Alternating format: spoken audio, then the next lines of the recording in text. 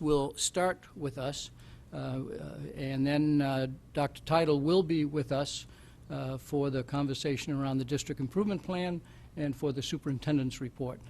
But Mrs. Parks will be our official staff person here for the beginning of the meeting and the end of the meeting. But Dr.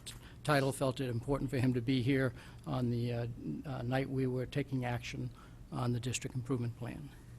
With that having said, we'll go to business item 3A, superintendent evaluation. Recommended motion that the Board of Education hereby moves to enter into executive session to discuss superintendent employment and performance in accordance with Connecticut General Statute CGS 1-200-6A. Do I have a motion? Mrs. Gerber, followed by Mr. Patton. Any conversation? Having none, all in favor? It is unanimous. So we will convene to the superintendent's conference room for executive session, and I cannot promise you when we will be out, but when we are finished, we will come out and resume the special meeting. Thank you.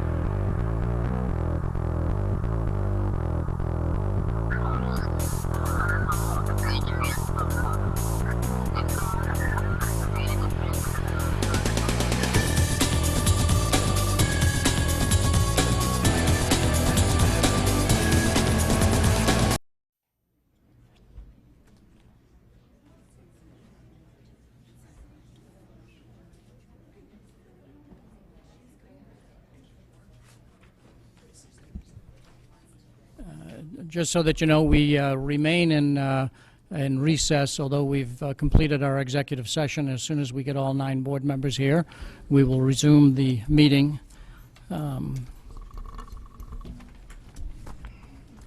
we have already done a roll call and pledge, and so therefore, for those of you accustomed to coming to these meetings, there is no roll call and pledge because that occurred when we opened the session at 6:30.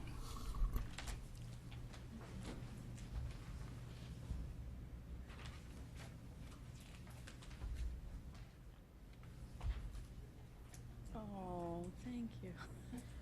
We'll leave this here, we'll just turn it, oh, thank you. Thank you.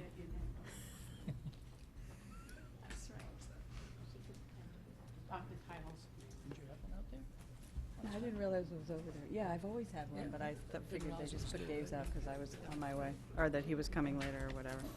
Okay. We have held the executive session concerning the superintendent's evaluation and are resuming our special meeting of Thursday, July 9th. And our first business item is 3A, superintendent evaluation.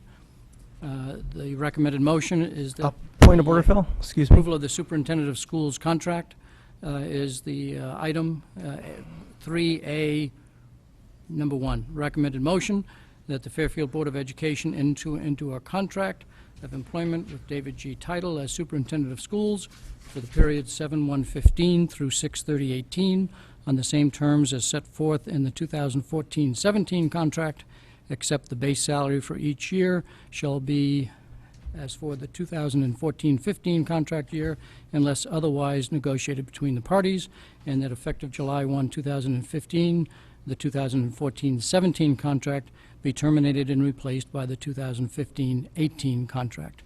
Do I have a motion? Point of order, Phil? Mrs. Gerber, seconded by Mrs. Kennelly. You had a point of order? I do. I believe that the discussion of this topic is not timely. The language in the contract clearly states that after the end of the first full year of this agreement, in June of 2015, the board, at the superintendent's request, may vote a new 3-year agreement, but shall be under no obligation to do so. We had 2 meetings during the month of June, and the chair did not put this item on the agenda.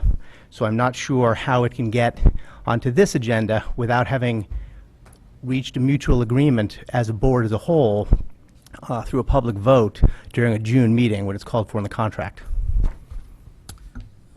I'll read to you the message from our board attorney.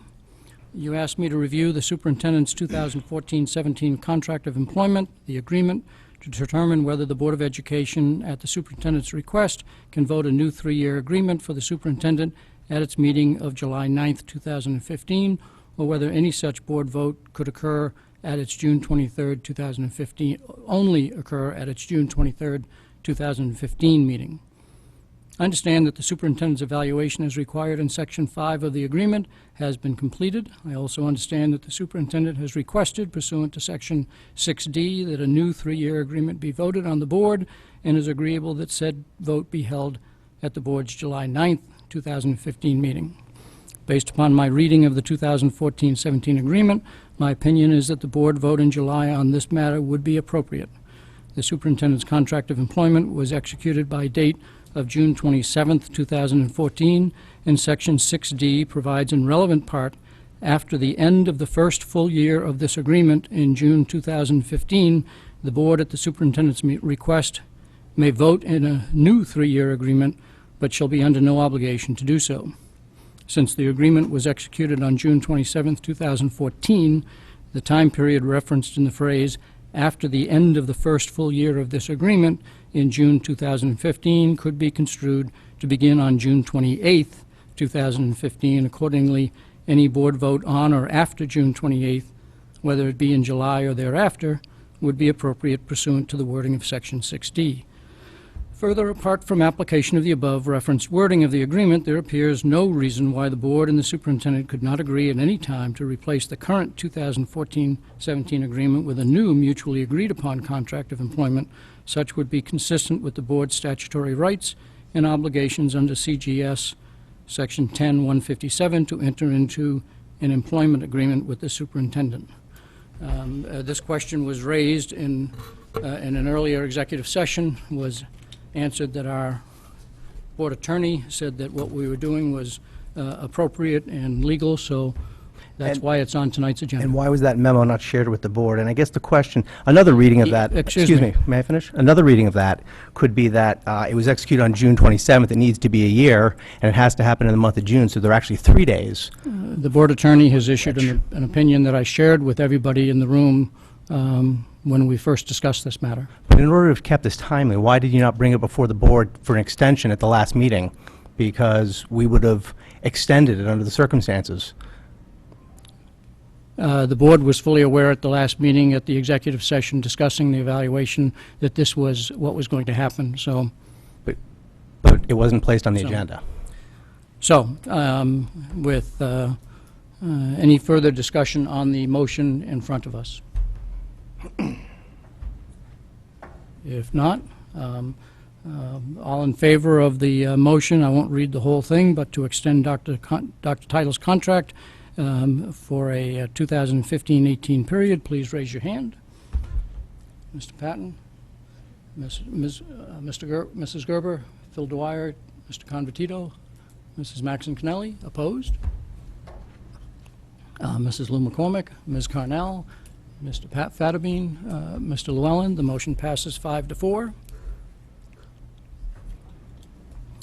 The second action that is taken regarding the superintendent's contract is a recommended motion that the Fairfield Board of Education set the superintendent's base salary for 2015-16 at a 1.75% increase over the 2014-15 base salary. Do I have a motion? Mr. Convertito, seconded by Mrs. Maxon Connelly. Comments from the board? Having no comments, all in favor of the motion that the Fairfield Board of Education set the superintendent's base salary for 2015-16 at a 1.75% increase over the 2014-15 base salary, please signify by raising your hand. Mr. Patton, Mrs. Gerber, Mr. Dwyer, Mr. Convertito, Mrs. Maxon Connelly, opposed? Mrs. Lou McCormick, Ms. Carnell, Mr. Fattabine, Mr. Llewellyn. The motion passes 5-4. Thank you very much. Before we move on to the approval of the policy, several people in the audience, and I think this board is aware, that a member of the Fairfield volunteer community, who is part of the PTA, was recently elected as the president-elect of the National PTA.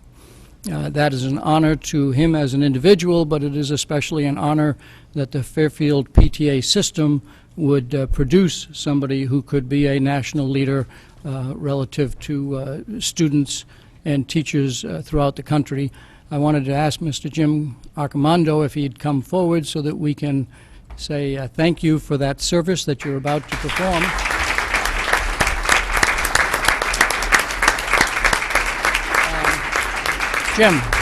Jim, feel free to sit there. If you sit down, then at the table, the TV audience So my back already to gets the, to Make us go national. see that you have a hat on that's not a Patriots or a Red Sox hat. Exactly. University of Richmond, I paid dearly for Jim this is hat. actually elected. Jim is actually elected as the president-elect. He serves 2 years in that role, and then 2 years as president. So he's in for a 4-year ride. So we congratulate you for your achievement and for your dedication. He happens to still be coming in as the president of Fairfield Ludlow Yes. High School, PTA. I am still doing it, Greg. I'm still doing it. Okay. Do you have a comment or two that you wish to share, and then we'll move on with our agenda? I will be brief. The National PTA represents 4 million parents nationwide. We have 54 congresses around the world. The DoD schools, Department of Defense schools outside the United States, Germany, Puerto Rico, Guam, et cetera, as well as all 50 states. It's all parent-run. It's the largest parent-run volunteer association in the country. I ran from the floor, which I have a tendency of doing. I ran from the floor to be the president of the state of Connecticut. And I ran from the floor, took a chance, bought 2 plane tickets, one if I did not win, one if I won. So I got to use the second plane ticket, which was great. I had a platform of volunteerism. I used an analogy of my neighborhood school. It resonated with a lot of folks. There was 1,500 delegates in the room, of course, of which, you don't really know your audience, but I knew the values and the mission of the PTA and ran on that platform. And quite a few of us ran from the floor, 30 of us actually, total, for 14 slots. So it'll be a great experience going forward.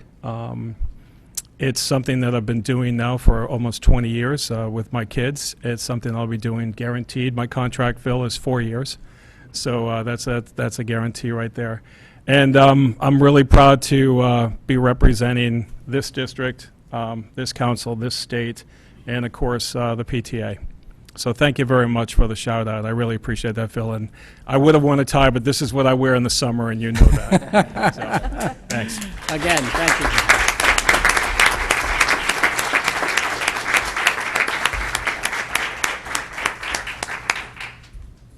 So we will move on to business item B, approval of policy 4217.5.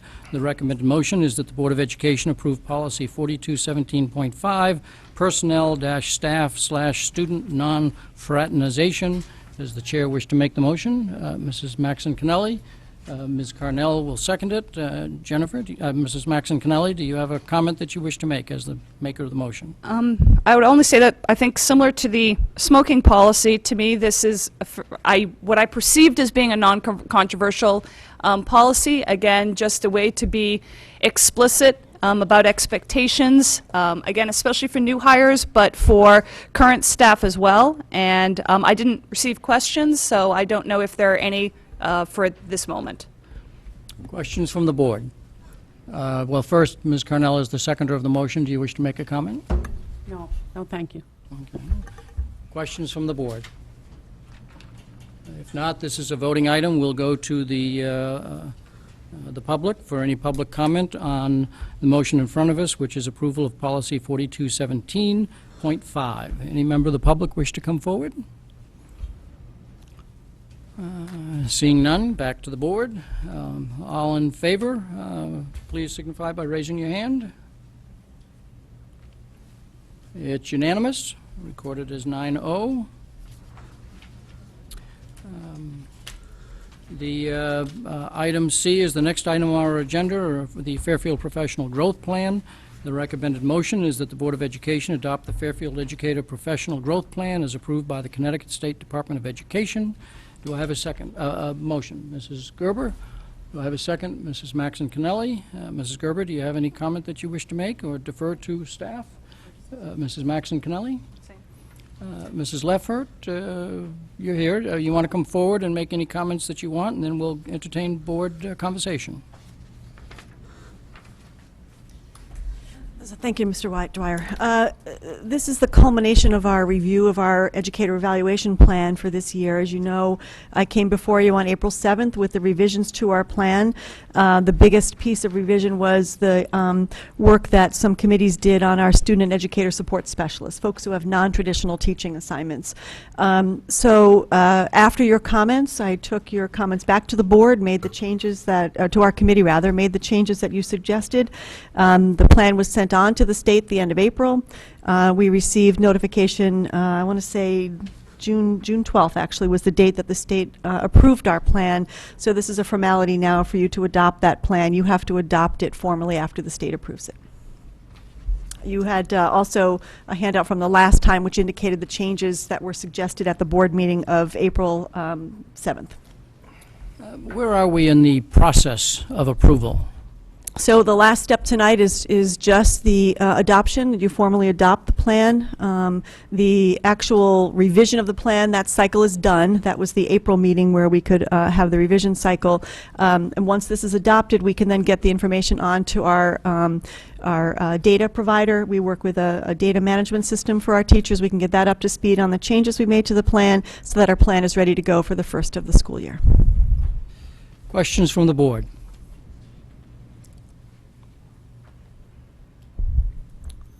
Ms. Carnell.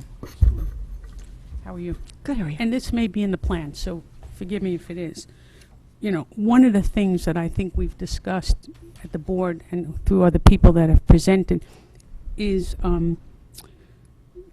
more junior teachers, first and second year teachers. So my question is there something in here, or can something be added that they are evaluated on a more necessary basis, rather than, I think they're evaluated maybe the same as any other teacher, or maybe slightly more, but can it be done where they're evaluated even more than that? They are. There's a separate plan in the 40% area of the observation in classrooms that they have a much more rigorous observation cycle, those year 1 and year 2 teachers. That is actually required by the state of Connecticut regulations. Well, who signs off on those, I guess? On you know, what? To know that they're being evaluated, and who's doing the evaluation? Our building administrators do the evaluations. Within our evaluation plan, they have to document the evaluations. Teachers receive a summative score at the end of the year, and we have to provide general information, very broad-based, to the state on June 30th. And we have to be able to show that all teachers have been evaluated. There's a few pieces missing, folks who might have been out on leave, so we have till September 15th to get those done, but all teachers need to be evaluated in the state. We have a survey from the state that we have to complete. There's a form that we have to complete. Thank you. Mhm. Other questions? Mrs. Lou McCormick. I'm wondering if there has been any incorporation of student feedback.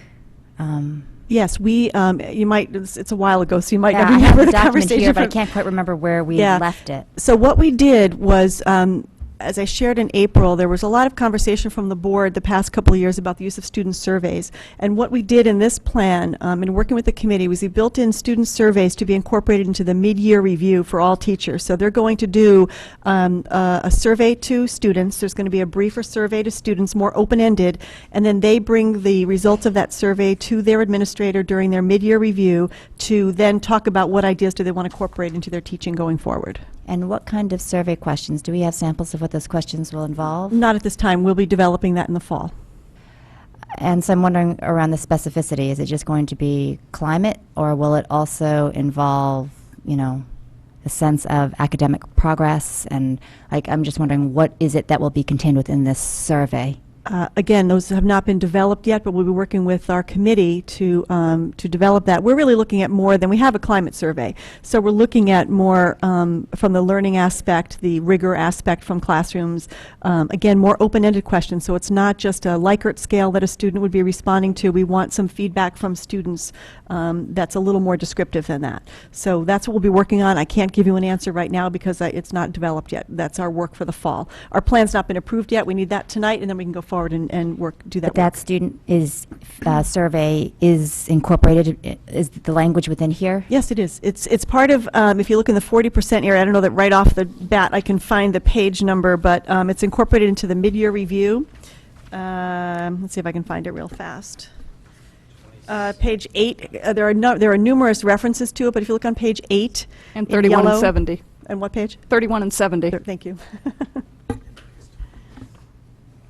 So it talks about conducting those surveys. We felt the mid-year review was a good time to do that. We could catch end-of-semester courses as well as courses in the middle of the year, and then, of course, whole-year courses at the elementary level and middle school levels. And is it possible to do one at the end of the year? Because it's interesting, it would be interesting data to know that once the teacher got the feedback, that there in fact was an impact on the class. That will be the discussion, too. There's a formal end-of-the-year conference as well, and that information can be talked about, what the teacher incorporated, but we're not going to be re-administering a survey at the end of the year.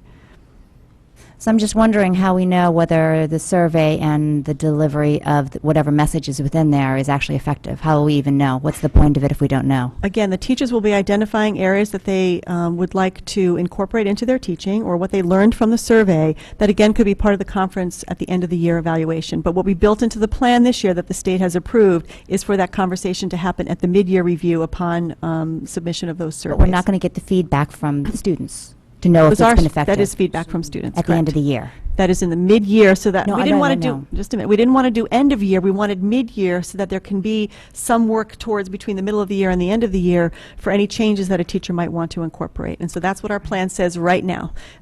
Again, we're done with the review process. I'd like to suggest that we go forward with what we have, get feedback from teachers, from students, let administrators work with teachers and students to give us feedback on this. We'll have another shot at this next year to see if we want to do any changes. But again, the changes that we have here are what are contained in the plan right now.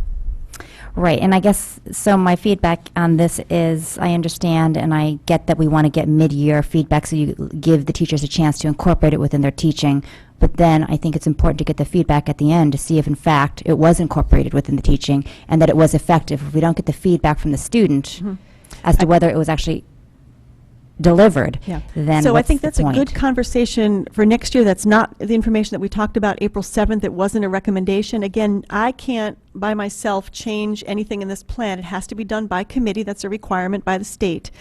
There's a window of time to submit changes to the plan. That window was through the end of May. We met that window. We got our approval in June. The next cycle for review will be next year. So I would suggest we look at this, see what kind of responses we get, and talk about any recommendations we'd want to make going forward for the following year. Thank you. Anything further, Mrs. McCormick? No, thank you. Mr. Patton? This is more of a broad question. First off, I'll comment on the mid-year review with and the student comments being incorporated. I think that's a great idea, and as you said, we'll find out next year if we need to adjust that as well. My question is more on the new teacher review process as a whole.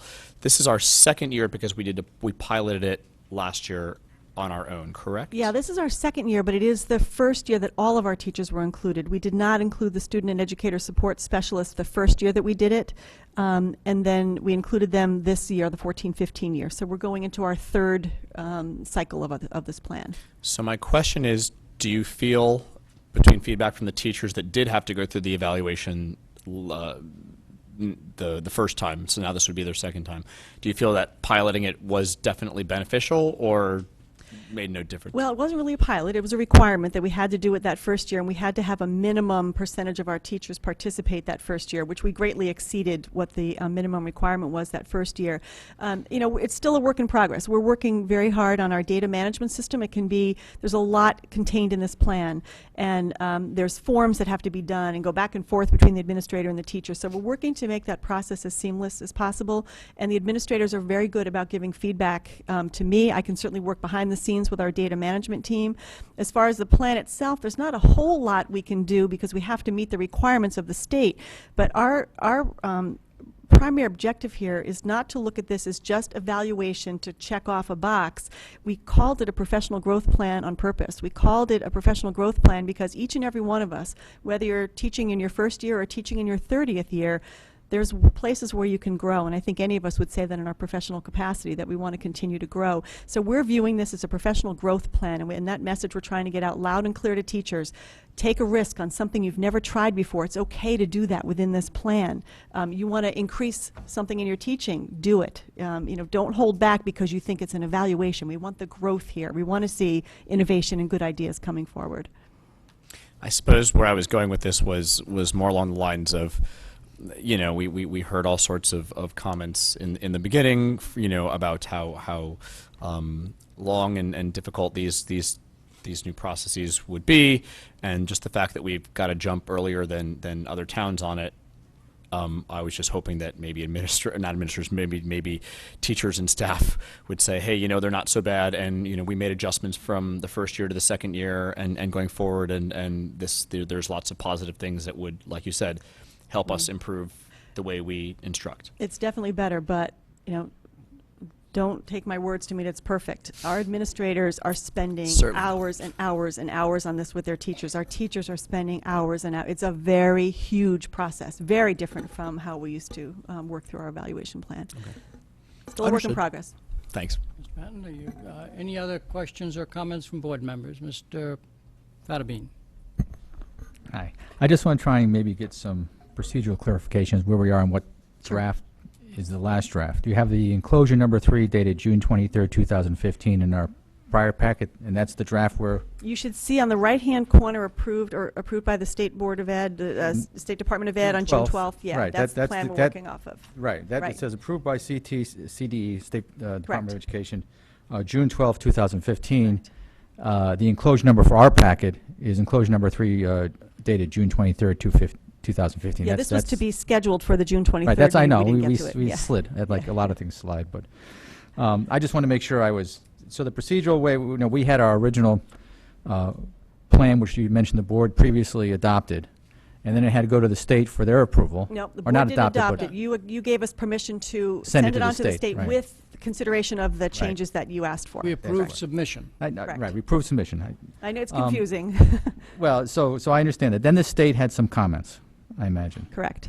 Now, in this document dated June 20, or our document dated June 23rd, 2015, approved by the Connecticut State Department State of Ed, Department right. of Education, dated June 12th, there's yellow lining in this. Yes. Is this, I just want to understand what the yellow lining represents. Does that represent the language that the State Department of Education wanted to see versus the one we had not approved but had sent up? No. The yellow lines are the changes that we put forward. The state has, I'm giving you the copy that got sent to the state. The state asked us to yellow highlight everything that got changed. I had to submit a form that said Right. what pages there were substantive changes to. So what you're seeing in yellow were our recommendations for changes. We had one small correction back from the state. We had changed some language on the observation, and they wanted us to put back the old language. It was a sentence that we just Right. had to change. All right, so So then they've right. approved this document. Right, that's what I thought. I thought you said that at one time that the state had indicated some other things should have been included in the document, or had some comments or suggestions to, or required some inclusions. Every year But they will. they're not correct. highlighted. What those were, do we know, are they highlighted in here? There's only one, and I can tell you in Page just... 19.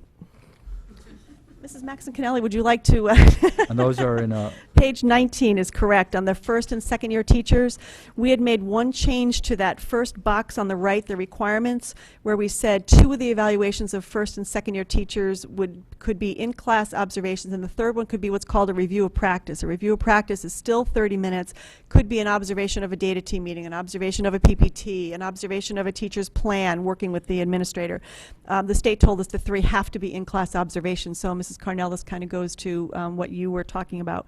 So we changed that language back to 3 formal observations, all of which are in class. So that's the Right. change in language. And then the 2 must include a pre-conference, and all must include a post-conference. That Right. blue is the state correction for us. all right, that just clarified. I just wanted to clarify. That's the only that. correction the state sent back to us on Okay, this. all right, because with our other yellow corrections, we complied with what they requested or what they wanted. Yeah, the yellow are our changes. Right, and they were Yes. happy with those. They They were said fine those with are those. fine. Correct. All right, I just wanted to sort of clarify I know the that in my own process is a mind. little confusing. I get it. We're Oh. getting it now on the 3rd time, though. We're getting it. Is that Thank it, you. Mr. Fattabine? Any other questions from board members on the, Mr. Convertito? Just briefly, on page 72, I guess this is probably going to come back to the board again because that first highlighted paragraph has SBACs in there, and now we've gone to SATs. Well, it stays in there for now because actually the state gave us a waiver for the 15-16 school year. So for now, this language will stay in here. Once we know for sure where we're going, that language will change for the following year. Thank you. Any other comments? Ms. Carnell? If this passes, this goes back to the state, is that? No, if you adopt it tonight, we're good to go, and we'll be able to implement the plan and go forward. So they'll work on it over the summer, and then it'll launch for September? Right, our data, yes, we'll launch this in September. Yep, I presume that you notify the state that the board took final action. correct. Yeah. Any other questions from board members before we go to the public? Seeing no questions, out to the public. Any questions on the motion that is to adopt the Fairfield Educator Professional Growth Plan as approved by the Connecticut State Department of Education? Questions on the Educator Professional Growth Plan? Comments, I should say. Seeing nobody come forward, back to the board for action. The motion is that the Board of Education adopt the Fairfield Educator Professional Growth Plan as approved by the Connecticut State Department of Education. All in favor, please raise your hand. It is unanimous, 9-0. Thank you very much. Thank you. Now, some of you know that our superintendent has been recovering, but because we will be considering the district improvement plan and to give the superintendent's report, he decided that he would join us. Following the superintendent's report, he will take his leave and Mrs. Parks will return. It's our expectation that Dr. Title will be back full-time with the board at our August board meeting. But I'll invite Dr. Title to come forward and Mrs. Parks to do whatever Dr. Title tells her she should be doing. Right. You're on your own with the minutes.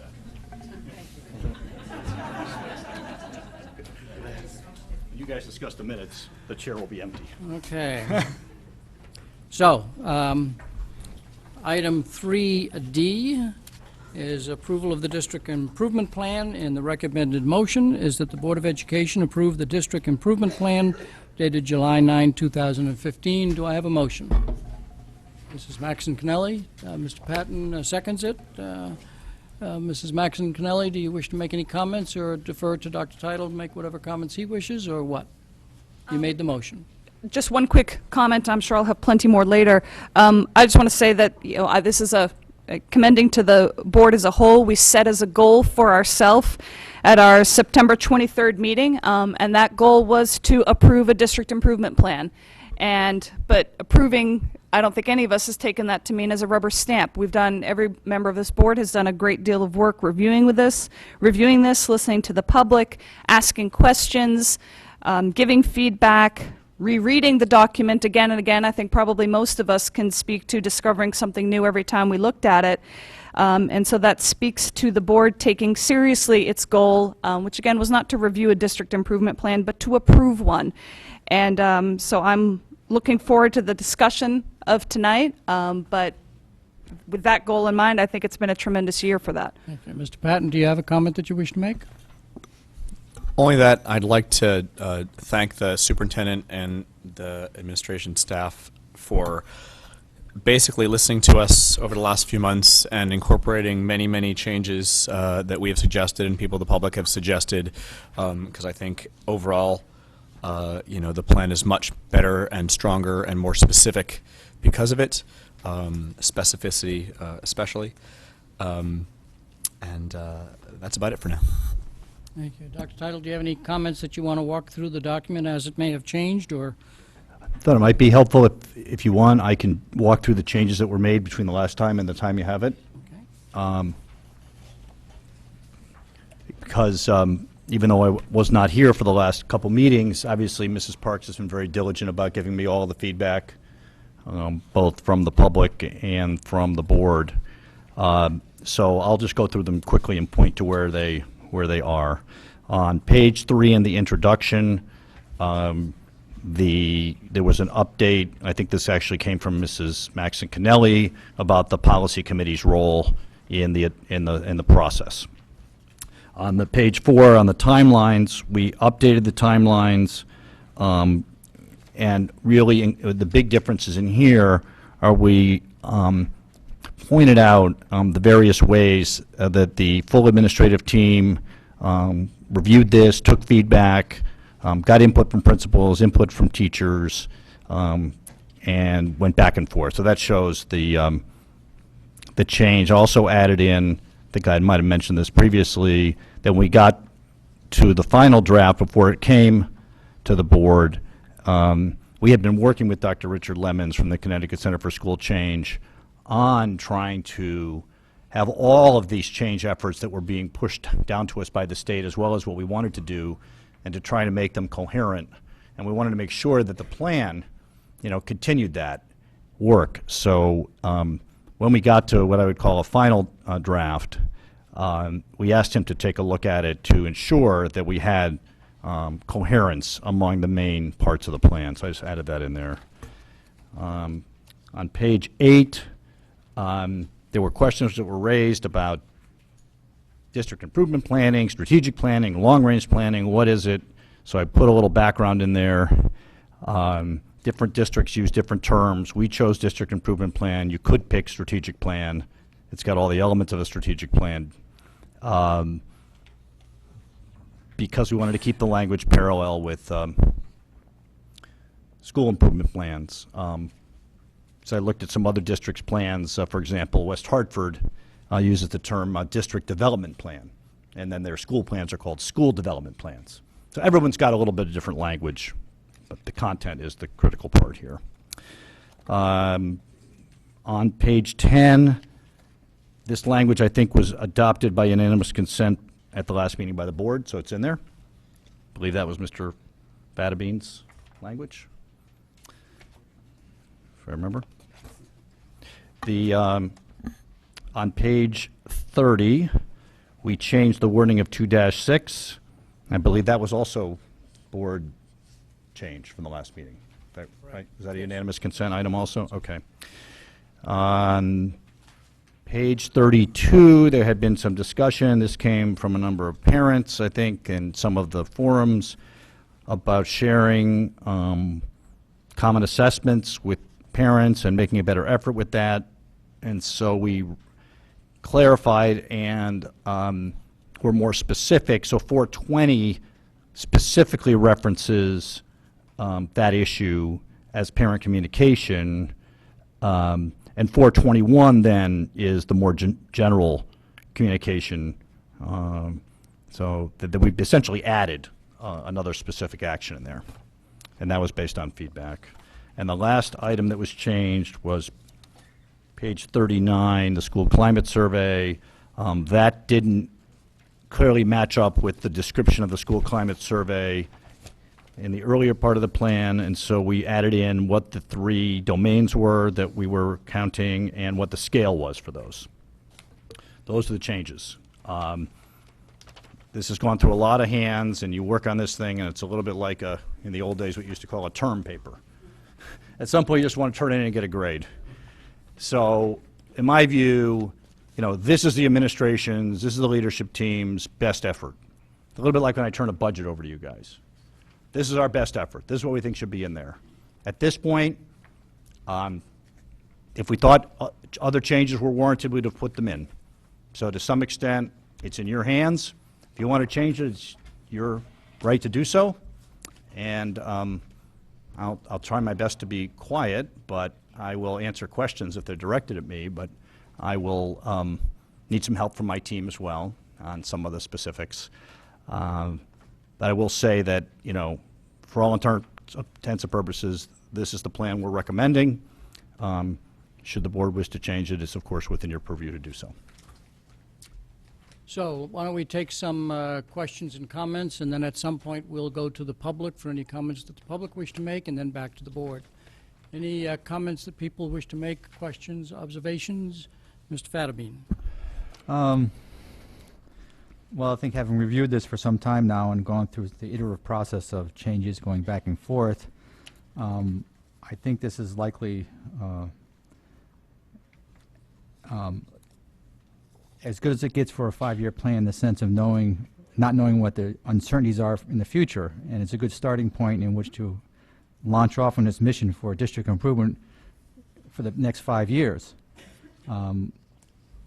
And there will, 5 years is a relatively long time, and there's a lot of uncertainty within 5 years, how things go and what happens and how the student population changes in what way.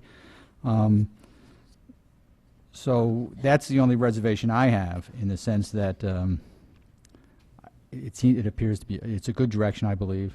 I think it was well thought out, well laid out, received a lot of the input, made some changes that the board wanted, and at this point, I have no real reservation of moving forward with it, except on the uncertainties that 5 years bring. Mm-hmm. And because of that, before everything's said and done, I will probably make an additional motion to only change or add, I believe it's 4 words. And that is So the... if you please be clear on the Clear. page and the It's sentence and all the it's rest. the last, on page 10, the last sentence. basically says, during the third year of implementation, a formal review of the plan will be undertaken to determine if specific actions need to be modified, subtracted, or added to the plan for consideration and affirmance of the Board of Education. The only thing I'm thinking, during the third year, that could be the last day in the third year, and you're 2/3 done with your 5-year, or 3/5 done with your 5-year plan. I got to take remedial math, I think, but in any event, so I would prefer it would be during the first half of the third year. So it's really pretty much midpoint of your plan. So with the first half of the third year. It could be in the last month of the third year. It could be year, whenever you implement it. So in other words, the idea being you're at about the midpoint when you get your assessment formally as to what's going on here. I thought that was a better point than, in essence, as it's worded, it can be 3/5 over, and you don't have a lot of room to make changes in the last 2 years. So you're sort of going in a direction that, in most likelihood, is a good direction, but yet in 2 years things change. You may have a reassessment as to how we can tweak it or how we can change, modify it, or change it slightly. We sort of want to know,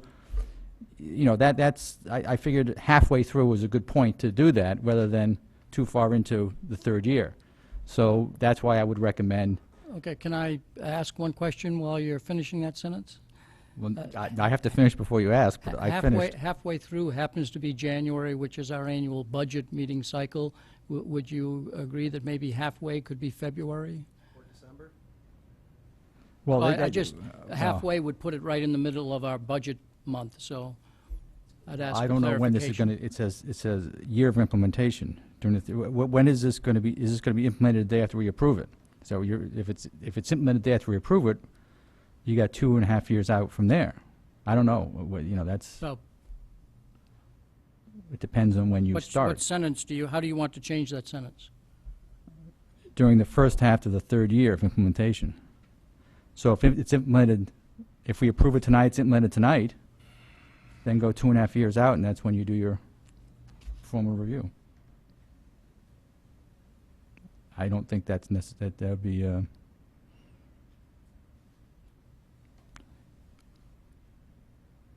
Yeah, it'll start from June. Okay, are you making a motion that you wish to amend that sentence to say and add the sentence? The first these half of the words, third year. First half of and then finish with it at third year of implementation. Right, just prevent it from being the last day in the third year, because then I'm That is, 3/5 the done. amendment?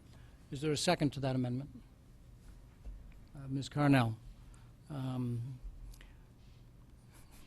Frequently, you make the argument, then the motion, so do you have anything further that you wish to comment on that motion to amend? No. Okay. Ms. Carnell, do you have anything that you'd like to add as the seconder of the motion? No, just that I agree with Mr. Fattabine that if we wait till the end of the third year, that will, in the school year, that would, and then we have the summer, so anything really couldn't be incorporated to the start of the fourth year. So if we do it earlier, we would be ready, as opposed to just having the summer to make changes. Okay. Dr. Teitel, as the administrator of this, do you have a comment on that as an amendment? And then I'll go to Mrs. Maxon Kennelly. My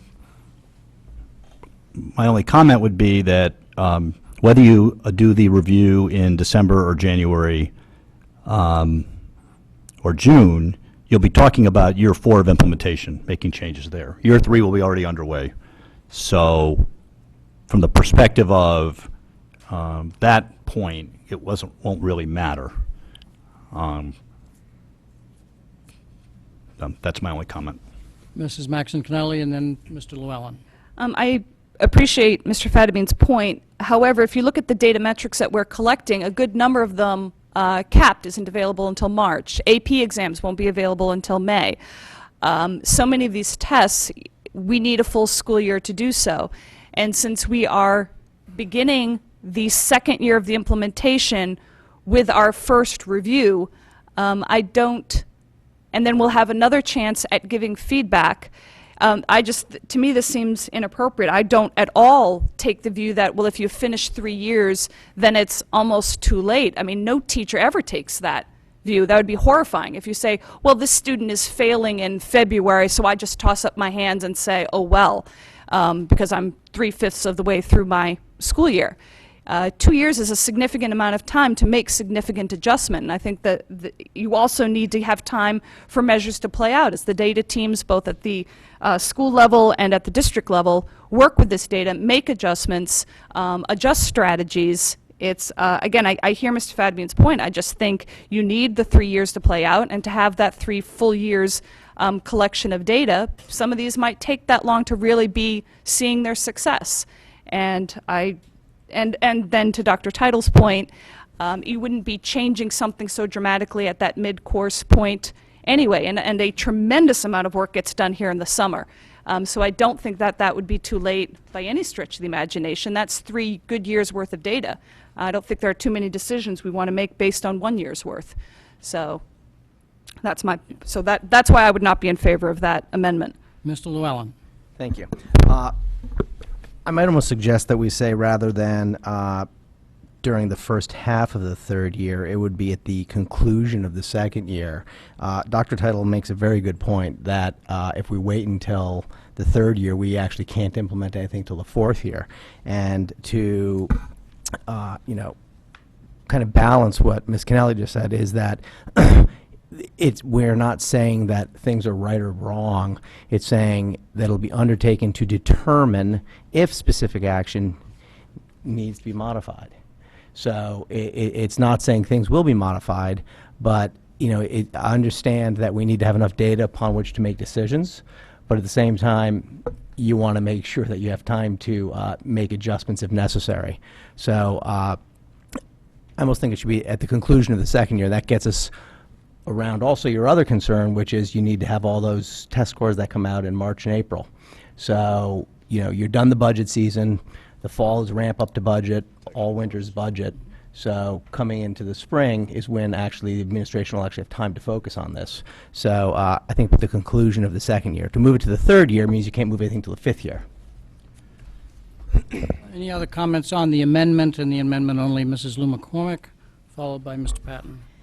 Just as a point of clarification, when we talk about the last sentence, I guess I'm wondering how that interacts with the first one, the new language that we included, which says that the superintendent shall present the implementation status of the DIP together with any recommended modifications for consideration and affirmance of the Board of Ed. So aren't we reviewing it every year anyways and looking for any recommended modifications, discussing it, and then affirming it? I guess I want to understand what the difference is between this formal review of the plan versus the presentation of the implementation status, because I would imagine that we're going to receive the statistics at the end of every year. Am I incorrect, or are we I'll going to ask have to Dr. wait for 2 Title years? to explain the difference between the annual review versus what he anticipates for the third-year review. Okay. So the data points, generally the game plan would be to present those in the fall, because a number of the data points, some are available in March, some are available in April, some in May, but a lot of them aren't available till over the summer, because you're looking at credits earned by kids when they graduate. We'd have to, pull that off of the Infinite Campus system after graduation, looking at those kinds of data. So the idea was annually in the fall we would look at, we would at that point have each year an annual review of the progress on the student performance indicators. In my experience with strategic planning and long-range planning, which is lengthy, I think that it's important that there be a formal review mechanism of the effectiveness and the wisdom of staying the course exactly as is at about the midpoint of the 5-year plan. To make too many changes after, say, 1 year of implementation is really not, likely to be necessary. But the language that you put in there allows for that to happen in the event that, we've really missed the mark on something. In the formal review process, what we ask what we will ask staff to do, is to look at all the remaining items that have not yet been implemented, and look at them and say, number one, do we want to keep them? Do we still want to head in this direction? And so some things could be eliminated. Do some need to be modified? And third, does something need to be added? Is there something in this area, this arena, that is proving to be a problem? Something's happened in the last couple of years, and we need to add, say, a couple specific actions under, say, communication that we didn't have there, before. And that's something that is really best done after you've had 2 full years of implementing 2 years' worth of plans, about 40% of it, and you're at the midpoint of the third. So that's the difference, is a much more formal review process for the people that are doing the implementing to come back and say, this is what's gone well, this is what hasn't gone well.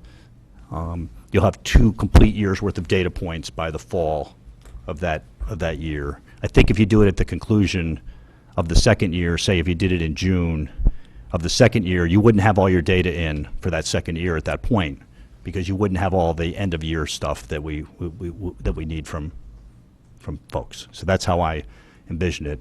I've not ever done one where every single year the board reviews the entire plan and makes adjustments to it. That was your language, not my language. But currently, as it's written, that is what we have in here, correct? It's possible, but I envision a much more formal review process with criteria where we would be looking at it at the midpoint, where you still have plenty of time to adjust based on unforeseen implementation issues or changes in the environment, changes in the student body, changes in state law, and so forth. Don't think you want to go for that big formal review every single year. That's quite a process that I would recommend. But it's like a mini review every year and a big one after 2.5. Maybe that's a better way to think of it. Anything further? Not related to this question. Okay. Mr. Patton, I think you were up next. I think if we're going to change the language in the time frame to usually this board wants more specific things added, and I think just mid-year is kind of generic. And to Mr. Fadabian's point, if this is implemented tonight, is mid-year, does it start from today's, whatever. So if we were going to do it and make a change, I would say just put a month on it and let's vote on it and figure that out, as long as the staff feels that they can do it by that point in whatever point in the year. I have no problem with that. I think December, January is obviously bad, so it would be February beyond. But I think to Ms. Kennelly's point about we're not going to have the third-year data points no matter what, even if it was by the end of the year, because we don't have at least a third of that information even in June. So I have no problem leaving it the way it is and letting the staff at their discretion figure out if they can get the information ready earlier, then they can get it ready earlier. Certainly the board at that point can go and say 3-4 months before, we would like a presentation or have the formal presentation as early as you can this year because we're worried about X. And that is whatever that board is that year's prerogative. So I don't think I'm going to support this particular change. Anybody else who wishes to speak? Mr. Llewellyn. Mr. The Fadabian, amendment. maybe I would recommend Yeah. that we... On the amendment, right? Yes. Yeah, okay. I would recommend that we actually move it to September then of that year. September, I guess that would be of 2017. That way we can capture, we'll have the potential to implement change for the third year, the ability for the fourth and the fifth year. It'll address Dr. Title's issues of, counting the number of students and credits and all of that over the summer, and since, Ms. Kennelly said, the heavy lifting's done over the summer, that'll give the administration time to get that done. So we'll have 2 full years of information under our belts, and we will then be able to assess it and decide if a change needs to occur. So I would like to make a friendly amendment to say September of 2017. That way, we've got the summertime to work on it. It doesn't have an impact, as much of an impact on student, and we've all gone through the litany of what the problems are during the course of the school year, whether it's budget preparation or whatever else. But you'll have the information you need. So can I get the exact language that you want in there, and then make the argument? And what language, right now, the amendment is first half of the. Those words still in yours, and you're adding words, or are you eliminating those words? Could you? During September of 2017.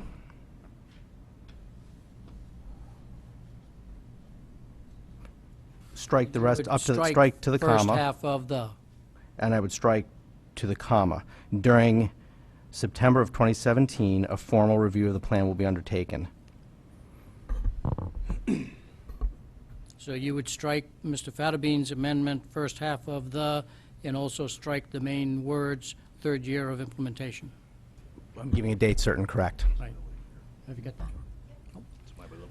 Mr. Fatabean, the amendment belongs to the board, but our process has been to first ask if the maker and the seconder, and if there's unanimous consent, then it would replace it. First, Mr. Fatabean.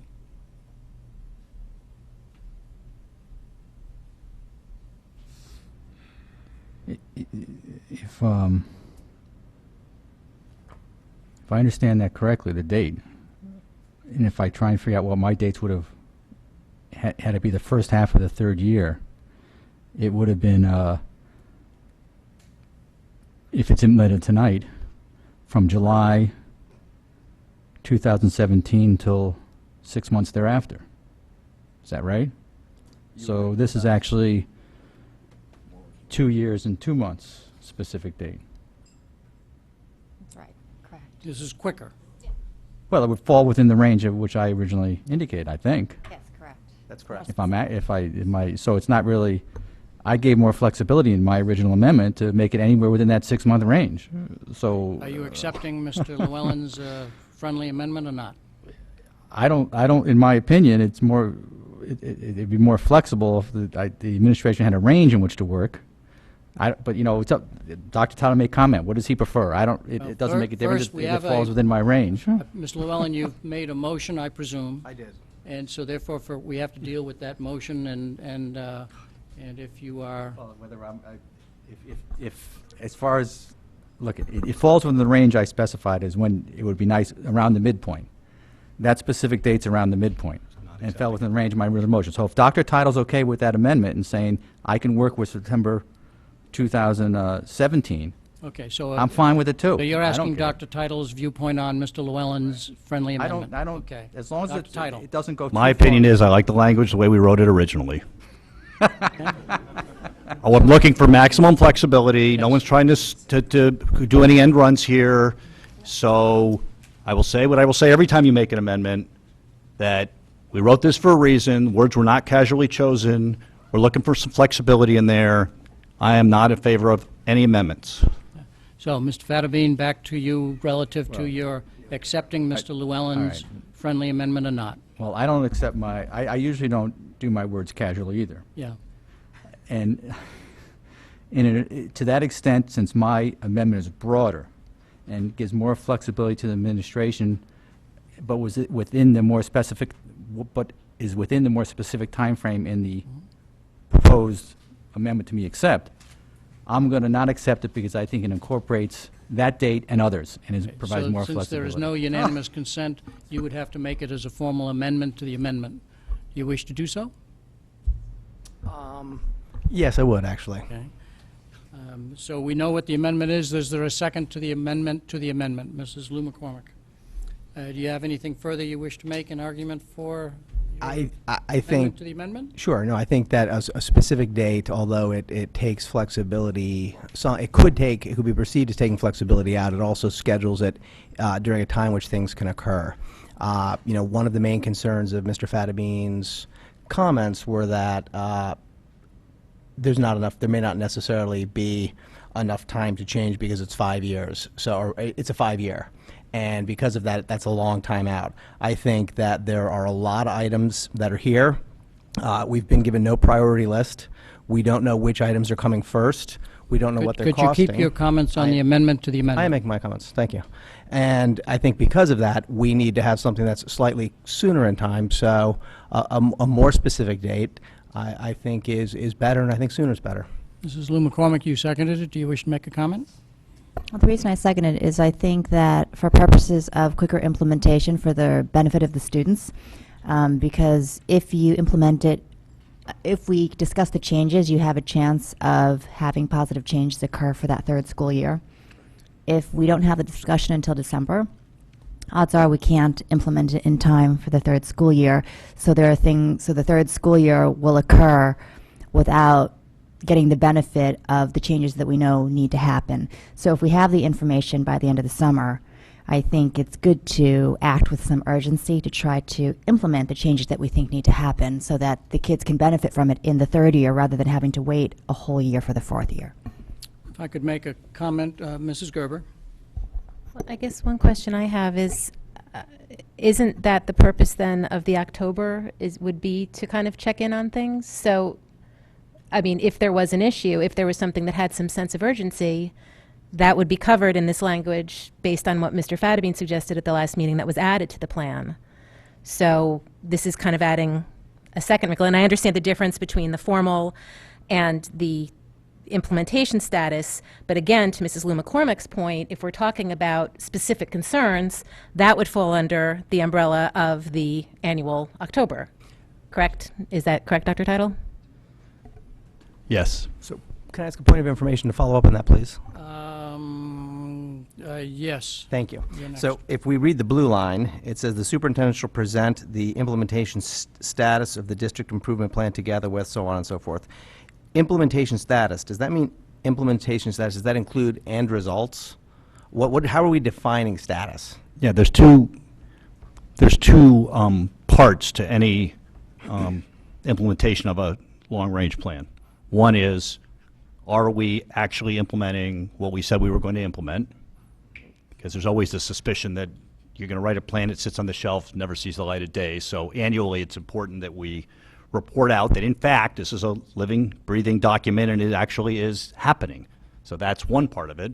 And if there are concerns with implementation, or if something went better or maybe not as well as we suspected, we can, bring that up. So that's one element of it. To what extent were we, faithful to what we said we were going to do, in much the same way that we do that now with our annual list of initiatives. And then the second is, what is the status of all the student performance indicators? So you would get both of those on an annual basis. Can I answer your question? It does. So I'm back to Ms. Lou McCormick's question of earlier, the difference between the blue line and the black line in terms of the annual versus the other. The other's just more formal, I guess. Is it a longer presentation? Yes. And But the we difference between would, the two? it's really a thorough review of the first 2 years of implementation, and are we on the right track? And do we need to make any shifts at that point? So it's a good checkpoint. It allows you to look both at the data, but also at any implementation issues you've had. So it's a formal, much more formal review process by the staff, as opposed to sort of similar to what you get now on the district-wide improvement initiatives, which is maybe a paragraph on each one. I think you're all overthinking this. You haven't even started implementing it yet. You haven't even approved it.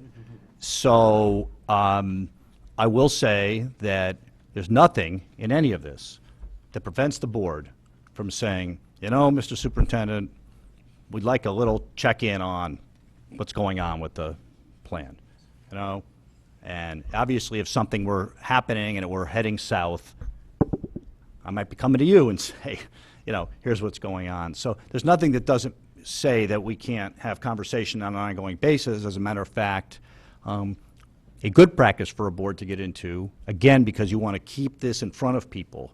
You may be totally into this and know every word about it. There's a lot of people out there who are saying, long-range plan, this plan, I mean, that's somewhere. I don't know what it is. So the more we can put it out in the public and have discussion about the different elements at the board table, it's actually a good thing for the district to do. So I'm not sure getting wrapped up in exactly the formal updating process is as important as sort of an ongoing discussion of the key points in the improvement plan. If I may make a comment, I think the document as it stands without amendment is very clear. The board wishes to review this annually, and we are committed to, at the end of the second year, quote, during the third year, to do a more formal review, a deeper review.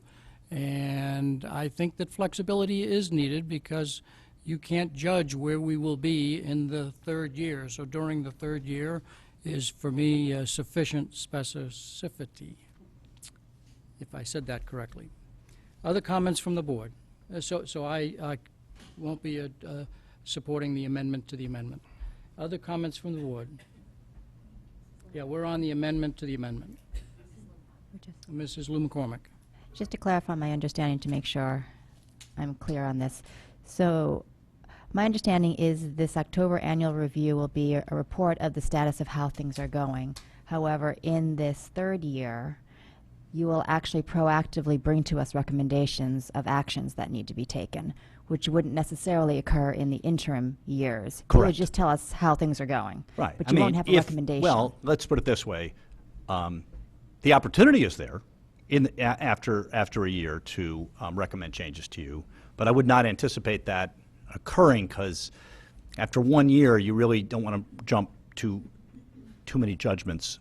And so you would have potentially a number of recommendations in the middle of the third year if they're warranted. So it would be much more thorough review as opposed to just a check-in kind of a thing. Yes. Right. So then, based on that understanding of what the difference is, I would again say that I think having a specific date like September is good because then we don't lose the third year. Again, if we do it, say, in May, we're not going to capture the third year's statistics to benefit from the third year statistics yet. And neither will we be able to implement in time for students in the third year. So by doing the review and discussion by September, you have the possibility of implementing for the benefit of the students for the third year. Otherwise, we're going to know what else statistics are, but we're not going to necessarily do a change in the action plan. So I still support the more specific is better and transparent, easy to understand, September 2017, then we just review it.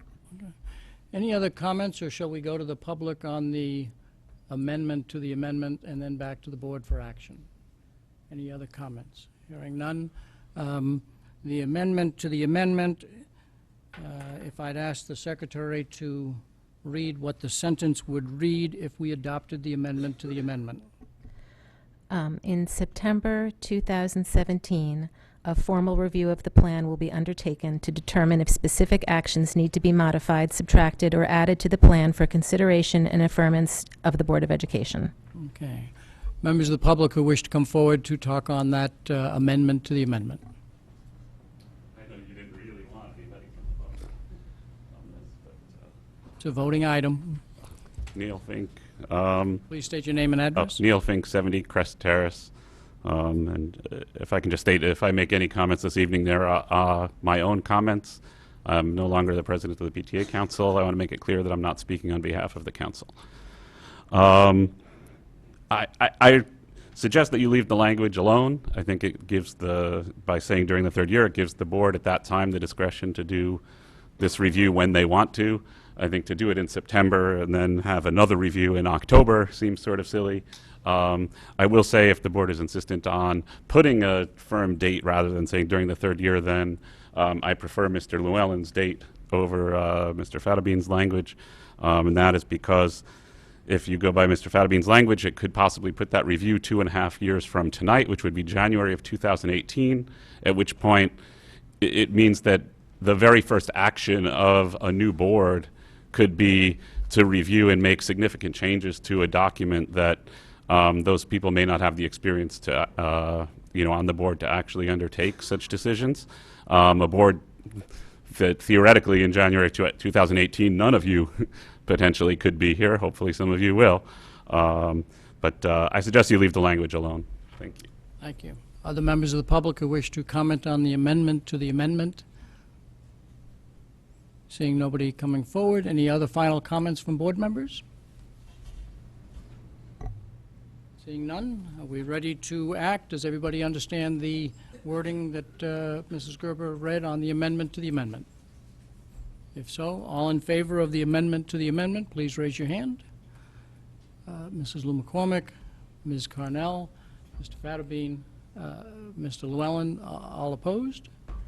Mr. Patton, Mrs. Gerber, Mr. Dwyer, Mr. Constantino, Mrs. Maxon Connelly. We're back to the original amendment, which I believe reads that during the first half of the third year of implementation, if I'm correct. Any comments from the board on that, or shall we go to the public for any other comments? Mrs. Lou McCormick. I'll just say that I think that that's better than just giving full leeway for the third year.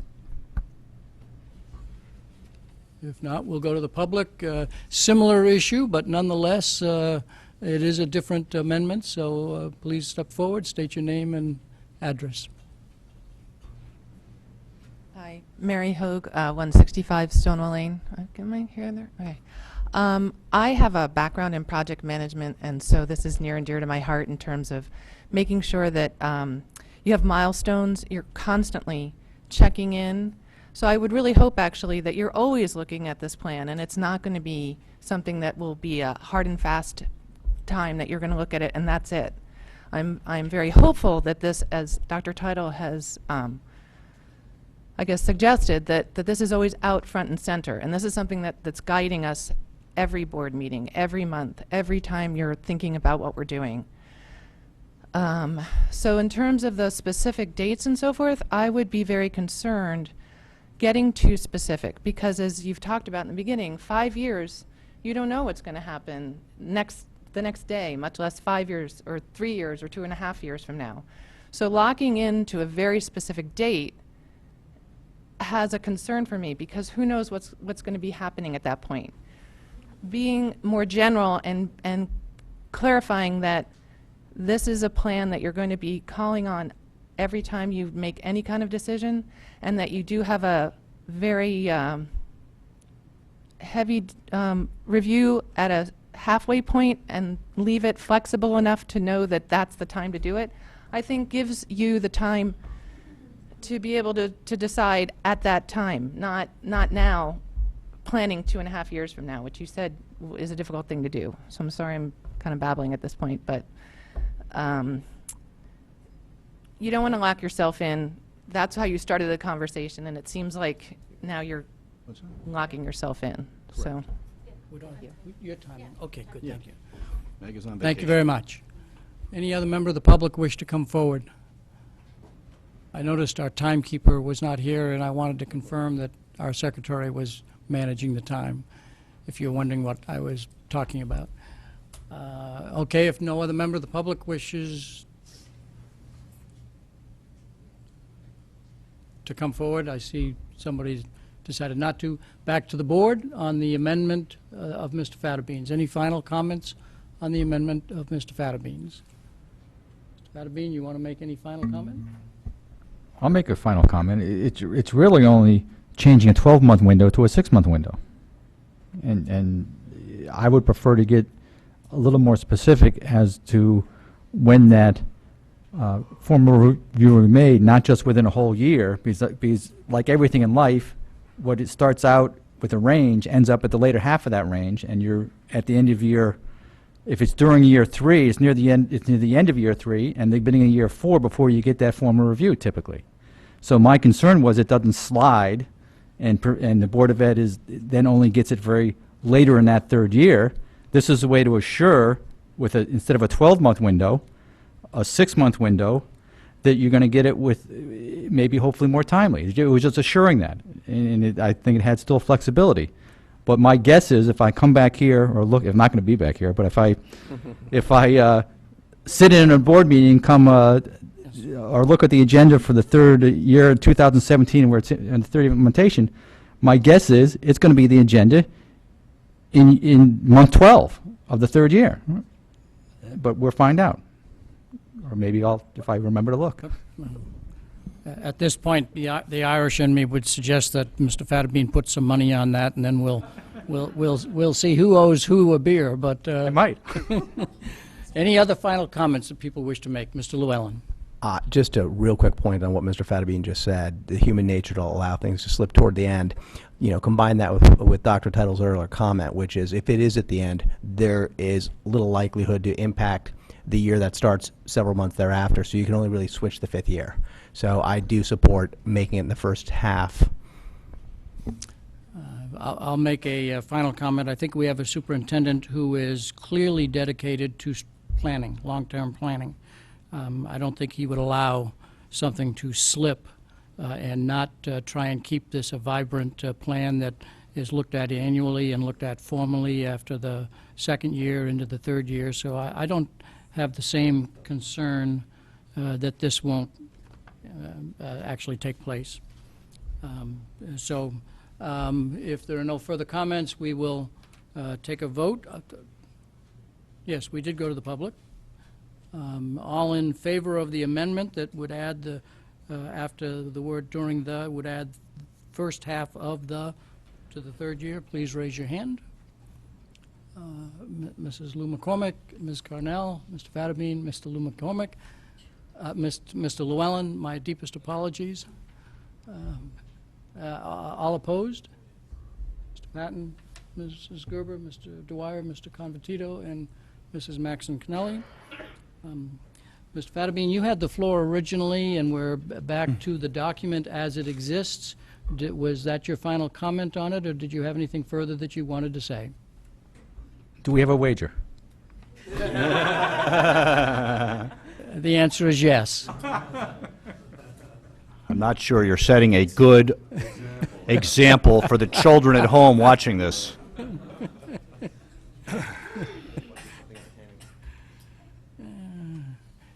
That's any other board members who wish to make a comment on the plan as it's currently presented? Mrs. Maxon Connelly. I have a few questions and then, dare I say, a couple of language suggestions. But I'll make it fast. People either like them or they won't. First of all, on page 5, you referenced this when you were doing the overview of the changes. And if I could just ask you to clarify when you're asking questions of clarification, yep, and when you I'm going will to do all be- the questions first. Okay, thank you. On page 5, again, this is going back to point number, number 9, in reference to Dr. Richard Lemons, because I've heard comments from the public, engaged in conversations regarding the sense of a coherent framework to this. And so I was wondering if you could just, because I was not familiar with this group, the Connecticut Center for School Change, and so I recognize that you have the word coherence in here, so if you could just clarify who he is and exactly what his role was. Sure. He didn't really have a major role in this development. It really was developed both conceptually and substantively by the staff here. But we had engaged the Connecticut Center for School Change. It's an organization that actually sponsors the superintendent's network that I belong to, that you've heard I go annually to a conference at Harvard, and we do the instructional rounds, and 2 professors from Harvard are part of that, and he's part of that group. He used to be a professor at UConn.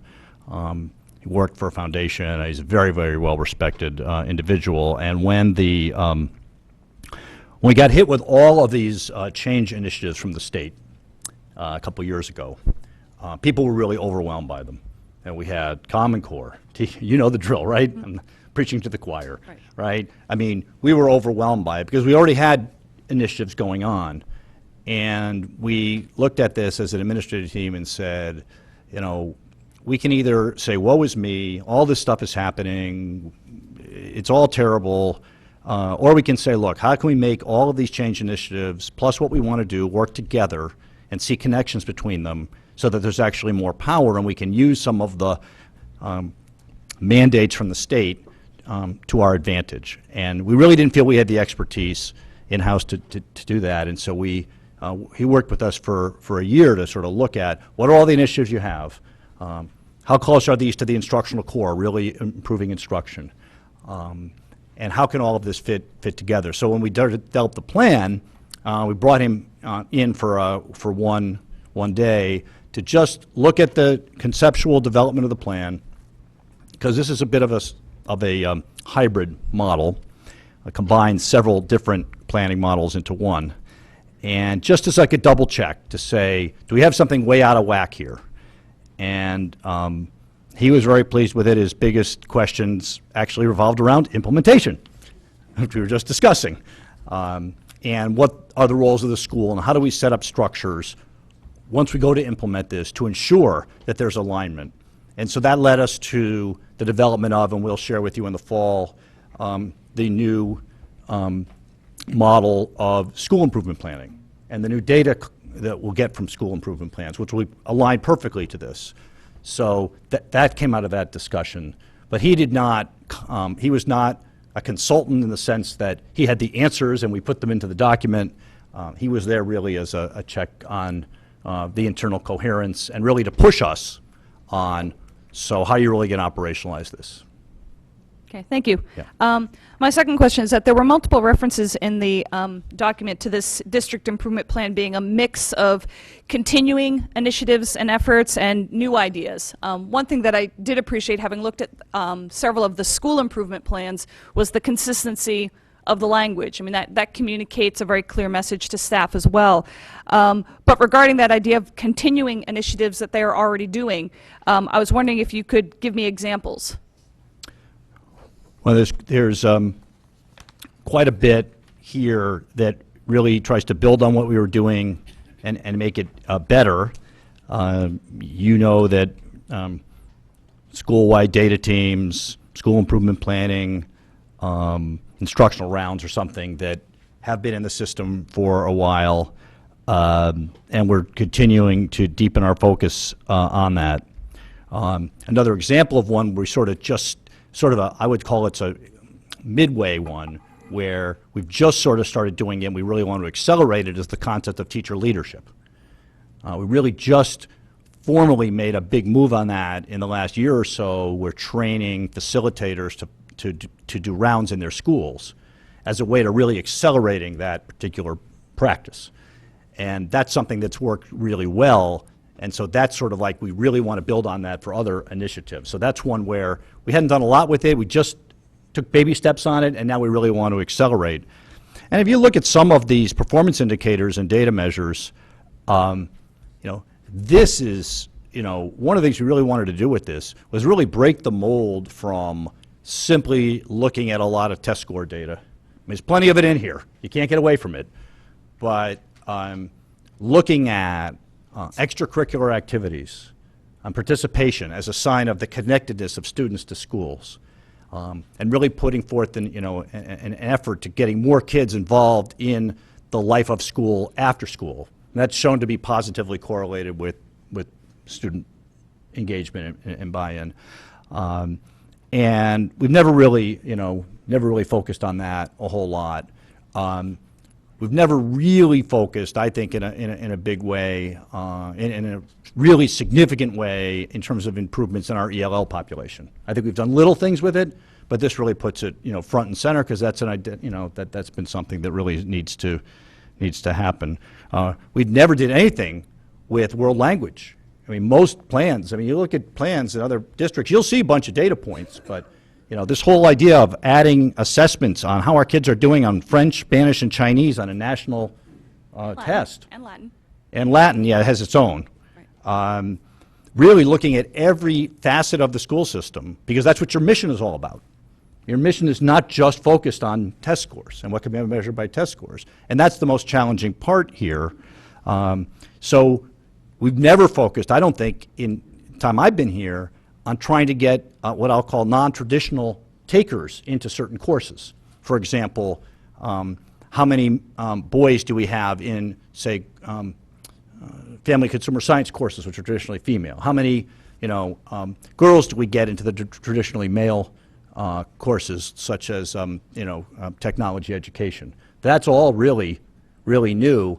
And one of the things that happens in this plan, in my experience with writing these, is that in some ways, the data measures will engage teachers and others in coming up with ways of hitting these targets that we cannot even think of right now. I mean, that's the beauty of this thing. You don't need to have a specific action for every one of these things. That's actually a really bad way to do a plan. So if we all of a sudden say, not all of a sudden, we say to the Family Consumer Science Department or the Tech Ed Department, look, we want to see some progress in this. There's no specific action in here on that. Those folks will put their heads together, and they'll come up with better ideas than any of us could come up with. So I think one of the purposes of this planning is not just to specify and dictate what's going to happen, but I really feel that if it's done well, it really unleashes creativity in the staff in some places we haven't emphasized.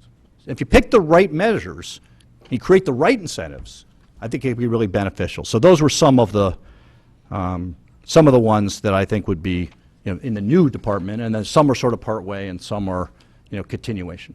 Thank you. Is that more than you wanted to hear on it? Continue. You'll appreciate Mrs. Parks' brevity very soon. I was just going to pause. Please I was just going to continue. pause. That's okay. My next question, I'm not sure, Dr. Title, if you're the correct person for me to direct it to, but I'll start with you, and you can pull up the staff member of your choice. But with somebody in mind. Jeopardy. But I had grave concerns about the inclusion of PSATs, SATs, and SBACs. And as I had promised last time, I did meet with Mrs. Parks and had quite a conversation about that. And I actually learned a few things about the scores that, as both a teacher and a parent and as a student who once took the test, that I didn't know. And I was hoping that either you or a staff member could explain more, for example, about how the PSATs have actually useful academic feedback for informing instruction, because just the idea of, oh, we had an average of 530, we want to move to 550, I would have been extremely opposed to that. But the idea of the strands Right. Yeah, that is what I would like to hear more about. Yeah, people may not be aware that there's going to be a significant change in the PSAT and SAT very soon. And I think it's in 2016. And so we really, believe me, I was not interested in putting this in until I found out that, in fact, those are going to be aligned to our curriculum and the Common Core, because SATs traditionally have never been curriculum-based. Right. That's always been the big mystery. Like, who can do the best at these funny analogies? It's like weird. So, Dr. Boyce is really, I think, the person to speak to this. There are actually several reports we get from after we administer the PSAT that I think are invaluable. The Summary of Answers and Skills is one report where every single question on the test, every question in reading, writing, and math is analyzed, and we get a printout that shows us the percentage of our students that got the question right and what the correct answer is, at the state percentage of students and national percentage of students who got that same question correct, the difficulty level of the question, and then there's a parallel report you can put next to it that shows you the skill and content of that question. Now, this all existed before the PSAT was changed, so I'm expecting with the new version there will be a alignment to the Common Core standards, which of course are directly aligned to our curriculum.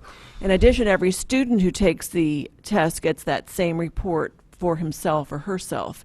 So we will be able to look question by question at how our students as a group did, as well as how individual students did, and actually use it as a formative assessment to either plan remediation or look at rigor of the curriculum, because the difficulty level of the questions are ranked, I think it's from 0 to 9, if I remember, or 1 to 9, if I remember correctly. So that's a very detailed test. That's a very detailed report on the test that I think will be extremely useful for both our teachers, administrators, and our individual students. So, for example, specifically in English language arts, it might be, conveyed that it was a tremendous strength or weakness in the reading comprehension of nonfiction. In math, it could be, strengths in algebraic work, weaknesses in geometry. Right. So in other words, it's not just, we wouldn't just be looking at a score. We really can select strands Exactly. to It direct drills down to instruction. the skills, very specific skills in each of those. And as I said, now those should be directly connected to the Common Core. This report always existed. It just wasn't necessarily aligned to the Common Core. But it's very specific in terms of skill level. So, but the other report that I also think is very interesting is called AP Potential. The College Board did an extensive research project, and they actually found there was a correlation between how students do on the PSAT and how they do on the AP exam. So they are able to generate a roster of students and say, for this, based on how they did on the PSAT, these students would most likely get a 3 or higher on a given AP exam. And I think we'll be able to look at many of our students who might be either reluctant or not thinking about AP to really encourage them and say that you've got strengths in this area, and our counselors and teachers can really encourage these students to pursue some higher level courses as a result. Okay, thank you.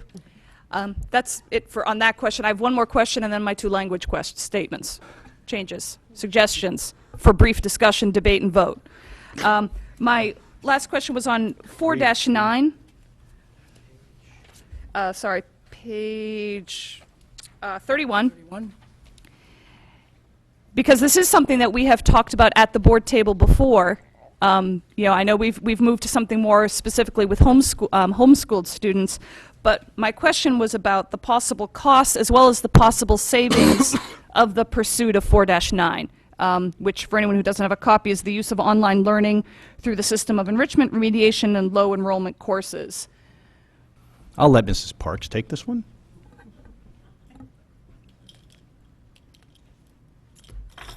And I will be very brief.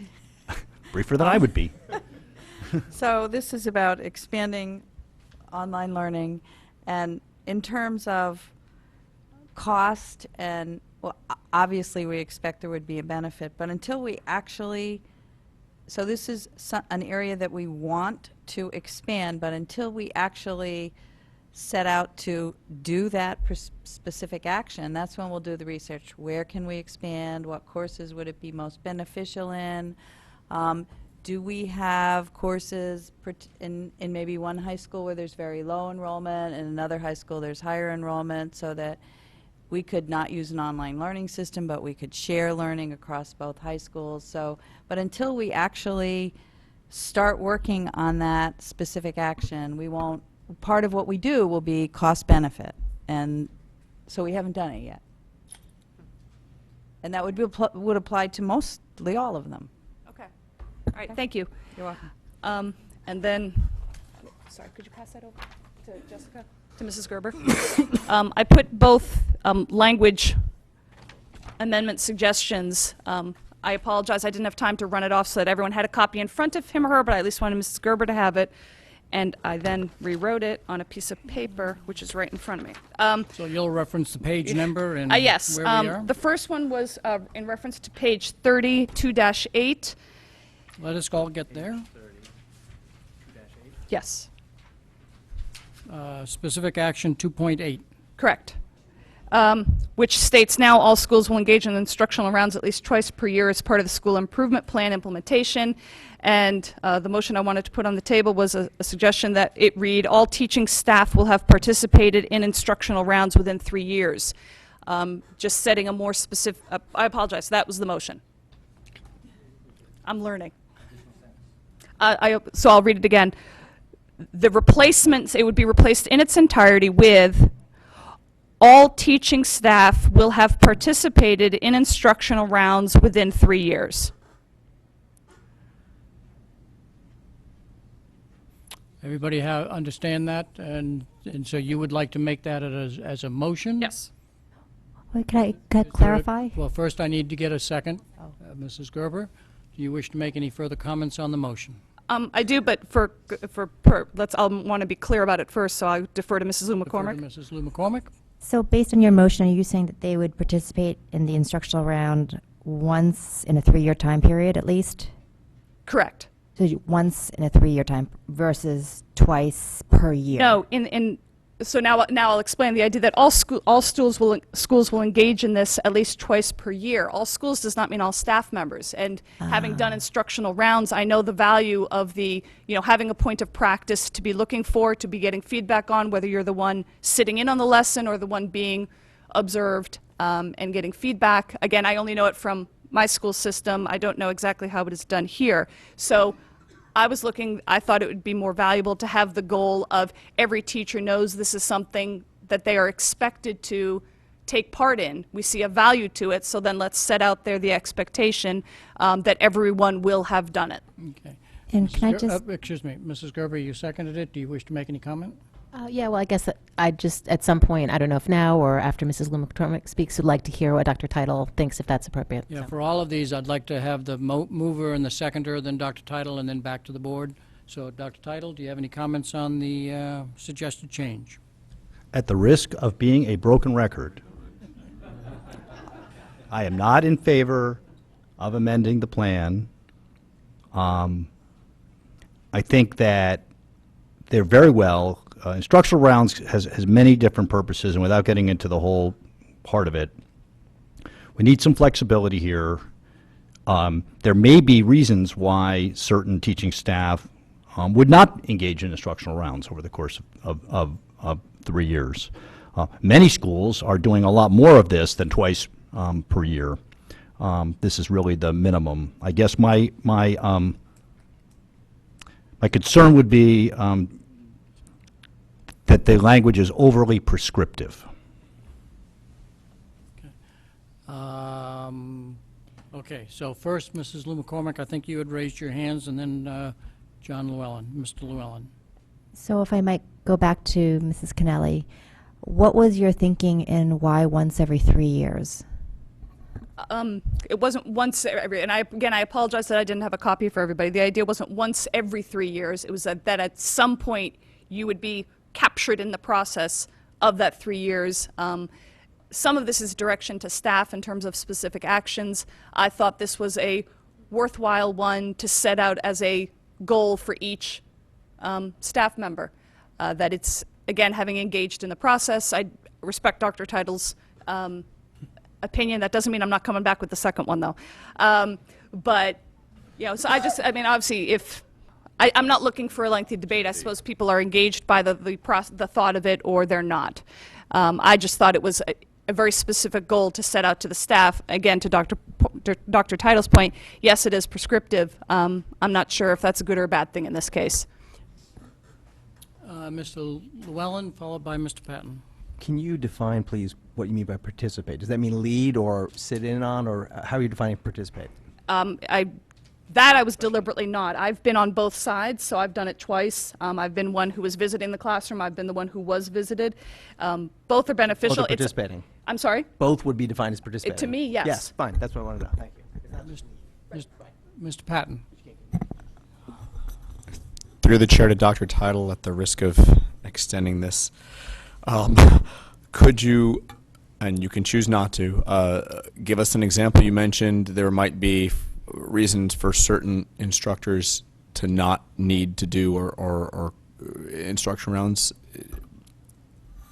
Well, there's certain people whose jobs don't really lend themselves to instructional rounds, so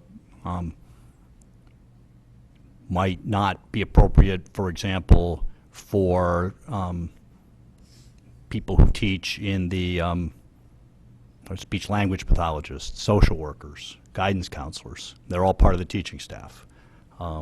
Perhaps people that are in the complex learner cohort. We wouldn't want to have visitors in there or be able to pull people out of there. I think I want to leave this up to the leaders in the schools and the central office folks to set the standard. Again, it's just, I just don't want to get trapped into something we can't deliver on. There's a huge commitment in this district to carrying this out.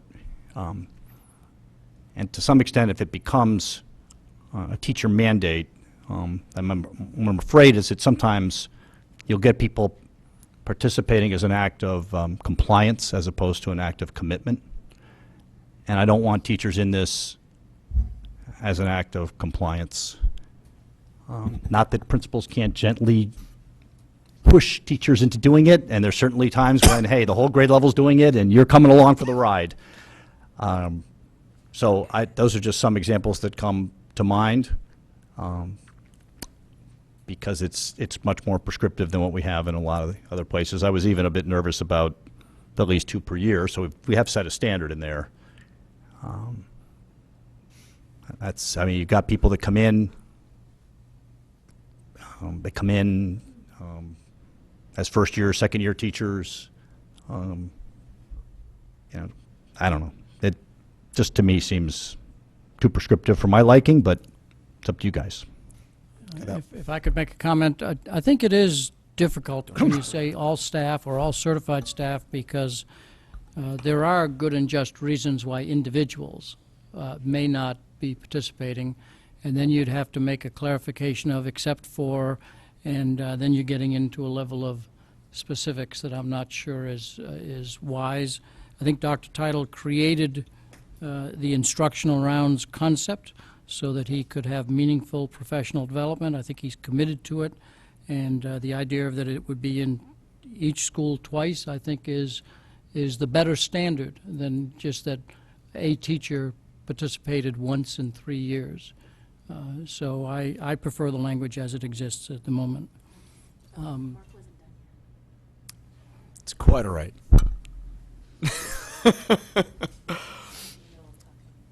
Because I did ask You the asked question. Dr. Title a question. I did, and you commented on the question, so. My apologies for It is interrupting you. totally Thank fine. you. All I was going to say was that was a much more elaborate answer than I was expecting. So thank you. Say that You didn't about- actually have to go into that much detail, but You forgot. I haven't been here for so I know. long, you forgot So how my, long-winded I am. Overall, for those reasons, and again, I think I want to see this implemented, and I don't want us to get, stuck in minutia and restrictions. Maybe 2-3 years, from now, when we, revisit this, or whatever board revisits, this in terms of the review, there can be some things in more specificity, but I just want to see the broad strokes of this get done, and I think things like this are a little too restricting, and again, I'd like to see the staff have a little bit of latitude for the reasons that Dr. Tiles. To the chair, may I withdraw the motion? The motion belongs to the That's what I board, was but if wondering. you wish to withdraw it, and if the seconder, who seconded it? If Mrs. Gerber wishes to say it, then if by unanimous consent, then yes, you could withdraw it. What do you wish to do? I appreciate Dr. Title's input. He was the one person I didn't get to ask about this, so I would like to withdraw it if the board will consent. Mrs. Gerber, does the board unanimous consent to withdraw the motion? I don't see any objections, so it's withdrawn. You had a second comment that you wanted to make. Yes, and this was on page 29, previous page, in addition of 1-20 under professional learning. So this is not replacing the 1-20 of program improvement. So it would involve redoing the numbers down below. So that 1-20 under the heading of professional learning would be to add this phrase. Excuse me, 1-20 is So- under program improvement. So I'm adding a number under that section. After 1.19, adding it up above. Okay, thank you. Okay. The phrasing is, provide professional learning to deepen subject-specific knowledge and understanding. And I'm making that as a motion. Provide professional learning to deepen subject-specific knowledge and understanding. You making that as a motion? Yes. Do I have a second for that motion? Ms. Carnell? Want to make an argument? I'll go to Mrs. Carnell, and then I'll go to Dr. Tyler. Yes. I did discuss this one with Mrs. Parks, who certainly explained that as part of the professional learning program of the district, as part of the data team process, that this idea of, obviously, teachers are looking to learn their craft, not just their craft better, but the knowledge that goes with it, to be better at what they do. However, it is entirely implicit, nowhere stated explicitly, and this can certainly come with a budget number eventually. And I thought that it would be a good practice for us to have it in here as explicit language, because it would eventually come at some point, possibly, if the knowledge were not found within the current staff, that it might involve bringing somebody into the district with greater subject-specific knowledge for purposes of professional development. And so that is my reasoning behind the addition. Ms. Carnell, do you wish to make a comment? I just think it would be very beneficial if a teacher is teaching a subject to be even more knowledgeable. So I see it as a benefit. Dr. Title. You need this or not? But this isn't wording that's already in there. No, I don't need it. I think that you could, if we went around this table or went around the administration, come up with 7 or 8 specific areas of professional growth that we could possibly put into this plan. You could fill in the blank with a number of different things. And we intentionally were not as specific in here because that would be part of the learning that would be included in 114, it would be included in 116, it would be included in 117, it would be included in 118, and probably not 119. So we're picking one specific area on which to focus professional learning, and once we go down that rabbit hole, then there's lots of other rabbits to chase. So I would just prefer that the plan not be amended for that reason. I'm equal opportunity opposition person today. No matter how you voted earlier in the night, I have been consistent. Other comments from board members on the amendment? Mr. Convertito. I'm not in favor of the amendment, first of all, because I don't know what deepen means. So, I mean, I think that it's pretty comprehensive, and so that's my 2 cents on that. Other comments from the board? Mrs. Lou McCormick. I believe that there should be more specificity in this overall. There seems to be a strong desire to keep this as broad as possible and loose as possible. I think you get better results when you have better specificity and clarity and transparency and that whole bit. That's just the way I see things.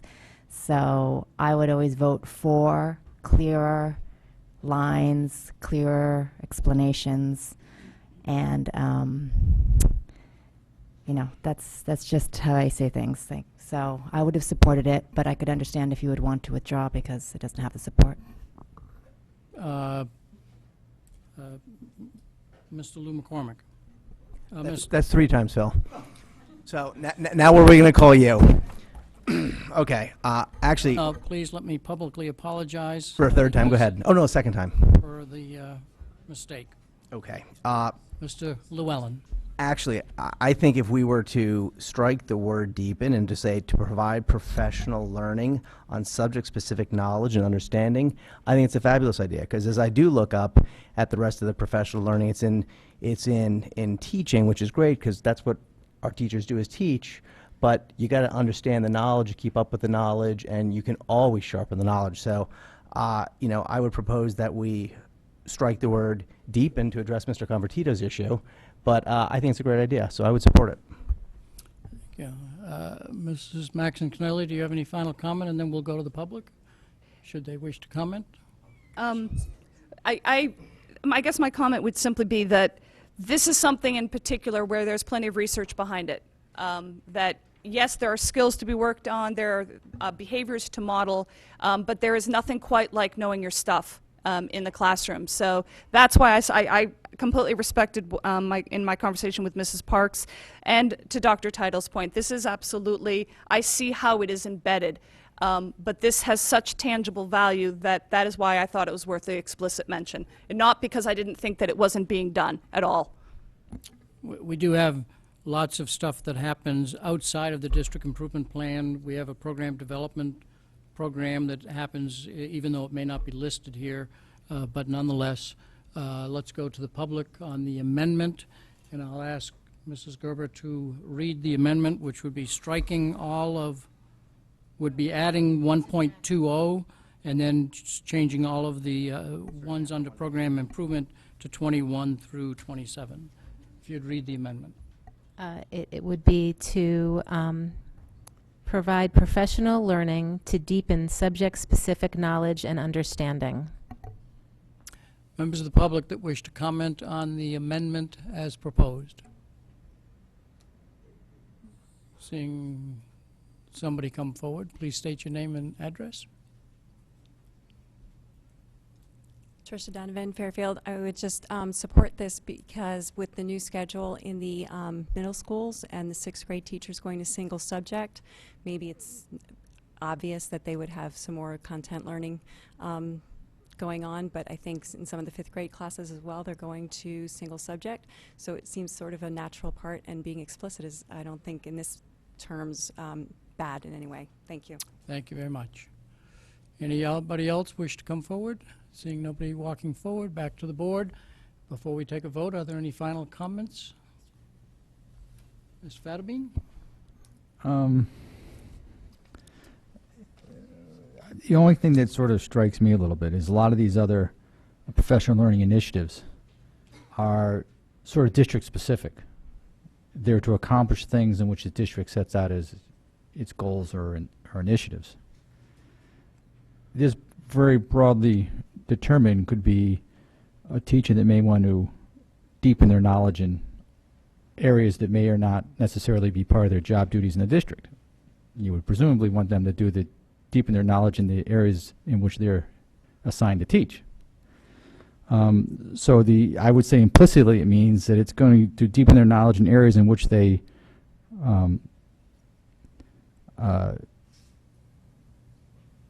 in which the curriculum requires their knowledge, in a sense. In other words, you don't want this to be a situation where, you know, we all have a lot of teachers that have hungry for knowledge and may decide to, I want professional development in nuclear physics. We don't teach it here, but I'd like to know that a lot better, and it may help me. So I think that's the only concern I have. As long as it's directly related to their job responsibility and the curriculum we deliver in the district and district initiatives, then it can only help the students if they have a more knowledgeable teacher. So that's the only, I just wouldn't want to see it changed in a way. We're done with comments. Mr. Patton, you get the last comment. Kind of going back and forth on this. I guess what I would say is that just lost my train of thought for a second. If we had $5 million more in the budget, I would have no problem literally putting it all toward professional development. I think it's one of the most, not necessarily needed here, but just one of the most beneficial things that you can do with teachers in a school system. That said, budgetary concerns aside, I think this is kind of implied, and we hope that our teachers are doing this anyways. And if we made it a requirement in this, I don't know if there would be budget implications or not, or we would have to then say, okay, well, because it's in the district improvement plan, we now have to allocate X amount of resources to this because as part of professional development because it's in the district improvement plan. So I'd rather, again, kind of leave it to the staff, and again, I'll say it, I would love to have more professional development across the school system if we could afford it. Mrs. Gerber wishes to make the last comment. Okay, well, just to follow up on what Mr. Patton just said, I guess through the chair to Dr. Title, would this have budgetary implications? Or do you not know? Just in terms of... No, I mean, I think it's part of our professional development already. This is already going on in the district. Professional learning in the subject areas is done on a regular basis by the curriculum leaders. So I'm not sure it's actually a new initiative. I think it's a restatement of what we're doing already, where the others are improvements. So I think we would keep it within, we would keep all of it within the budget, and obviously with anything in this plan, if there became a big budget ticket to anything, it would have to come to the board as part of the budget process and it would have to survive. So if we, for example, said we really want to do a big effort in professional development on X, and it's going to cost $100,000, then I've got to put that in the budget and sell it to you and to the town, all the way through the process. So there's always a safeguard, you know, in that respect, and that goes for almost anything that's in here.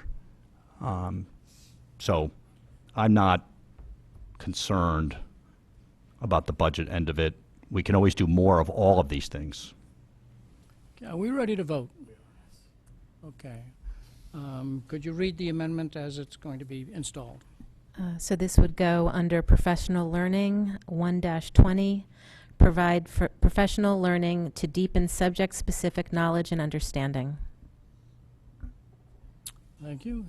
All in favor? Board members understand the amendment that is in front of you. All in favor of the amendment, please raise your hand. Mrs. Lou McCormick, Ms. Carnell, Mrs. Gerber, Mr. Fattabine, Mrs. Maxon Kennelly, Mr. Llewellyn, all opposed. Mr. Patton, Mr. Dwyer, Mr. Convertito, the motion passes 6-3. Those are your two items. I wonder if the board would allow me to move to the public on the general plan. They've come to, some of them I imagine have come to comment, and so after the public makes whatever comments they want, we can come back to the board for further discussion.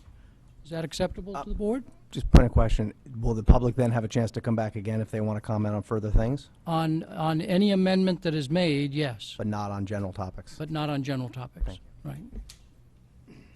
But if there's any amendment made, then it's another voting item, yes.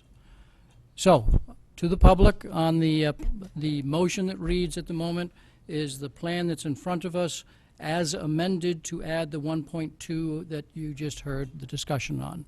Any member of the public wish to come forward and present to the board? Okay. Having, okay. So now there are two. Mr. Fink will defer. Yes, on the district improvement plan as a whole, or any particular part of it. Okay. Don't start my time. And state your name and address, please. Kelly Jacobson, Fairfield resident. Okay, so can you bear with me 1 second? First off, I ask that you consider the recommendations that I co-authored and submitted to the on the district improvement plan on July 7th.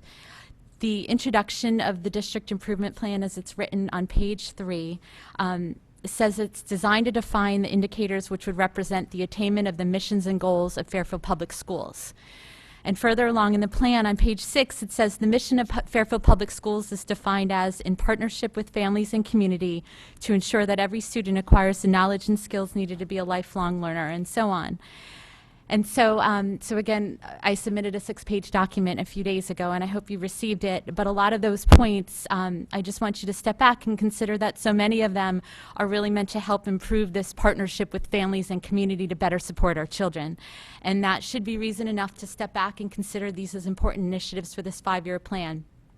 To be honest, what I'm hearing today from the superintendent is that he's not necessarily open to changes, and I question why that is. I think anything brought to the public at this point should still be considered for the plan. So items such as building parents' capacity to be better advocates for their kids, setting up parent universities to guide parents through curriculum or other district changes, asking for the progress report rubric to be finalized and published so parents understand it, providing better tools for parents to assist their children with learning at home, and sharing test data and other student performance data with parents in an effective way to improve the partnership with families and benefit our kids. So I just wanted to make that statement in support of the comments that I submitted a couple days ago.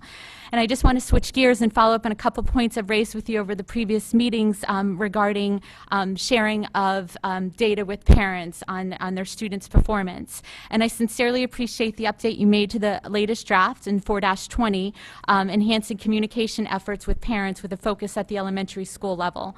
But I have to say it's still not very clear to me. And I have concerns when in the superintendent memo it states that student assessments such as STAR reading, iReady Math, and District Common Writing assessments are shared and discussed with parents during teacher conferences. A couple things there. They're not shared and not in any consistent way, and all you need to do is ask a bunch of people in the district what they've received in their conferences, and you'll get much varied answers. Another thing is that test data shouldn't be shared with parents at conferences, especially if the district considers it difficult to understand. Parents should be afforded the opportunity to look at test results on their own time and at their own pace in order to think about the questions they should ask the teacher during conferences. Conferences at the elementary school level are 2 times a year, 15 minutes each, and this is sacred time that should not be monopolized with showing parents test data for the first time, especially if the district considers these results difficult to understand. I did a little homework before I came. I printed out copies of the iReady report, both at a district level and a student level, and I'd love to pass it out to show to you how useful they could be for parents and for the Board of Ed. At the Board of Ed level, you'll be able to see very quickly how different schools are performing on different metrics as it relates to math. Your 3 minutes is up. So if you don't mind, I'll Please just do. have these and pass them around. Yeah. Thank you. Mr. Fink, were you coming forward or not? You'll pass. Please come forward, state your name. Please state your name and address. Hello, Ellen Jacob, RTM District 9, Fairfield. I have a letter that I'm going to read. It's a brief one signed by 6 members of the RTM, and I will submit it for all of you, hard copies and one for the record.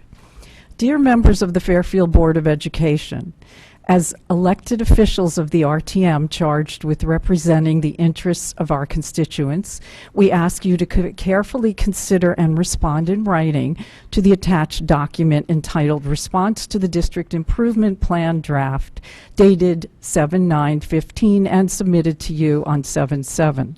We understand from the authors, who are our constituents, that they have submitted several prior written comments and suggestions pertaining to the 5-year district improvement plan, which remain unacknowledged since June. They have put much time and effort into research and identification of key issues concerning the proposed plan. If their feedback is not incorporated into the plan, we request a written explanation, such as that provided in the superintendent's memo of June 19th, 2015.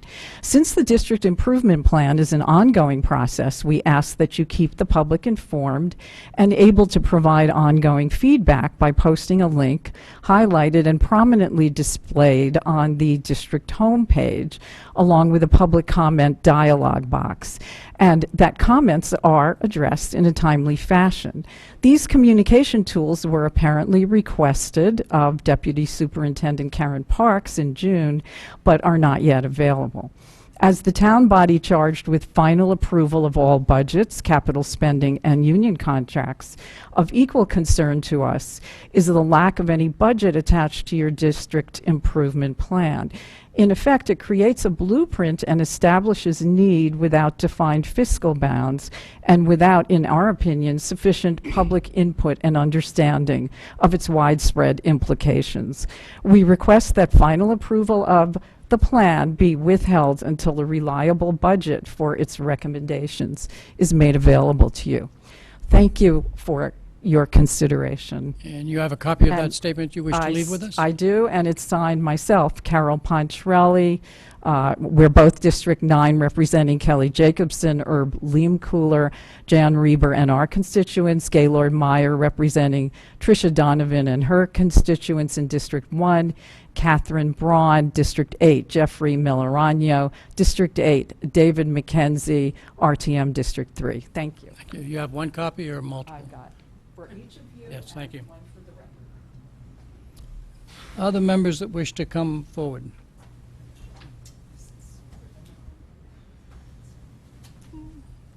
Please state your name and Sure, address. David Ebling. I'm president of the Fairfield School Administrators Association, and I want to just take a minute to assure the board that the plan you see before you on the district improvement plan is not the work of one beautiful mind, but the beautiful minds of all of the district administrators and the 900 teachers that are part of our district.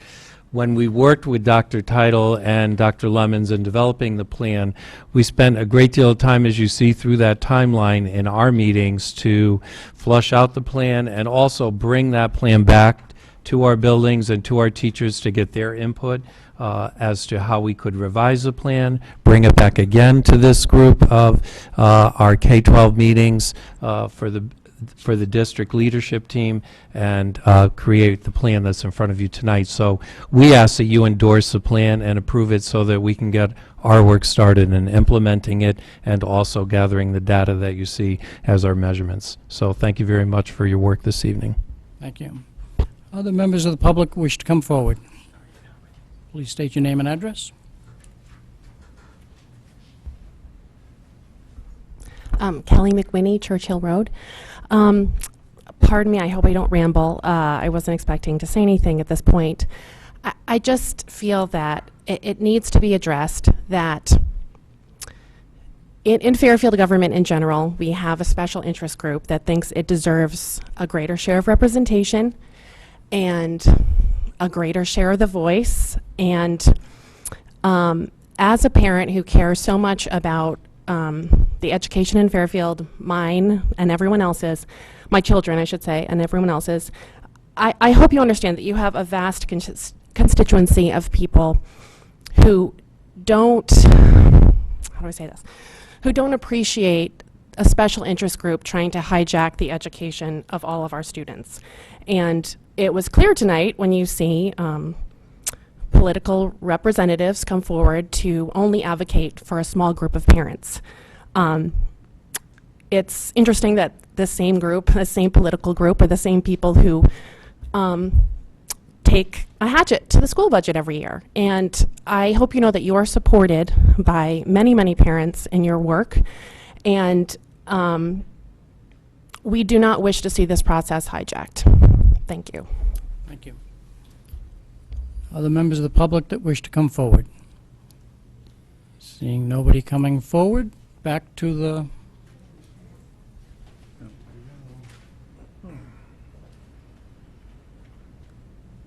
Please state your name and address. Lauren O'Brien, Fairfield. Lauren O'Brien, Fairfield.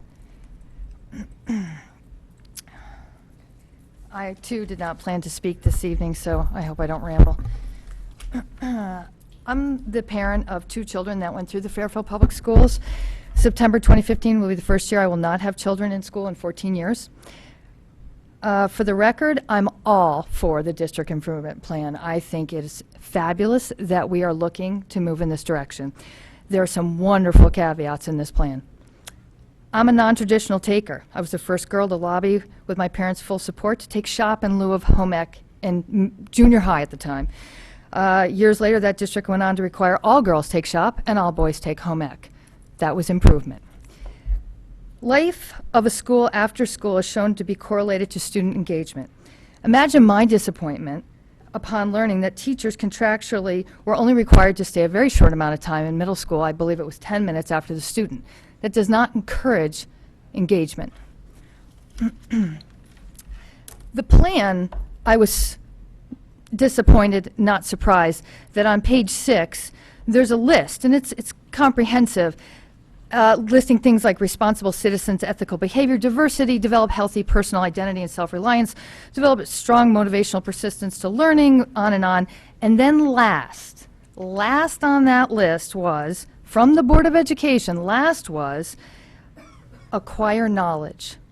I want my Fairfield Public Schools to teach my children, because my job as their parent, my goal, what I do with my kids is I teach them independence, resourcefulness, inquisitiveness, self-sufficiency, and self-reliance. That's what I teach them. I'm the parent. I want the schools to teach academics, and I want it to be done not in a complicated way. I heard tonight a lot of terms. More formal, data points, criteria, changes to environment, data points, data measures for a comparison on a national level, create creativity. It doesn't have to be this complicated.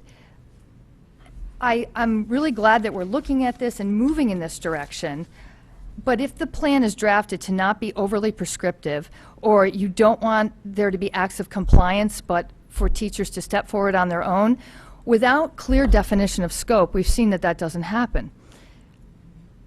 As an RTM member, we're charged with approving the town budget. This complex and complicated plan lacks any plan or proposal of how to fund it. So it's going to be approved by, it may or may not be approved by you folks tonight, and then it's going to come to me and my colleagues on the board of, or on the RTM, and we're going to have to fund it because it's been approved. It's backwards. There isn't a business in this country that will put together a 5-year plan without a budget.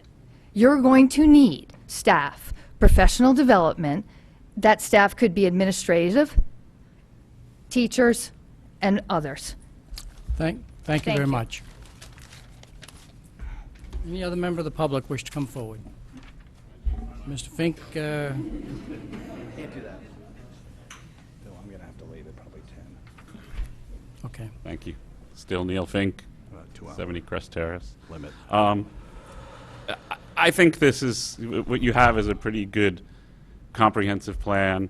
It covers a lot of areas of measurement, a lot of goals. I've, like many people here, I've worked on a lot of strategic plans, business plans, marketing plans, and I've often found myself being in the shoes of, the guy who says, well, let's just have one more meeting. Let's review this paragraph one more time. Let's add this one more thing. You can go forever and ever and ever on these. At some point, you have to say, you know what, this is a good base. Let's move forward. We have these annual checks and reviews. The board always has the prerogative to reopen any policy in any document if you see it's going awry, or you realize a year from now, oh my gosh, we really missed the boat on this one thing, and we should put that into the plan. But it's very easy to let perfection stand in the way of progress, and I think what we need right now is progress, because we're working without the value and benefit of a 5-year plan. And I urge you to take a vote tonight, and approve this plan. There's been a lot of time for public comment and a lot of input from the public. We have a staff of professional educators who put this together with the input from the public and from the board. And I think it's time to take a vote and let the district go about its work to implement a plan. Okay. Thank you. So we're back to the board.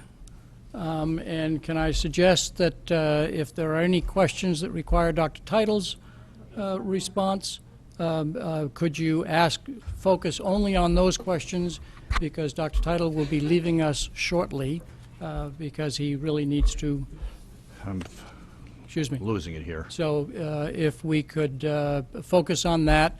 If there is another member of the public who had not started coming forward when I started this conversation that wishes to speak after we do that, then I'll go back to the public to accommodate that extra person. Anybody that has a comment that they wish to make that would require Dr. Title's response, Mr. Patton, Mr. Llewellyn, Ms. Carnell. I'm hoping that this is a one-word answer. Dr. Title, does the district improvement plan as it currently stands have any immediate impact on the current or future budget? Well, it will be done within the appropriation that we've been given. And if we need to make adjustments to the budget in future years to accommodate it, we either have to subtract something else or we have to include it, and the board always has the final say on that. So it will fit within the budget. Thank you. Mr. Llewellyn. So we were asked at the prior meeting, as I'm sure you saw on TV, what our priorities were. And I guess what's important for this board is you guys are, you are, the superintendent of schools. What are the district's priorities? What are the top 5 priorities in here that you see need to be implemented? And I think that given, assuming it gets approved tonight, it starts tomorrow. So we're in our first year. So if you can give us your top 5 priorities, that'd be helpful. And could I ask you to explain the process by which you set those? Well, the plan's approved. Actually, we'll start on Monday, getting together and looking at all the improvement initiatives that need to be done in the next year, similar to what you've received before. Many of those will be from the district improvement plan, but some are not in the district improvement plan. We have other initiatives ongoing that we will be continuing to work on. And so in looking at what could possibly be done in year 1 in the district improvement plan, there's several criteria that we would look at. One is our urgency. If something to us appears to be very urgent, a matter that needs to be taken care of immediately, then that would be something we would want to get into year one. The second criteria that we use is manageability. We need to look at the scope of the work. We need to look at the workload that people have. We need to look at any implications in terms of costs, mostly time costs. But we would be looking to continue existing initiatives. You can count on those carrying forward. So you would expect that you will see in here continuation of a number of the initiatives that are already extensions of what we're doing, because those are reasonably manageable. We want to keep the motion going forward on those. Third is cost. We have to look at the cost.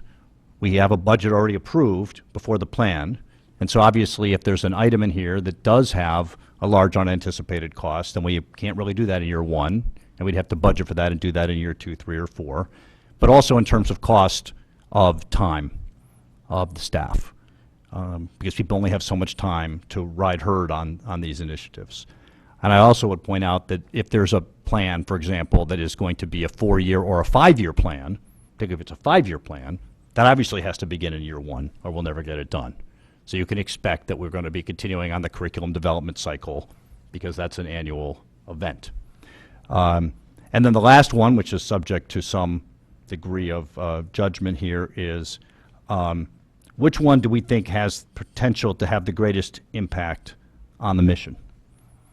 Because if we think there's something that may really have that, then obviously we want to get on that as rapidly as possible. It's not a decision I'll make by myself.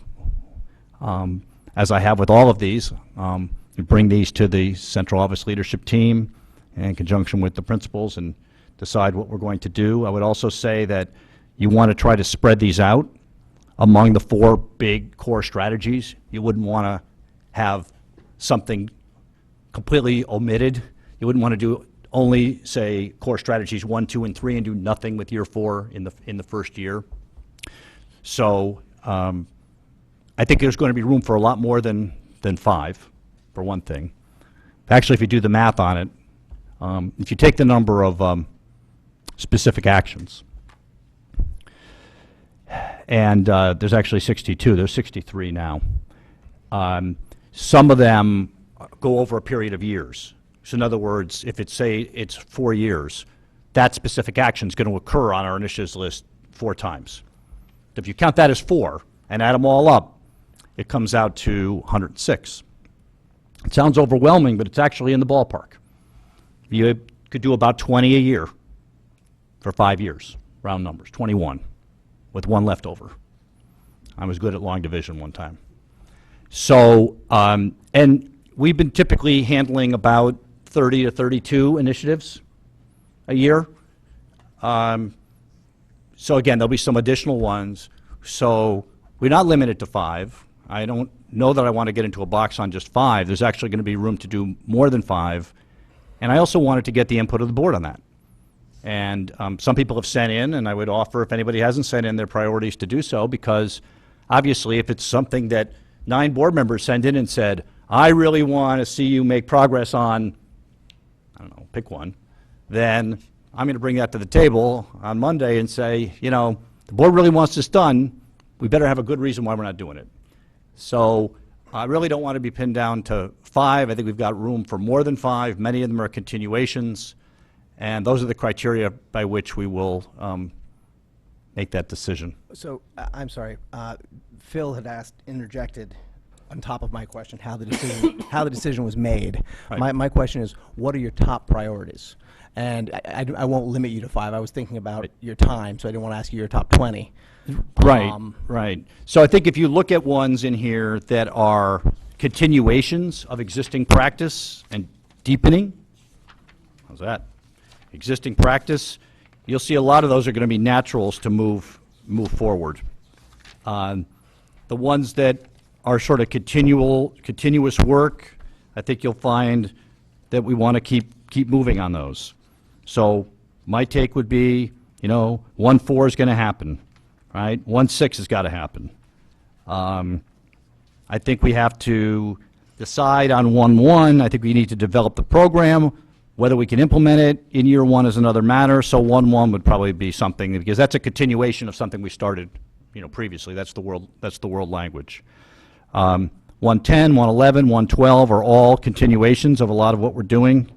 Obviously, the professional learning on teaching in the block is critical. That would be in the category of urgent, because we're implementing that new schedule. So that would be an example of urgent.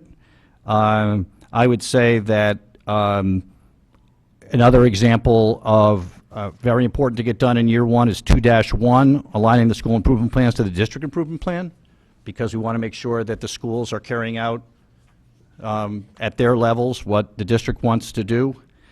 Some of these are just going to continue. 2.7, 2.8 will continue. 3.1 is a continuation. I would say that there's certainly been plenty of discussion. I think there's a real commitment on 4-20 in terms of communicating better about all the assessments with parents, whether it's through Infinite Campus or another way. And I think 4-14 would be up there in the critical list. I think the student access to assistance for emotional and mental health needs is important. So that gives you a lay of the land, so a little bit of everything. And I don't want to be limited there, because I could be missing something really important. Hopefully I didn't say something that people are cringing out there about, oh my God, we have to do that. But I hope, does that give you a flavor of it? That's exactly what I was looking So for. Thank you. can I go to Mr. Patton, or do you want to have a follow-up? No, that's fine. Okay, Mr. Patton. No, Ms. Carnell. Oh, perfect. He asked the question. I like that. Okay. Anybody else that has a question for Dr. Title that would benefit from his response? Ms. Lou McCormick in place of Ms. Carnell. So, I noticed that some of them have timestamps on them and some of them don't. Years after them? Yeah. Yeah. Does that mean that if it has a timestamp, then that is certain to occur and the other one is questionable as to whether it can occur within the 5 years? No, they're all going to happen within the 5 years. Everything? Everything. That's the plan. However, some of them are written that we think we can get this work done in 1 year. If we can get it done in 1 year, we don't put any year after it. So it's assumed to be a 1-year project unless it's noted otherwise. So So everything without a year is 1 year? 1 year's work, right. Some plans I've worked with insist, in fact, I've done this to people, insist that you got to take all of those and break them down into 1-year increments.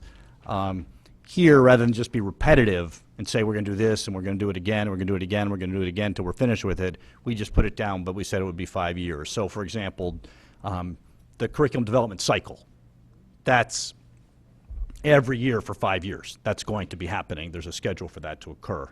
Others might be 2 years, because you might look at the front verbs on the front of it, and it might say, develop and implement such and such. The implication there generally would be that year one would be development, and year two would be implementation. So that might have 2 years after it. But when you say 1 year, that just means not that it's going to happen in 2016, but it will happen in one of the 5 years. Correct. It means it's 1 year's. That's the Duration anticipated of duration of how long it will take to get that work done. But not when you plan on Not doing when it it. will happen. Right. There's nothing in here that says this is happening in year 1, 2, 3, 4, and 5. So the prioritization has not occurred yet. The prioritization has not occurred yet. I just went through the process on how that will happen. So it just really gives you an idea of the, what's the scope of work and is it manageable? That's why I rattled up those figures, so you could get a sense that, because I know there was a point made, I think Ms. Carnell made this way back in the beginning when she said, oh my God, this is really ambitious. I'm glad you're dreaming. I'm glad you're doing this. Can you really do this? And I think that we feel we can do it, and we're trying to reach, for the mission, which is lofty. We're trying to do a lot of important work here. And if we can't get it, and we think we've overreached, then that's also what the purpose of those updates are. To say, look, we thought we could really get all this done, but you know what? We're 2 years into it, and we don't think we can get as far as we think, and here's why. But those are not priorities. So that's just the duration of the work. Okay. So I know that you've put your heart and soul into this. It would be nice if you could stay around for the vote, but I understand that that Find our own it's use. more important for you to finish your recovery. So thank you for coming out on tonight's I'm meeting. confident that good things will happen tonight, even if I'm not here. Because good things happened when I wasn't here before. Yes, thank you very much. I just don't want to push it too far, and I appreciate your letting me kind of come in and out on this meeting the way I did. And Thank you. Okay, thanks. Okay. Right. So we'll trade places again. Before we go back to the board, I believe there was one more member of the public that wanted to speak, so I'll invite you to come forward, state your name and address.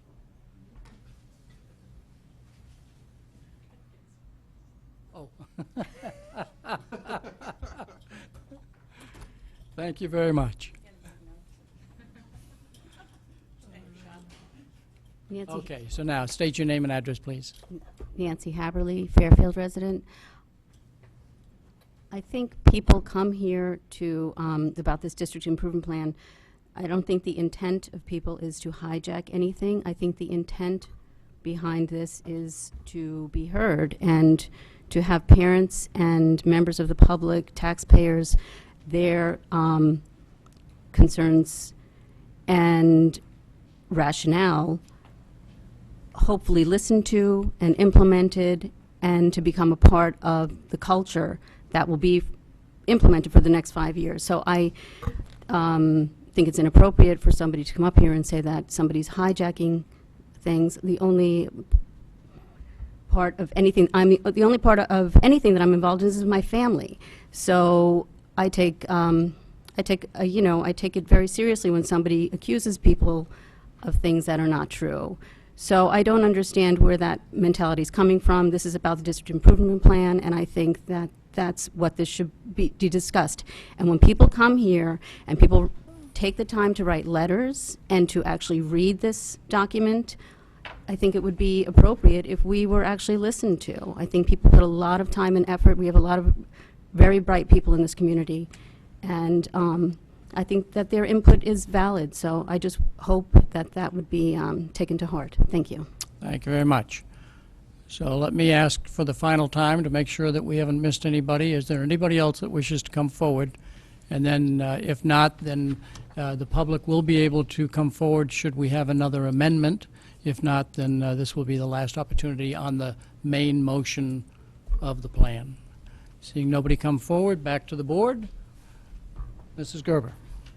Yeah, one thing I think is important to clarify, because I know I've had a couple of people ask me about this, page 6, the mission, long-term goal, educational goals. These are the mission and goals that this board unanimously approved, 9-0 vote, in March of 2014, correct? These have not been changed at all by anyone doing the district improvement plan. This was something that the previous board voted to have as a goal. There was an advisory committee that was formed in January of 2013. From February 2013 until the fall of 2013, that advisory committee met. Then they reported to the policy committee, who then brought it to the full board in January of 2014. We voted on it in March of 2014. So this isn't anything new. This is the board's mission and goals as approved by this board in a unanimous vote. That is correct. Right? I just want to make sure everyone's aware of that. Yes. Okay, thanks. Some members of the audience participated in that committee, and some members of this board participated in the policy committee discussion, in which many hours were spent discussing individual words. And so it was a long process, and that's what led to the unanimous vote. Other members that wish to speak? Mr. Fattabine. Yeah, no, I'll just speak, hopefully briefly. This plan is certainly comprehensive. There's a lot in this plan. I might say most of this plan I may agree with. There are some aspects of Plan A I may not agree with. So perhaps in the future, if I vote to approve this plan, there may be areas I may object to in the future, but that's not to say it could be indicated that since I voted for it, that I can no longer object now.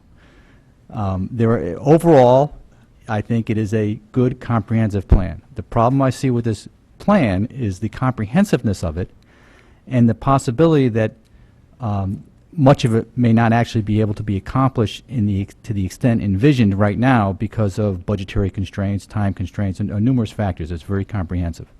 My hope is that a lot of it is accomplished, but inevitably choices will have to be made. And the concern I have is that while I agree with a majority of it, I'd say, and credit a lot of it, what might be problematic is some of the prioritization of some of the things, and some of the things that are prioritized that I may not agree with, but yet we're only a small fraction of this plan.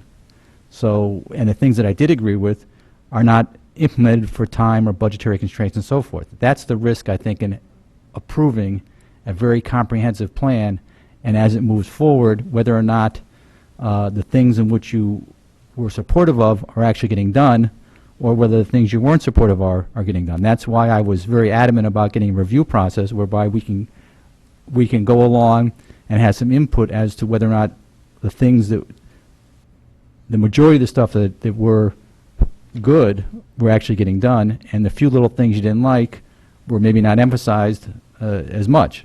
But that's that's the risk when you have a very comprehensive plan. Is it going to be cherry-picked which ones actually get done and which ones don't?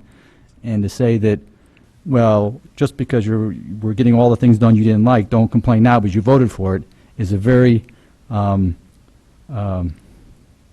shallow and unrealistic basis to argue that you shouldn't disagree with something you voted for in the past, to the extent this is very comprehensive. I just want to, that's the only point I wanted to make. Certainly to the extent that this plan has annual budget implications, the board will be engaged in discussing and approving that, and then that won't be the final story because, of course, the Board of Selectmen, Board of Finance, and RTM will also be engaged in that process as well. Mr. Llewellyn, you had a comment? I do, thank you. And given the time, I think short answers would be good here. So, a couple quick questions. AP Math in the back, or it's not AP Math any longer, my apologies. Want to reference a page? I am going there right now. Page 34, number 10. Calculus multivariable participation. If I go back and look at the prior documents, it actually used to say AP Calculus and multivariable participation. That was removed, but it was never redlined out, so I didn't pick up in the last version that it was removed because it wasn't marked removed.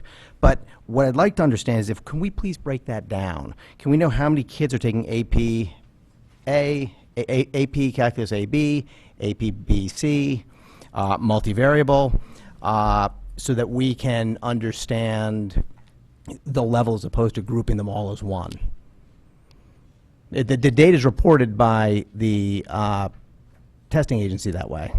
Through the chair to Mrs. Parks or whoever in the staff you think should respond to that question. Parks, I think I can handle it, but if I don't, someone will jump up and help me.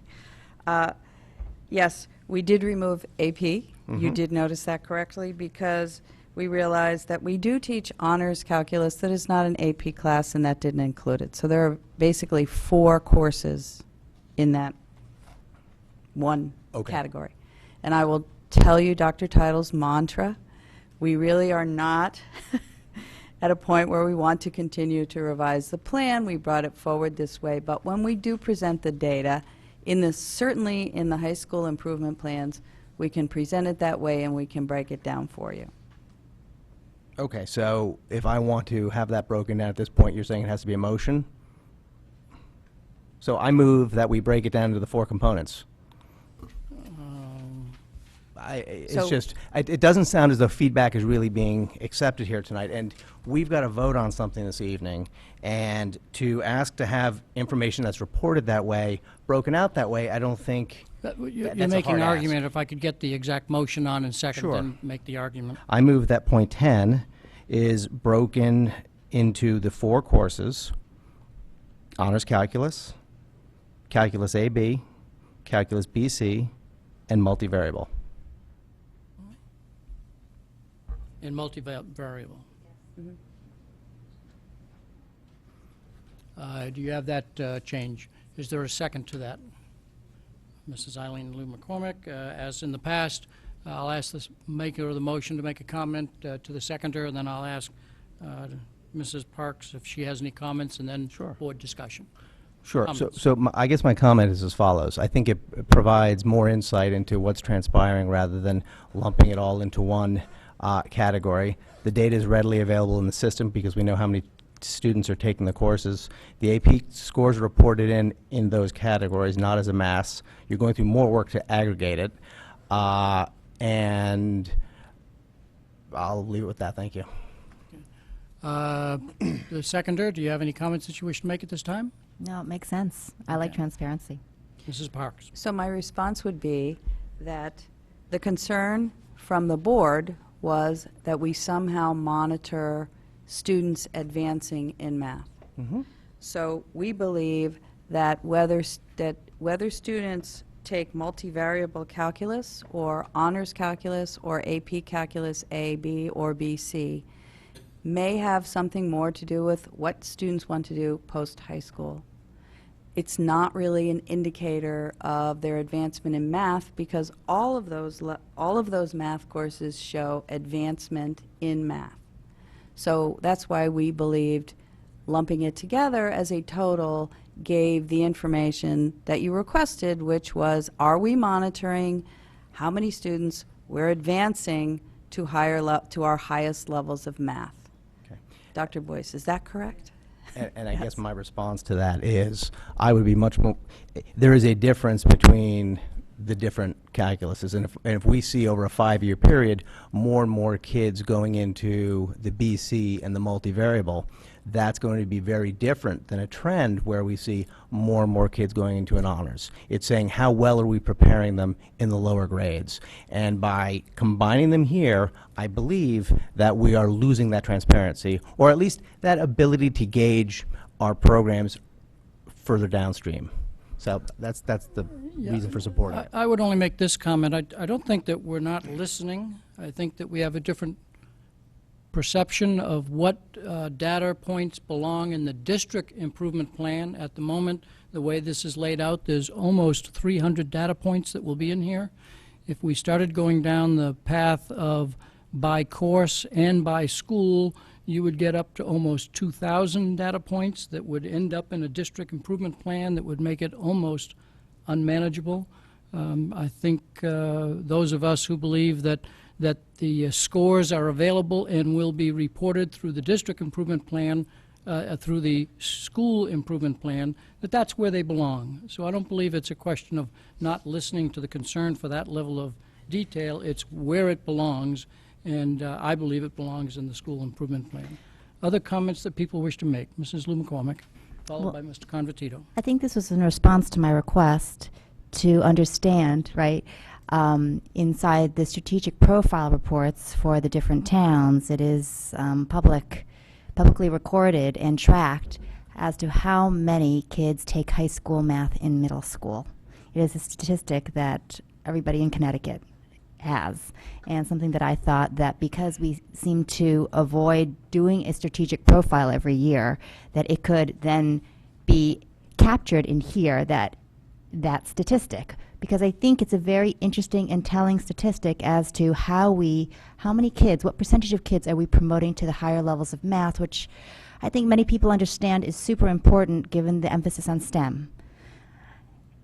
We're fooling ourselves if we think a trend towards honors math is as successful as if we have an even stronger trend towards multivariable. If we see a strong trend moving all the way up through the chain, we know we're doing a good job. If we're only seeing a trend that stops at honors, we're going to be losing out to a lot of other places that are pushing kids to the next level in other countries, in other states, etc. And so that whole spectrum of information is truly important if we care about STEM in this district. And we should want that detail. When I ask for the statistics, it's not always readily available. I've asked for many different statistics in the past. It's not always provided. It's work if it's not automatic. And staff is busy, and they don't want to have to provide special requests. So if they don't have to, and I can understand that. And so therefore, if we want to, we can encapsulate it here to avoid all those special requests and make it available to the public. And I think it's very interesting, and it should be interesting for us to see how well we are doing in developing mathematics, which is the core for STEM. Thank you. Mr. Convertito. Other members of the board that wish to make comments on the amendment to item number 10? The amendment to item number 10. If not, I'll go to the public. Any members of the public? Ms. Cornell, did you? Would you please repeat the Sure. amendment? Thank Yes. The motion is to have point 10 on page 34 broken into 4 courses: Honors Calculus, Calculus AB, Calculus BC, and Multivariable Calculus. Can I Please just do. ask a question? Through the chair to either Ms. Parks or Dr. Boyce, I don't know. Through Mrs. Parks, and then she'll direct it to whoever believes, yes. It's late. How much work would be involved if this stat was broken down? It's not a great deal of work. The point is that we believe that looking at the total number or percentage of students in those courses combined is a better indicator of how the percentage of students that we're accelerating in math than looking at them individually.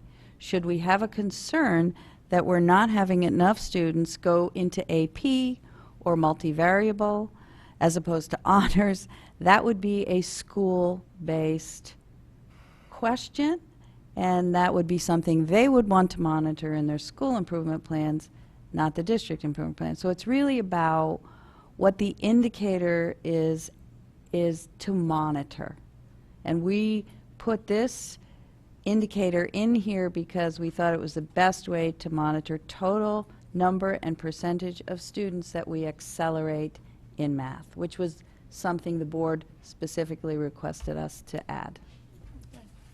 Now to the public. Any members of the public wish to comment on expanding assessment number 10 by the 4 ways that were discussed? Please state your name and address. Christine Vitale, 254 Vernon Hill Road. I appreciate wanting to look at the data, and I do think it would be valuable to look at it at the school level, because there's many different reasons why a senior may choose to take calculus versus AP Calc, what level of math. And I'm speaking from personal experience. My daughter was on track to stay the AP course of math. She elected not to for math because she was taking AP in history, AP in Spanish, AP in science, and looking forward to college, thought that she would take calc again in college. It was a personal decision. It wasn't an indicator on how well she was prepared. So I think that if you're going to break it down, you need to be conscious of the different variables of why kids make decisions on what math they're taking. So I do appreciate why the district is presenting it this way. I also appreciate wanting more detail, but I do think that if you would talk to the high school principals, they should be able to give you that information. Thank you. Anybody else from the public wish to make comment on the amendment and the amendment only? Seeing nobody come forward, back to the board. Any final comments on the amendment? Mrs. Maxon Kennelly, followed by Mr. Fattabine. I think it's an interesting point Mr. Llewellyn raises. However, I think fundamentally it comes down to his statement, which is how well are we preparing them. I think that that comment from the public is very telling. It would not be an indication of how well we are preparing them that someone wouldn't choose to it. I would want to know that they had reached this level and that the choice was reflected in that number. The other problem I have with this is that we have very deliberately avoided elsewhere breaking out subgroups that are so small as to can fluctuate wildly because the numbers are not that large, and I wouldn't like to set the plan up for numbers that would be misleading. And third, to Mrs. Lou McCormick's point, I believe in the last 2 budget cycles, you have requested the breakout of enrollment by class in the high schools. So you've received that data for 2 years. I know I printed the report out once, and that was quite enough because it was extremely lengthy. I didn't the second time, but you've already requested that twice. So it's the information is readily available. To Mrs. Parks's point, you did, but I still, regardless of that, I don't think that breaking this out would then provide a metric by which we could determine how well are we preparing them. We need that group together to be a relevant data point. Thank you. Mr. Fattabine. I guess through the chair, to Ms. Parks, do each of these 4 different classes have the same prerequisite requirements or criteria for which a student would then be placed in any one of those floors? And the gist of it is it purely merely an election for the student to make which of the four she wants to take, or could a student be told, you only are eligible to take only one of these, or this one or that one? Yes, I will choose a lifeline. Dr. Boyce, would you like to answer that?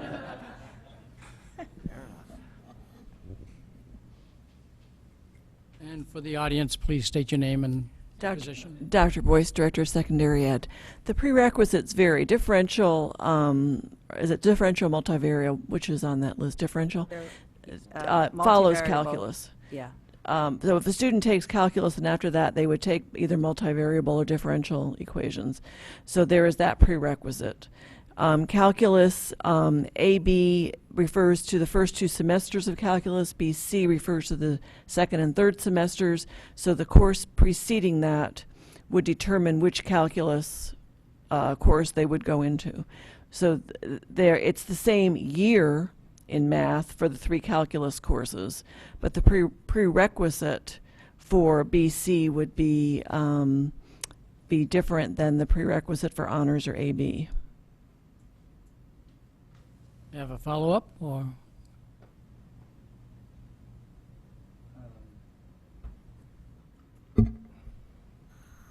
So I guess the answer then would, it's not just a question of just timing which course the student may take, but it's also a question of whether or not the student has in some situations, the prerequisite required to take that other advanced course or other qualifications in which they could elect to take it. In other words, there may be a situation where a student, even though couldn't take one of the 4 courses because they may not qualify, but can only take one of those 4 courses. In that case, you have a situation where it's just not a mere election of the student which one they desire to take based on their college aspirations or what course of study they're going to pursue later. There are students who could take an AP calculus course who elect to take an honors calculus because they may look at all of their course load and decide they don't want to take one more AP, but they want to take calculus. And so they would take honors calculus instead. Right. But if you have a student that in this instance, you have a number of students that would take honors, and they take honors because they don't necessarily qualify or able to take AP. That's one reason, or they One reason. choose not to. But without breaking out the data, you would know that.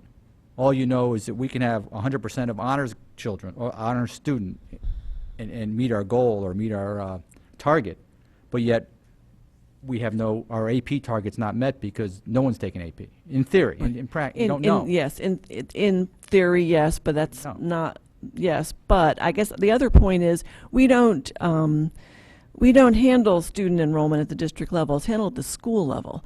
And so I think the schools would have a much better understanding and be able to explain the data much better for each of these courses in the district level. The district level, we're trying very hard to get students to the point where they can take at least calculus, if not beyond, before they leave us. The schools are the ones that help students determine when they work with their counselors, what am I able to take and what math course is going to fit in best considering everything else in my schedule. I understand it, but let me make it a very simplistic example then. Today, I can have 13.26 students.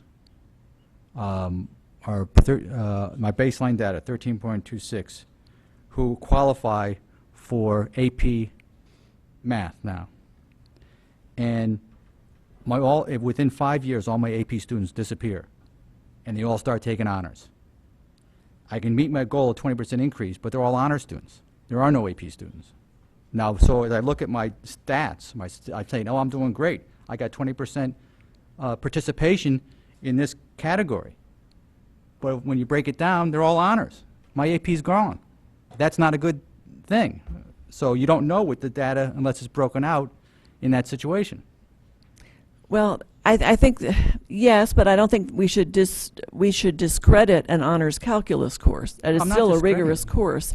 I think that the alternative might be to remove honors calculus from that list and look at if you want to just limit it to AP because you feel that AP is a more rigorous course, then that might be the way to do it.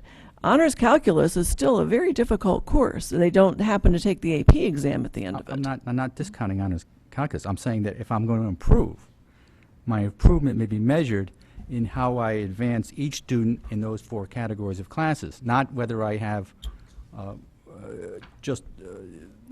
I'm not discounting any one of those courses. They're all rigorous courses, but they're all different courses, have different criteria. And because I advance in one and not advance another, that may be indicative, and I won't know that from this data point. That's my As point. Mrs. Parks said, our goal was to measure how many students we were bringing to the point of being ready for calculus before they graduated from our high schools. So that was what drove this. If a student takes certain courses in middle school and they are able to get to calculus before they graduate, that's what we were attempting to measure, calculus or beyond. That was what we were attempting to measure. I appreciate it. So Mrs. Parks would like to comment on that dialogue? Yes, I just wanted to add that, so again, it's based on what were we looking to find out. We're looking to find out how many kids we advance as far as calculus before they graduate high school. We also have in the plan, it wasn't about AP. We have in the plan another indicator is what is the percentage of our students who are taking AP courses, and what is the percentage of our students who are scoring at a 3 or above in AP courses. So we also have that as an indicator. So if that number drops, that might be an indicator that we're losing AP somewhere, and that's the indicator we would look at. And at the school level, if we find out, I mean, it's not like we're not going to be looking at these things. At the school level, if one of our high schools finds out that there are just not enough, that we see this trend where more kids are going into honors calculus than AP, then that will be something that the schools will look at in their school improvement plan that will be aligned with numbers of students enrolled in AP, numbers of students scoring at a 3 or above in AP, because those are also AP classes. So we can monitor through 2 different methods. Are we ready for a vote? I have one last comment, please. Any other comments?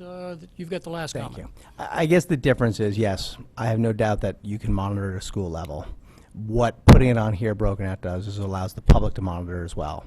Yes, we can reach out to the high schools, and yes, we can go through the 380 pages that were provided to us to count how many students were there. That's a lot of work when it can just get pumped out of a system. So that's my final comment. Thank you. Thank you. We are ready for a vote. The amendment, if you would read it. Okay, the motion is to have point 10 on page 34 to be broken into 4 courses: honors calculus, calculus AB, calculus BC, and multivariable calculus. Thank you. All in favor of the motion, please raise your hand. Mrs. Lou McCormick, Ms. Carnell, Mr. Fatterbean, Mr. Llewellyn. All opposed? Mr. Patton, Mrs. Gerber, Mr. Dwyer, Mr. Convertito, Mrs. Maxon Cannelli. The motion fails 4 to 5. I think you had the floor. I do, thank you. So on page 33, please, we received an email from a member of the public pointing out in the AP scores that the actual folks that are, it's at 3% and above, free and reduced, is actually higher than the general population. Do you know what the size, the question that was posed to the administration was, what's the size of the sample? The numbers, I don't have that in front of me, but I can certainly get that to you. Okay, and you can reply to the email to whomever sent it as well? If I have it, yes. Thank you. If I don't, you can. How's Yeah, that? please forward it to Mrs. Parks, because when things come to the BOE members, not every staff person gets it. And I presume that the email references items 3 and 4 on that page? It references, there's a picture there. Right. It circles it. It's right here. Um, Yep, I've got it. And there are several number 3s, 1, 2, 3, 4, 5. The 5 items number 3? 4. It was 4 also items number 3. It was pointing out the disparity that the free and reduced lunch percentage was higher than the total population percentage. So it was Okay. those 4. So clarification on that question. Correct. And you'll forward the email. She's got it, she Mrs. said. Parks. Ms. Parks says she has it. Okay. Anything else? Yeah, oh yes, thank you. So I'd sent out actually an email to the board yesterday as it relates to the school climate, and I'm looking for the number here. We had talked about adding school climate as... Page? I'm looking for it. School climate, page 39, number 18. So the school climate is comprised of 5 domains or 5 categories for students and 6 categories for staff. What was recommended, or what's being recommended, I think, here, is lumping a group of questions, and I'm not sure which questions are aggregated into these scores, but effectively what we're doing is we're asking, we're saying we're going to go from a 2.8 to a 3.2. I think a couple of things, and when school climate was being discussed previously, the comments were made that it's very difficult to know what a 3.2 is or a 2.8 versus, the purpose of the school climate was to identify areas in which the district can improve. In looking at the summary that was provided to you, what it's done is it's taken anyone who says, I agree or strongly agree, and said, well, that's a positive reaction. Anyone who disagrees or strongly disagrees, well, that would be a negative reaction. It's then categorized by the different domains, for example, institutional environment. And as you sit and look, and it was actually done by school, so when you run your eyes across this, you say, there are probably areas that we should be focused on that we may not necessarily be focused on and is completely lost in a single number. So what I would propose we do is break down the school climate to be more than just a number, but to represent the domains and then somehow determine how we as a district are going to, because it's a district issue, if we have some schools that are out of line with the others. I know one of Dr. Title's goals when he joined the district was to bring things into equilibrium. If you take a look at the summary that was provided, things are not necessarily in equilibrium. There's a lot that can be gleaned from it. So, through the chair to Mrs. Parks, your thoughts on providing more detail? You're not making a motion yet, you're having dialogue at the moment. Having a dialogue first. Thank you.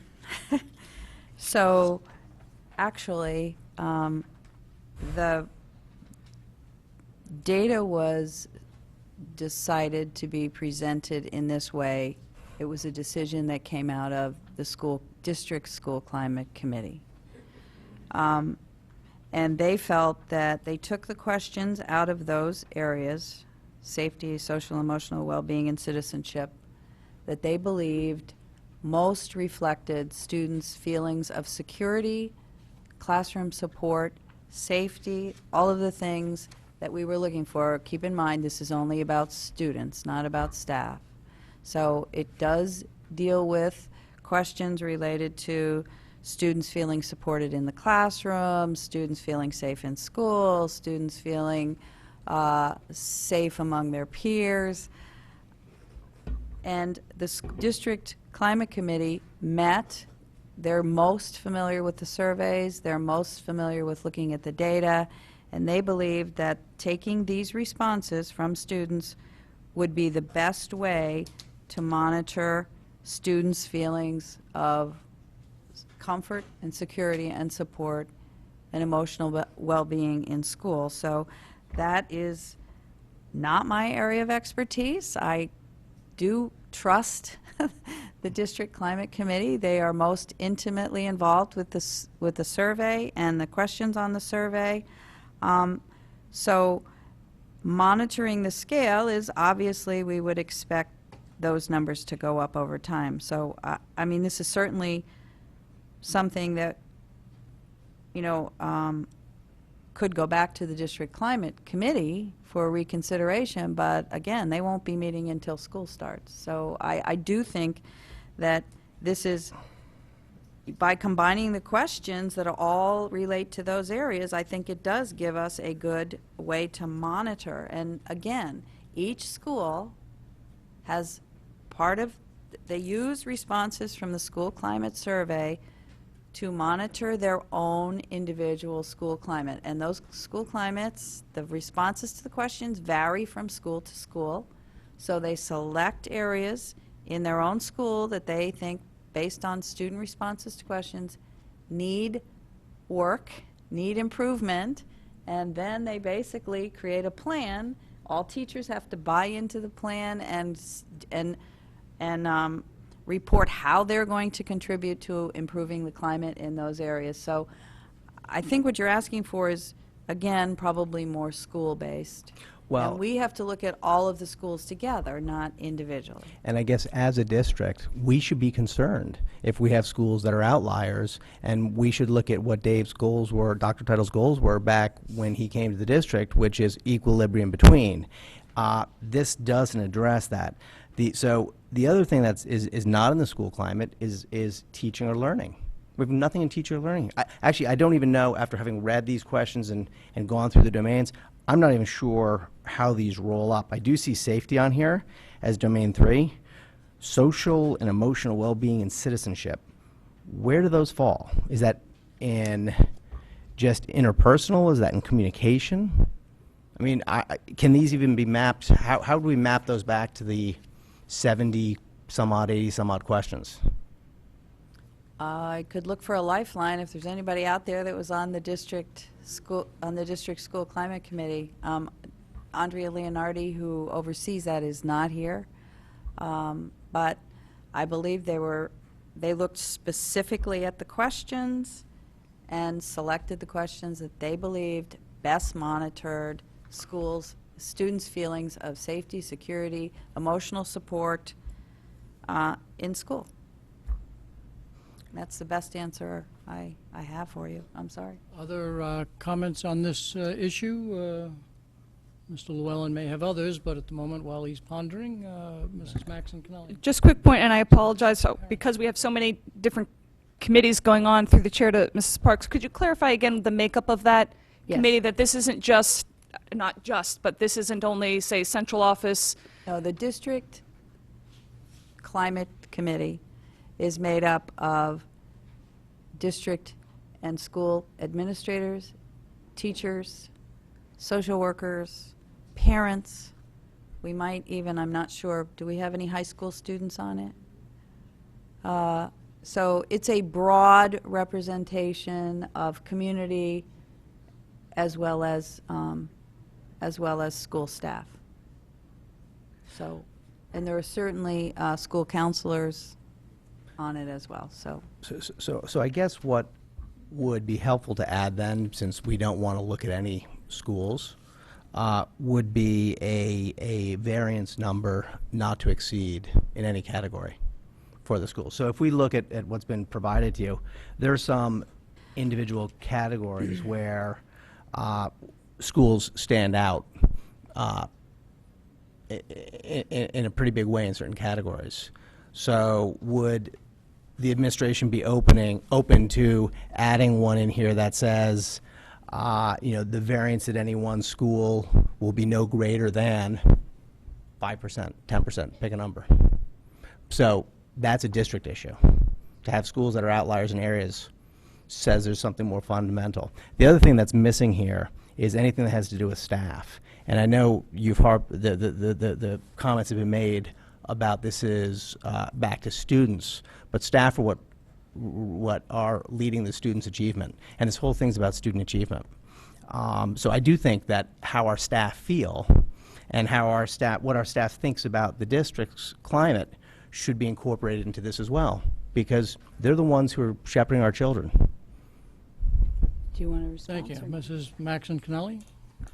To Mr. Llewellyn's second point, while I wouldn't be in favor of, I consider that a very, very substantial change to what is here, I think it's something that could be very interesting to be looked at when we do the school climate survey again at this point, what would it be, about a year and a half, that I think that might make potentially for an interesting modification to a future version of the plan. I do find Mr. Llewellyn's first point interesting. I wish you had an actual number ready for that, because that idea that someone could not be so wild, no single school could be so wildly or any question off the mark of the goal. And then I don't know what would then be included in this, that this, somehow this gets red flagged, which I think is part of our October point anyway, so I don't quite get how you're operationalizing the idea, but I find that very interesting, that if there's a means of having a red flag, I think it would be part of this in that October review anyway, but it is an interesting idea, so that's where I don't quite see how it would work, although I think it's a very valid point. If I recall, the original school climate survey, and then the second one, all of the results were presented by school, and individual schools looked at to say, are we out of sync with the rest of the scores of other schools, and that is what caused those individual schools to pick a particular climate issue to deal with, because of course they were out of variance. So I think that process happens naturally at the local school level. So. Has that been reported to the board at all? Have we seen results? Yes. We have, of what's going on at the individual school? No, we wouldn't see that until this September's new school improvement plans, correct? Because we got the result. I apologize. I can't remember when we got the plan. When did we get these most recent scores?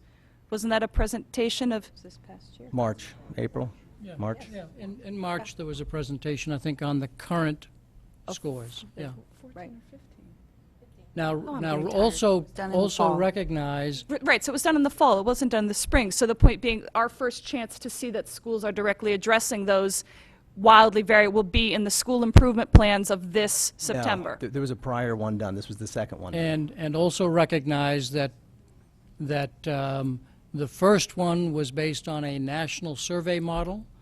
For various reasons, budgetary and whatnot, we decided that we would use an internal model the second year that then makes comparison from one year to the next a little bit more difficult. I think we were assuming that they're going to kind of implement that national model every second or third year and kind of go back and forth, and I think that is, again, a budget issue. And just so you, that is also something that we have to take into to consideration. clarify what you have here is you have a comparison between schools. So it normalizes for what you're talking about. This accounts for it. So I would suggest something around 5%. You can't have any group that's out in any one domain by on the downside by more than 5%. We've had discussion. I think I'd like to convert this to either finish the discussion or put it in the form of a formal motion so that we can then debate something very specific. They've got to work on getting in that direction. What's going to happen to any of these? Right? They've got to work on it. So, Mr. Llewellyn, while you're thinking Yeah, about I'm that, Mr. set. Fattabine, and then I'll come back to you if you wish to make a motion. Well, the only comment on this subject I will make is that I guess the confusion I'm having is what are you really measuring and what are you really trying to indicate and how you're improving? This is an average of students' responses about a variety of topics. So I'm commingling all these responses and getting an average, which tells me very little, and my average is going to improve, and that tells me that doesn't necessarily mean I'm improving, because any one of those could be falling out of line. They could all be the same. I can be doing terribly in one of them, but better in another, and my average is the same. So I don't really know what I'm really, that's my problem. I don't know what it measures, what the real benefit of, if it goes up or down. How can I say I met my target and I'm improving when all the kids can say, yeah, I feel safe, but I'm emotionally a wreck? You know, that doesn't help me in knowing where we're going in the district and whether we're improving or not improving. And when you take an average of responses like agree or strongly disagree, strongly agree or strongly disagree, I can have a polarized school where everyone strongly agrees or everyone strongly disagrees, average out to a midpoint, and I don't have a good assessment as to where I really am in the school. Or I can have everyone just mediocre and saying we don't really care about school, we're just here, and it's average. And that doesn't tell me anything either. So in this situation, when you have these type of responses, taking an average in a commingled group, I'm not sure what it's going to tell me anything useful. That's my problem with it. So I don't even know if I'm improving or not improving. That's my comment. So, I'm not Mr. Convertito, if you would, do you mind if Mr. Convertito please, makes go a ahead. final comment? Then I'll come back to you if you wish to make a motion. I might have a way to get us around this, and hopefully it may work. Through the chair to Mr. Llewellyn, if, under the measures column, we said to be reported by school, okay, that would give the board the report, okay? Although the number may not move, we would be able to see the variance from year to year and know if we're actually making, progress in some areas and losing ground in other areas. And would you consider breaking it down by domain so we actually have insight? Sure, the report is the report. I don't have a problem with that. Because it then gives you those strands that you're looking at. So we may be going up in one area and going down in the other, but the average is staying the same. Well, and That's as to Mr. Fadabean's Correct. point. So as opposed to an average, you'll say percent favorable? Well, I would just think you'd have to report it by school and by domain. But let's say I've got a domain that has 20 questions, of which, if we go by domain, it's going to help negate that somewhat. Right. And I would ask, Mr. Convertito, if you mean, because it is broken down in the school climate report by domain and by school, and the question, I think, is whether you take these two data points and make them 17 schools times 5 domains. and No, make- what I'm and trying to do put it is. in this page. Is that when it's reported to us, Yeah. okay, that the average may go up 0.1, but that doesn't tell us if kids at Ward feel any better about their school than the kids at Ludlow, okay? Or, so I'm trying to figure out a way in which, averages are averages, and when you got 10,000 students in a school, it's very difficult to move an average, okay? So it seems to be a meaningless number to me. It is meaningless, because it takes the highs and the lows. But that breakdown is included in the full school climate survey. I mean, it's not that we don't have the information. But It's a document it goes what in. the average ignores, okay, again, to Mr. Fadabean's point, is that kids may no longer feel safe in the school, okay, but they're happy, okay? So you could have one indicator go way up and one go down, and your average stay the same. So we don't know if we're making progress overall. Okay, so So I'd like to make a motion. let me have the motion made, Mrs. Maxon Kennelly, so that we can get it on the table. One first thing first. But First, my motion is to suspend the rules. And you have to suspend the rules today, given the importance of this. Only 15 minutes, right? only 6 members of the board determine what we have to do. ahead, Phil, give It does 15 take 6 votes. Mr. Llewellyn has put a motion on the table to suspend the rules, which means an unlimited time frame. Is there a second to that motion? Ms. Carnell, any conversation on to suspend the rules? Mr. Convertito. If we do not put a time frame on to suspend the rules and we go past 11:30, I don't believe we can start the other special meeting, which is what I think most of the people are sitting in the room for. Okay, so can I ask if Mr. Convertito's comment is correct? Are you here because of the long-range plan or because of the redistricting? If you're here for the redistricting, could you raise your hand so I have a sense of how many are here for that particular discussion? I have 2 or 3. I have 2 or 3. Okay. Any other comments on suspending the rules? No further comment? Does What? the board want to go to the other special meeting is the question. Can we table this discussion, go to the special meeting and come back? I don't think we can because of how it's noticed. Can we? I don't know, that's what I'm asking. We make the rules. Well, no, you can table it if you're not then going to adjourn. I think we have to actually adjourn it. So the motion is on the table to suspend the rules, so let's deal with that motion. If there are 6 votes, then that's what we will do, and this meeting will carry forward until such time. All in favor of suspending the rules, which allows the meeting to continue without time limit, please raise your hand. Mrs. Lou McCormick, Ms. Carnell, Mr. Llewellyn. Opposed? Mr. Patton, Mrs. Gerber, Mr. Dwyer, Mr. Confortito, Mr. Fattabine, Mrs. Maxon Connelly.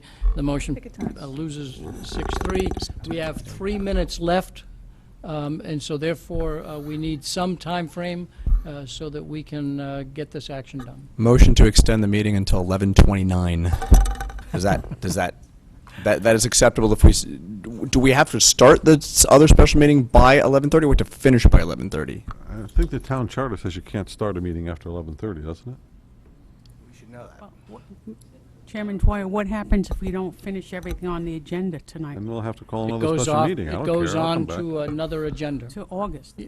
or a special meeting before that time. So can we, if we start another meeting hypothetically at 11:25, can we then vote to extend that meeting? If we do that before 11:30? I am not the... Is there a parliamentarian? I am not the parliamentarian in for the the room. town charter, and so therefore I am not aware of a rule in the town charter that says you cannot start a meeting after a certain time. There may be a rule within the RTM, but that would not be germane to the Board of Ed.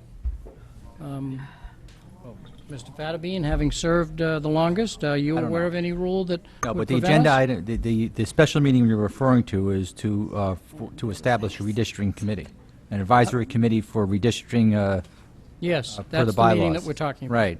So the question arises, is that essentially be done tonight, or can it be done at another meeting? There's nothing critical about having that particular This is too committee important formed to tonight. jam into 25 minutes. Okay, That's my so- question. So a motion to 11:29 is on the table. Is there a second for that motion? Mr. Convertito, any further conversation on the motion to 11:29? I just want to know, if we do that, will we be starting another meeting at 11:20? Only if the board wishes to do so, because we do have to actually start the meeting, and if 5 members of this board do not wish to continue, then we will postpone that subject. It forecloses all discussion on this, though. 11:29, It forecloses all further discussion on this after 20 minutes. after 29 minutes, yes. So- Any other comments on the motion? Mr. Patton? As the maker of this, I don't necessarily want to close the discussion on the district improvement plan, so the board basically has to say, priority-wise, do we want to have more discussion on the district improvement plan, or do we want to have, or do we want to get the redistricting committee started tonight? Let's stay with the district improvement plan. That's one of our goals. So let's stay with that. And if the districting plan has to come up at another meeting, it'll come up at another meeting. Fair enough. So are you still with 11:29, or do you want to go for longer? Okay. That's already been seconded, so now I'll stay. Then the motion is to extend the meeting to 11:29, and I'm going to use the clock over there. All in favor, say aye. Raise your hand. Mr. Patton? Mr. Dwyer, the motion, are there no votes from the rest of you? Mrs., all against, please raise your hand.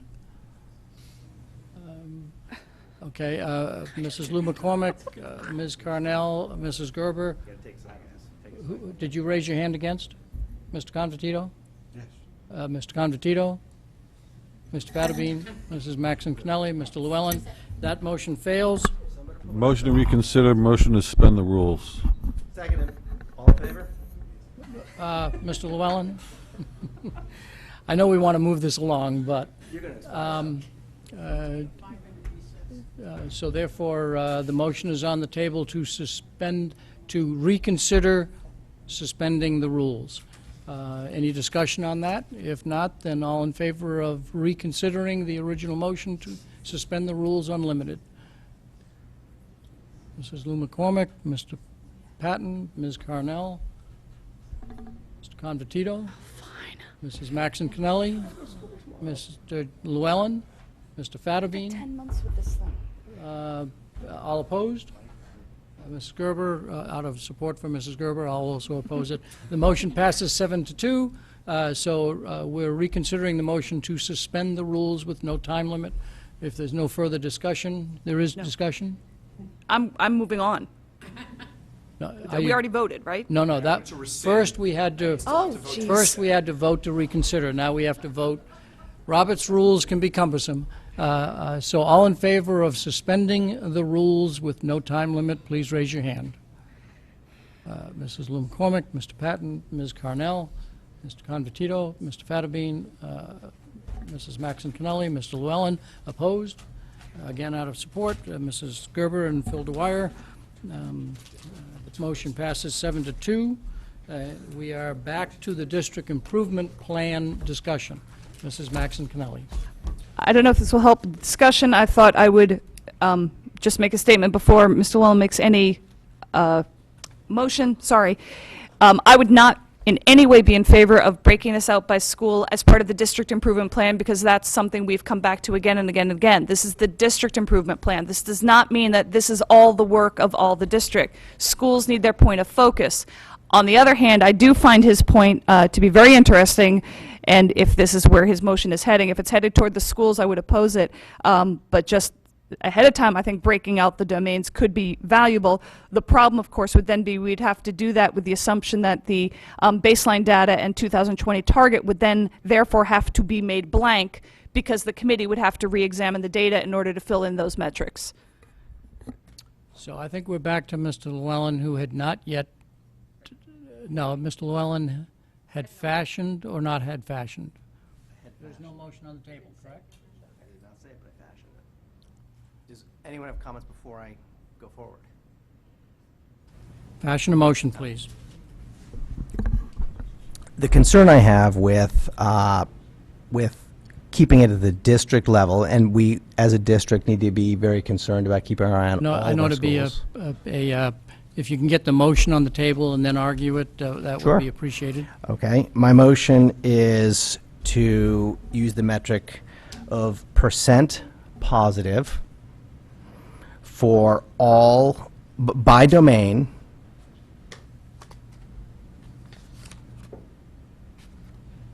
by school. And so that's my motion. And I'll explain what that means, and then we can clarify the Have a language. second. Mrs. Lou McCormick, you wish to argue the motion? Yes. So the reason it's important by school is, and first of all, I'll do percent positive versus a numeric scale here. Percent positive is going to give us a better indication. So positive will be defined as those who agree or strongly agree to those questions that are going to be answered in the affirmative versus not on those questions that are going to be in the negative. The nice part about doing a percent positive is the fact that it allows you to see the movement and it doesn't get as compressed in. The problem with doing it on a district-only level is that you are unable to see schools will counterbalance. So you can have one school that is just has the best communication, and you can have another school that has the worst communication, and you have no change at all. So it actually obfuscates the ability to see communication. Again, staying with the process of the maker, the seconder, Mrs. Parks, and then I'll go to Mr. Convertito. So, you've spoken, right? Yes. And you seconded it, so Mrs. Lou McCormick, any comments that you want to make on the motion?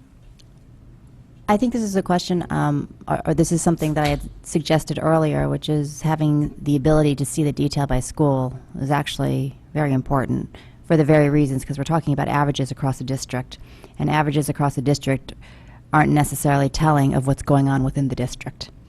Because as we've mentioned several times now, you can have highs and you can have lows, and it all appears to be the same average, but actually very, very different things are happening in different places. And again, that transparency should be made available to the board, it should be made available to the public, and it should be easy to look at it and analyze it. And since it's probably available anyways, it's just a matter of automating it, and maybe it's a little extra paperwork.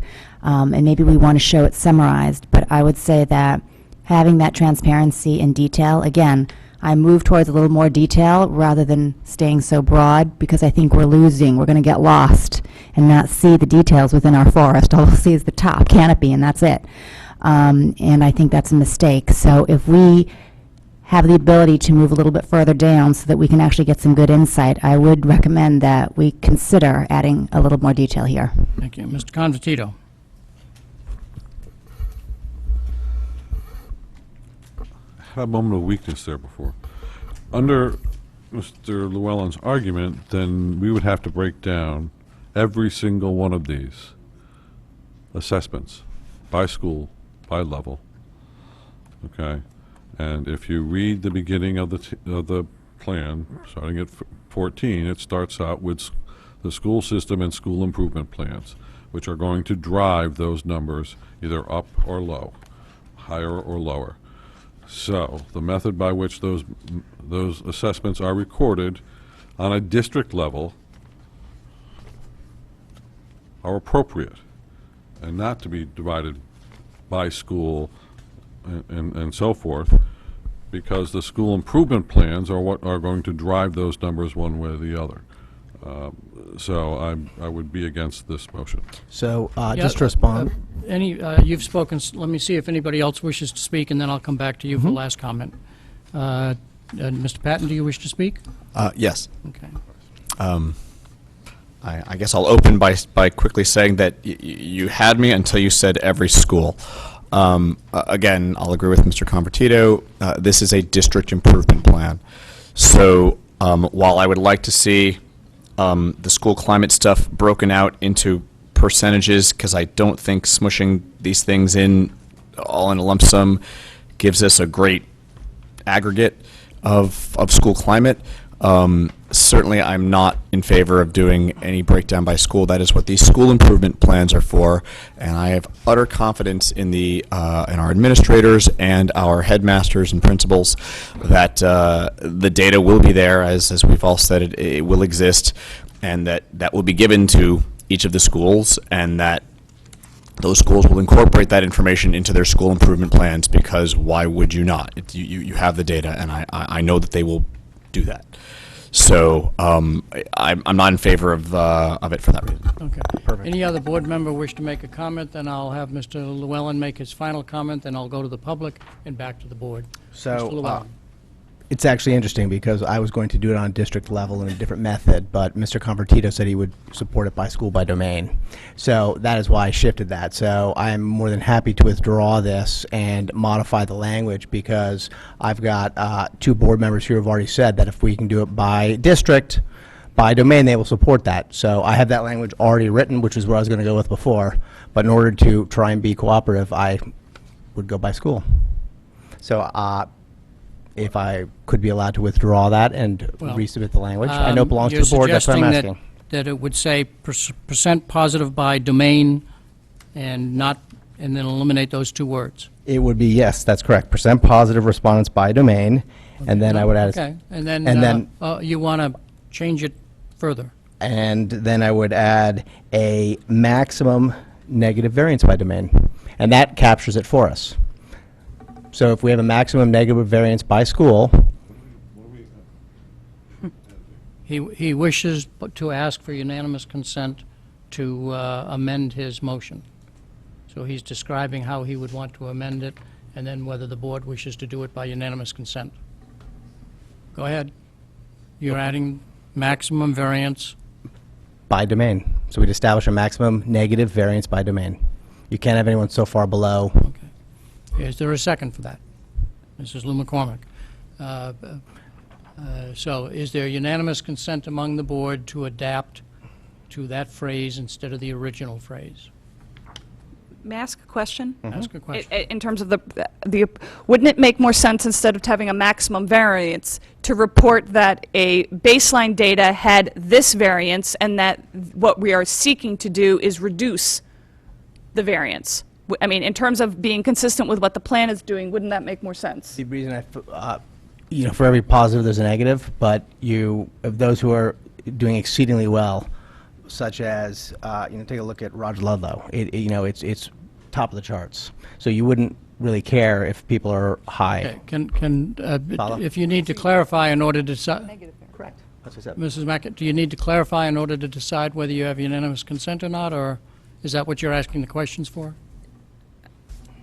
I'm asking questions because I don't think it makes sense to do it with the pattern this way, so that's why I was hoping he would change it further. That's why I was asking, but,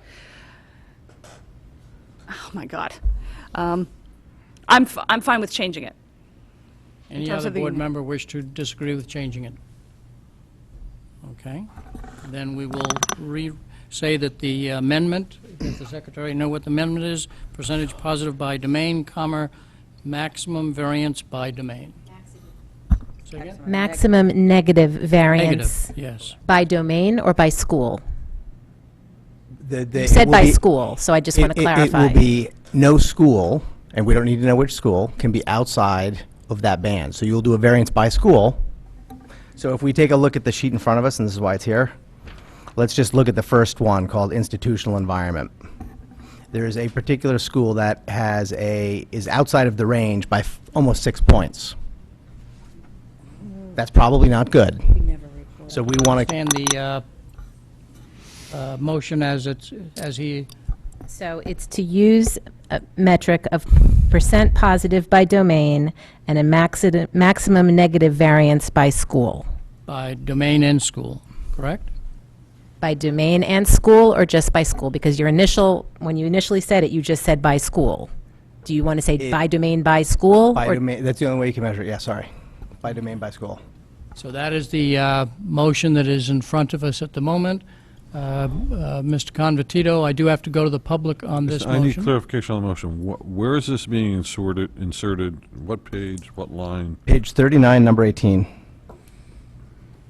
And Where are you inserting Mr. it? Dwyer, I may put the I'm kibosh on this substituting. quickly because this is changing so much that I don't think this is unanimous board consent because I'm not comfortable with the max variance aspect of it. If he wants to withdraw the motion, make a new one, that would be fine, but I think that's kind of, this is getting out of It a gets lot of us the hand. same place. Withdraw the motion unless there's unanimous consent. There was unanimous consent. He withdrew the motion. change the motion. Correct, And just he to change the changed it. motion. He withdrew the motion with unanimous consent. But I there was- changed it. Amended it. He amended. I it. amended And the way it's being amended to change it from the other one to the new one with the unanimous consent, I'm not comfortable with the With way the it's. clarification, you don't have unanimous consent. Mr. Correct. Patton, you can Okay. vote it down later. Let's at least have the discussion.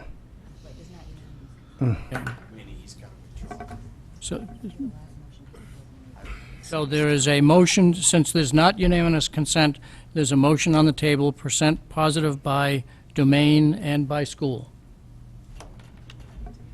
That's the motion that's on the table. Correct? Because there's not unanimous consent to withdraw it. I'm going to withdraw that. You're going to withdraw the entire thing? I'm withdrawing that, and then I'm going to come Okay. back with another Is there motion. unanimous I mean, consent to withdraw the entire it's motion? taking a two-step here. Is there unanimous consent to withdraw the entire motion? Fair enough. So, start again. Again. Well, that was productive, thank you. Do you have the language I said before? So, I'd like to make a motion to change the measurement under number 18, school climate safety. Survey, but yeah. Yep, sorry, school climate survey. The measure will be the percent positive responses by domain.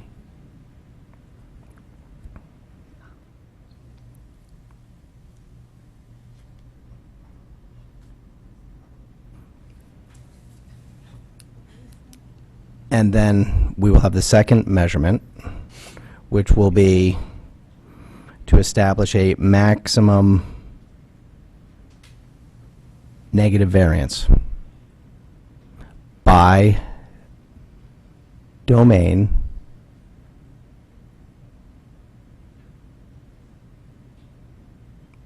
and it will as measured by school.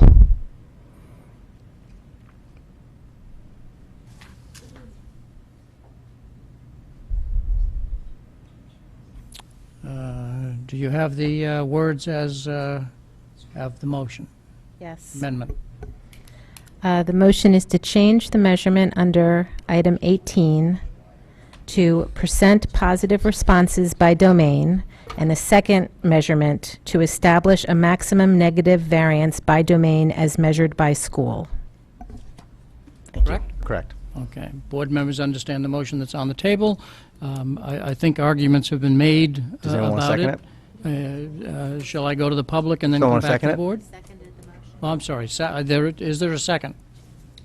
Ms. Carnell, do you wish to make any arguments, or shall we go to the public and then come I back just to the got one board? piece of clarification. When I say the negative variance, what that means is no one school can be any greater than 5% too low, or we can discuss that in a minute. Okay. Members of the public, in case you're confused as to what the motion is, please step forward and state your name and address. Hi, Doreen Herron, 53 Forest Avenue. I just think since Andrea Leonardi's not here, and since the late hour, that I don't know that we should be making these type of changes right now, especially since we're not going to administer the next survey for, I think, a year and a half. So since this is like a fluid document, I think these are questions that can be asked to her and the team to see if they think it's the best way to go about it. So while I still think those questions are valid, I think it's information you can still obtain without putting in this document right now. Thank you. Thank you. Any other members of the public wish to come forward? If not, back to the board. Any other comments on the amendment? I don't know who came first, but Mr. Fattabine, followed by Mrs. Maxon Connelly. I can understand the benefit of a percent positive by domain, and tracking that so that you have your baseline, which is an arbitrary number, 75% are positive, and you have a target of 80% being positive. I can understand that, and that may be desirable to do. So you have some indication that the positive climate in the school district is increasing, and that's valuable information. So I understand that by domain. I'm not quite sure I understand the negative variance aspect by school. I can understand that as a district, what you may want to measure is that no one school deviates from a certain, well, that'd be the deviation in general. I'm not sure what the negative deviation is, but no school is going to have a deviation greater than a certain percent, or that's your target. We want all schools to be within 5%. So we start out at maybe 10% deviation between schools, and we end up at a target of 5%. Between schools. But that's, I'm a little more leery of the deviation aspect, and it depends how that's calculated and how you determine that. So it's, I agree, it's hard to do at the table, and that's my concern. Okay, Mrs. Maxon Connelly. And I apologize for my ignorance of the rules. Can this be divided? Let's divide it. Can we divide the motion? Any motion can be divided. Well, I'd like to make a motion to divide the motion. Second it. Make your argument for dividing motion. I'm in favor of the first, I'm not in favor of the second. That's my argument. I already made the other argument earlier. Mr. Llewellyn, you have a comment? I would be happy to divide it. Any discussion on the board? It's a voting item out to the public. Any member of the public wish to make a comment on dividing the motion? Back to the board. All in favor of dividing the question, please raise your hand. Mrs. Lou McCormick, Mr. Patton, Ms. Carnell, Mr. Convertito, Mr. Fattabine, Mrs. Maxon Connelly, Mr. Llewellyn, all opposed? Mrs. Gerber, Mr. Dwyer, the motion passes 2-7. So we have... 7-2. Right? 7-2. 7-2, yeah, I'm sorry. 7-2. So we have two motions. We'll act on the first one first, which is the first item metric, which is percentage positive responses by domain, correct? Mr. Llewellyn, correct? That's correct. Okay, Mr. Convertito. Just to make sure our housekeeping is in order, I propose a friendly amendment that page 2018.1 be changed to the same language. Page 20? 18. 18. Thank you. Yeah, that's where they're described. Makes sense. Can you repeat that, please? And so the Page 39 has the assessments and the measures. Page 20 has the performance indicators and the data measures. So 18, school climate survey, grades 3 to 12, climate. 18.1 would have to be changed to percentage of positive responses by domain, because that's the data measure, just to make the document consistent. And so the amendment would kind of say percentage positive responses by domain and conform the description on page 20 accordingly. Fair enough? Okay. Is that unanimous consent to do it that way? Understand? Does the secretary have the unanimous consent? Okay, so that motion. We changed it slightly, so back to the public. Anybody wish to comment on the slightly changed amendment? Any final comment that Mr. Llewellyn wishes to make, and then we'll vote on it? And so that there's clarity, I'll ask the secretary to read the first motion of the divided motion. Okay, it is to change the measurement under 18, page 39. Wait, I'm just wondering if I should add the language about page 20, or, all right, never mind, okay. Okay, to change the measurement under 18, page 39, to percent positive responses by domain to conform to the description on page 20, 18.1. Board members understand the motion? To conform, can you read the last And part? conform, I think. Thank you. And conform. Yeah, and conform. And to It's not conform. for one to conform to the other, but and conform. I think our staff know that they need to conform the document to any change. So I think that sends direction without being too specific. We don't want to put page 20 and page 39 in the same. I think the message is clear. Just a minor clarification, if I could. Please. Just to be certain what percent positive means, the numbers are from 1 to 4. That won't be My- used. I know, well, it's, the answers are given 1 to 4, whether you strongly disagree or strongly agree within a range. Down here is not what 2 and 3 are. I assume they're more neutral. The extremes are 1 and the extremes are 4. So a positive response means I assume it means that you agree, either strongly or by some degree.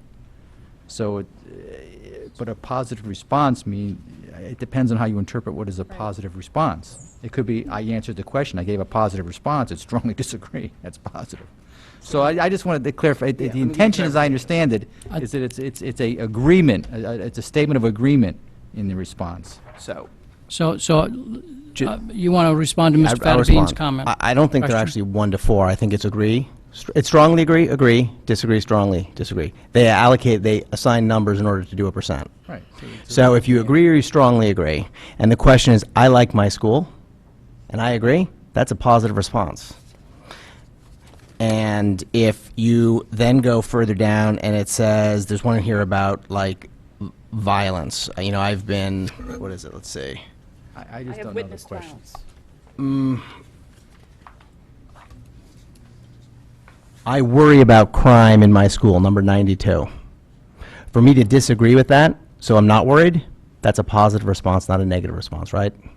I disagree with it because worrying about crime is a bad thing.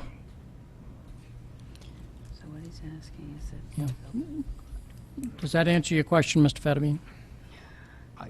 Not necessarily. I Okay, don't know so how they're scored. They're scored if numerically, I may aren't make they? a comment, and then Mrs. Maxon Kennelly wishes to make a comment. I think one of the difficulties,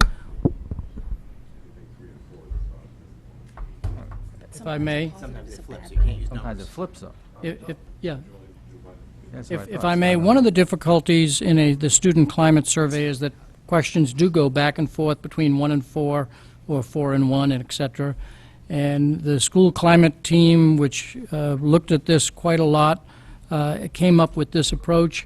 I have no doubt in my mind, the reason I'm not going to vote for this is that I have no doubt in my mind that trying to create a phrase that could be clearly understood, that the school climate team will have to institute, that whatever we pass tonight that is a change, my guess is it's going to come back to us asking for clarification. So I would more subscribe to the keep it the way it is and let the climate team, when the next survey comes out, show us the variance, because it will be in the school reports, and so keep it the way it is. Mrs. Maxon Connelly, you wish to make a comment? Okay. I guess Mr. Fattabine has brought up the point, and now I feel like I can't vote for this. I want this broken out by domain, and that's all I wanted. That's what I thought as being a value. I did see a value in seeing these as 3 separate entities, as points to measure by the district. But Mr. Fattabine is absolutely right. Some of the questions, the last thing you want is a positive response, and I had forgotten that. And so now I find that I can't support this, although I support the idea that this needs to be broken out by domain. But it can't be by percent. You know, I have witnessed violence. I have witnessed social media bullying. Agree. That would be a bad thing. But that's not And so- positive. Mr. Llewellyn, let it's Mrs. a Maxon Connelly positive finish. statement, and that's where I'm understanding Mr. Fattabine's point. So you're not talking about a positive response. You You're talk talking about favorable and unfavorable. How's that? It's, look, Mr. Llewellyn, if you could address the whole board so that people will... it's favorable versus unfavorable. I've witnessed bullying. Yes. Is that a good thing or a bad thing? It's not that hard to, when you actually look at the questions at a reasonable hour, it's not that hard. I sent all of you an email with them highlighted. Right. So it's there in red and green So and black. can I suggest that Mrs. Parks wishes to make a comment, and then if there's anybody else that wishes to make a comment, and then we go to vote on this? Look at this. I have a hand up. Mrs. Parks, do you wish to make a comment? Yes, I do. Sorry, I was looking for something. I understand, I believe I completely understand your concerns. However, I was not a member of the group that made these decisions, and I don't believe there's anyone here who can speak to that. So you have all expressed different opinions about how would that strongly agree, be counted as a positive, would be counted as a negative. I believe that the School Climate Committee picked questions from those domains that they thought would be most clear about student safety and feeling supported in the schools, where a 4 would, I don't know the answer.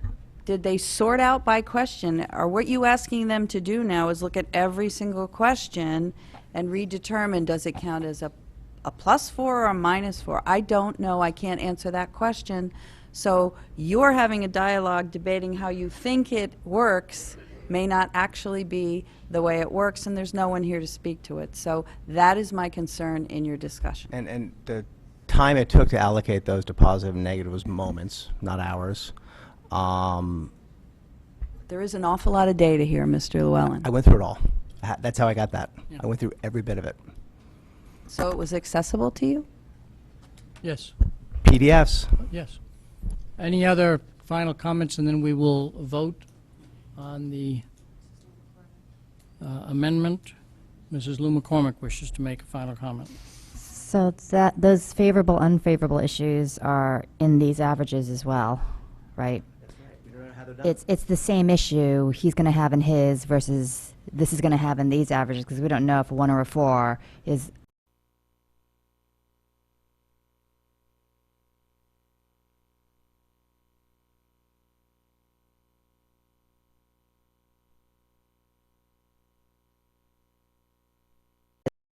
and they figure it out, because they're going to have to figure it out whether they do it this way or that way.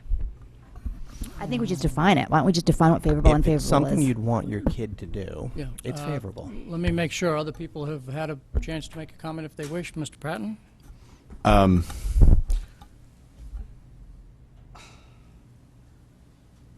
don't know where I'm going with this. I'm going to ask if Mr. Llewellyn is willing to, as Ms. Kennelly mentioned, take a friendly amendment to this first part and say, in the change, just break it out by domain and not specify percentages or how it's done. And I will leave that to Ms. Leonardi and the administration to figure out the best way of creating that data point. Mr. Convertito. With all due respect, Ms. Leonardi has already done that. It's in front of you.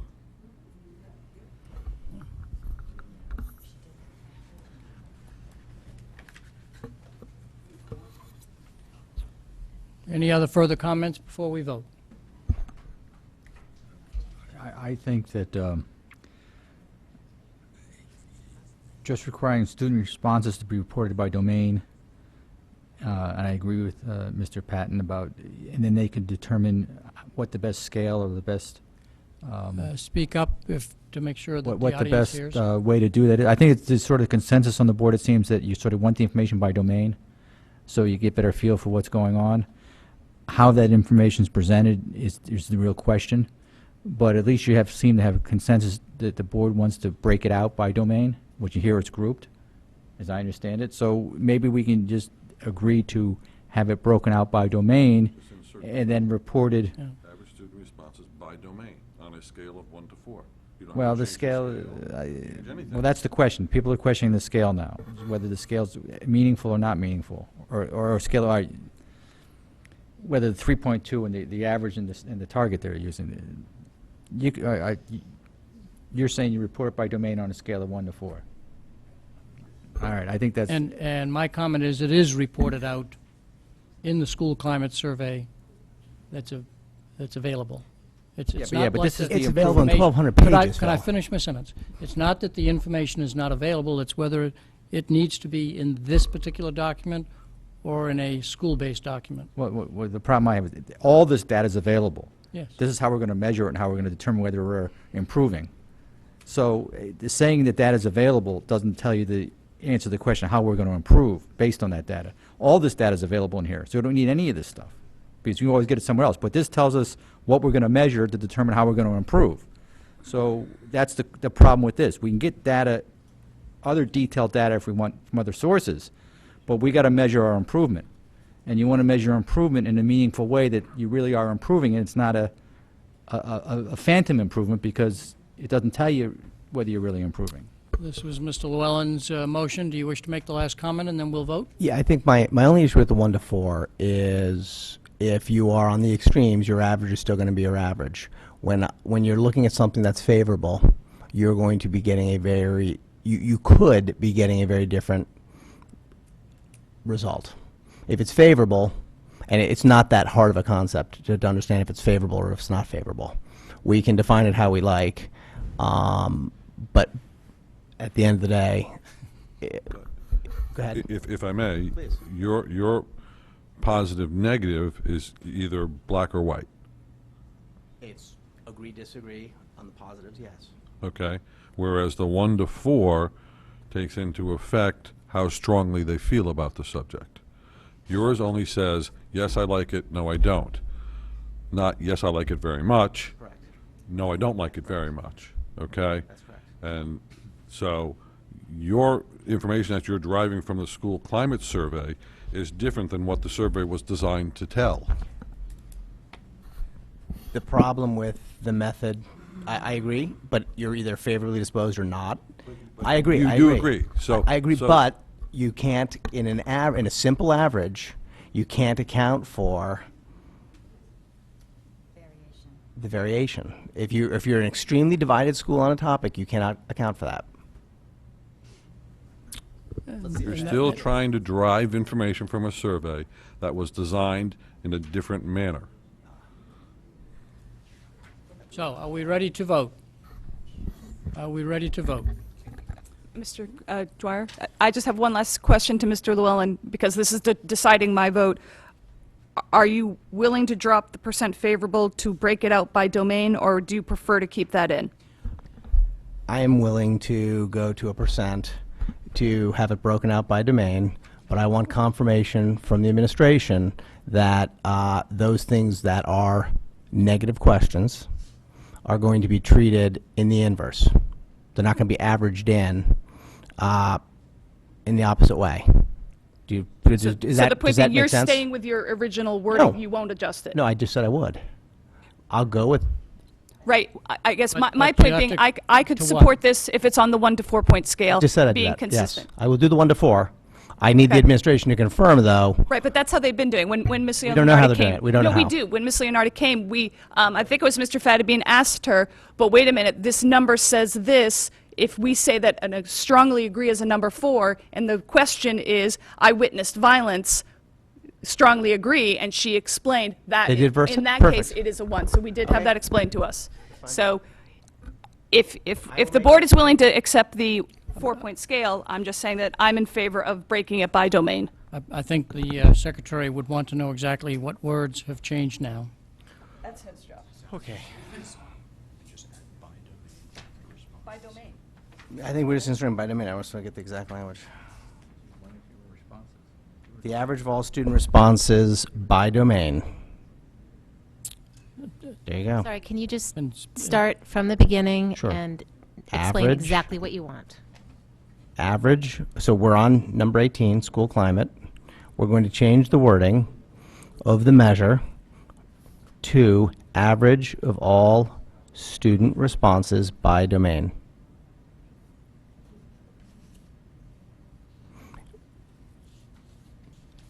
That will result in, so you don't, this is, No, before you describe it, that's the end of the sentence, right? correct. Average of all student responses by domain. That is your full motion, or is that just the change? I'm just trying to make sure I have. That is the first one, correct? That will be, and that will result in the striking of the language there about safety, social, emotional well-being, and citizen community. It'll be replaced with the other. Does that make sense? I know it's late, sorry. The seconder of the motion, do you understand the change that is made and you approve it? Is there unanimous consent to change it this way? Again. Huh? No. So there's not unanimous consent, so therefore we are at percent positive responses by domain and the conformance language. Are we ready to vote? Okay. Want to read it so that there's clarity from the board as they vote? The motion is to change the measurement under 18, page 39, to percent positive responses by domain, and to conform to the description on page 20, 18.1. And conform the description on, No, sorry, it's average of all No, no. student responses by domain. that was not accepted, Oh, so. my mistake. Yeah. My mistake, sorry. Okay. Board understand the motion that's in front of you, the first half of the divided motion. Then once we take action on that, we go to the second half of the divided question. Read it one more time, please. To change the measurement under 18, page 39, to percent positive responses by domain, and to conform to the description on page 20, 18.1.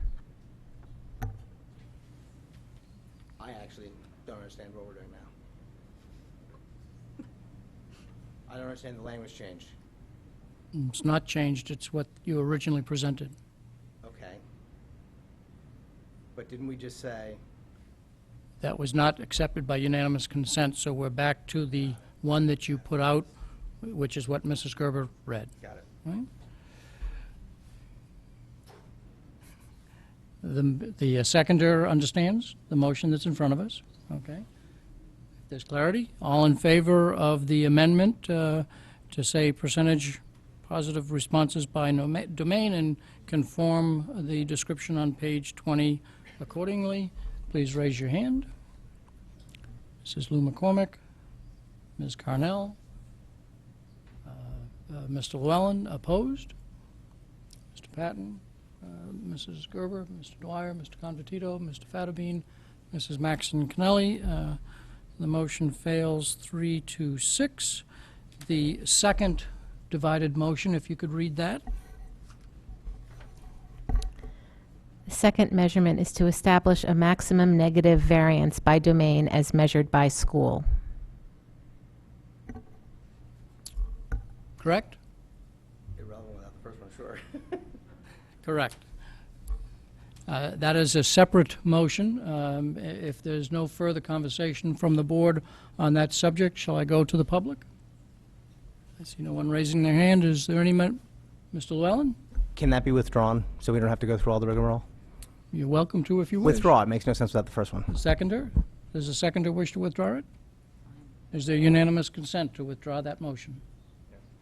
The answer is yes. There's unanimous consent. That motion goes away. We're back to the main motion that now. Any further comments that board members wish to make on the main motion? Mr. Convertito.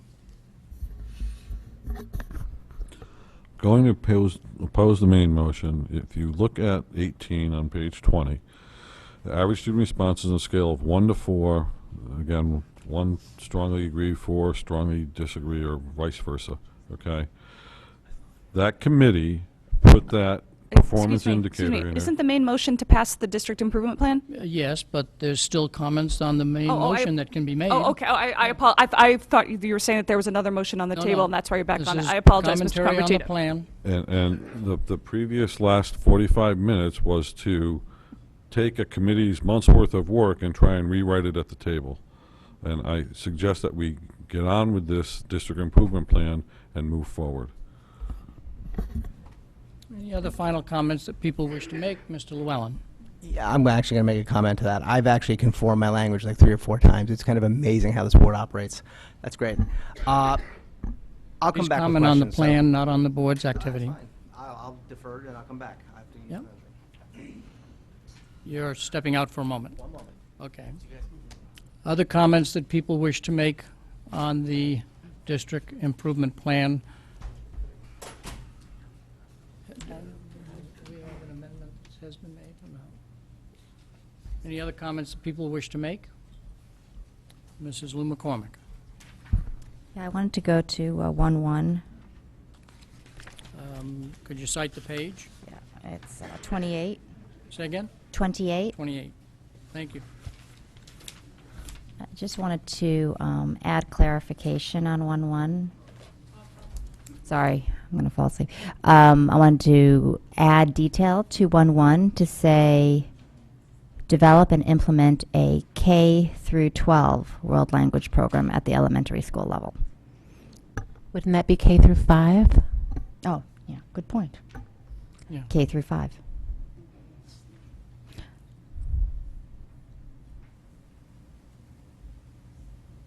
So that's really it.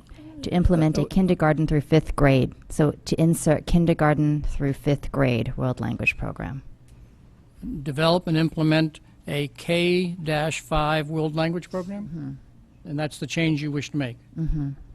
Is correct? Is there a second to that motion?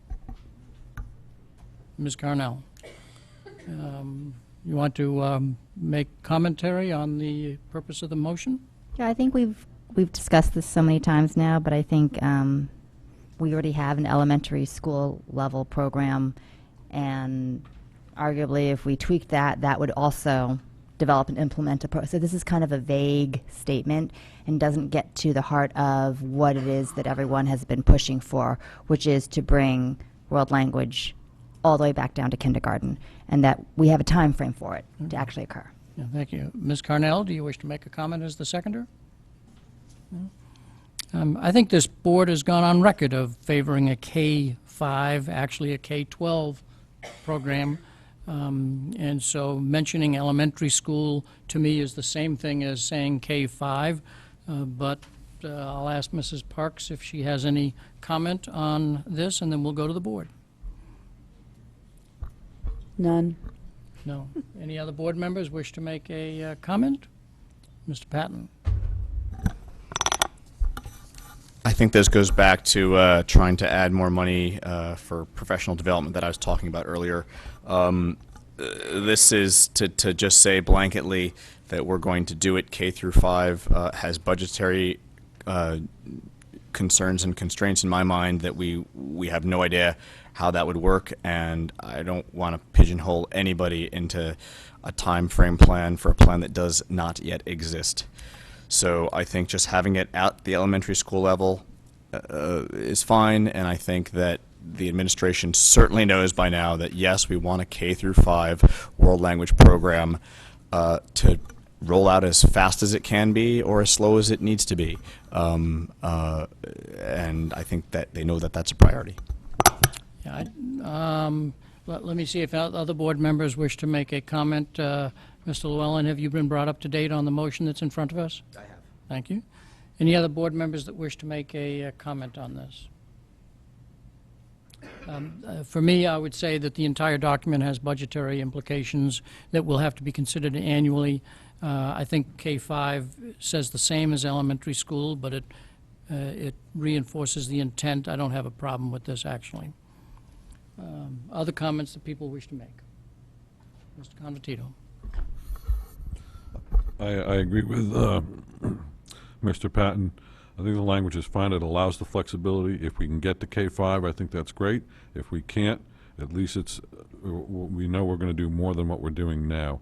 And I think, given the budget climate and so forth, that the language, the way it stands, allows us to go that far or not go that far, depending on what our resources are.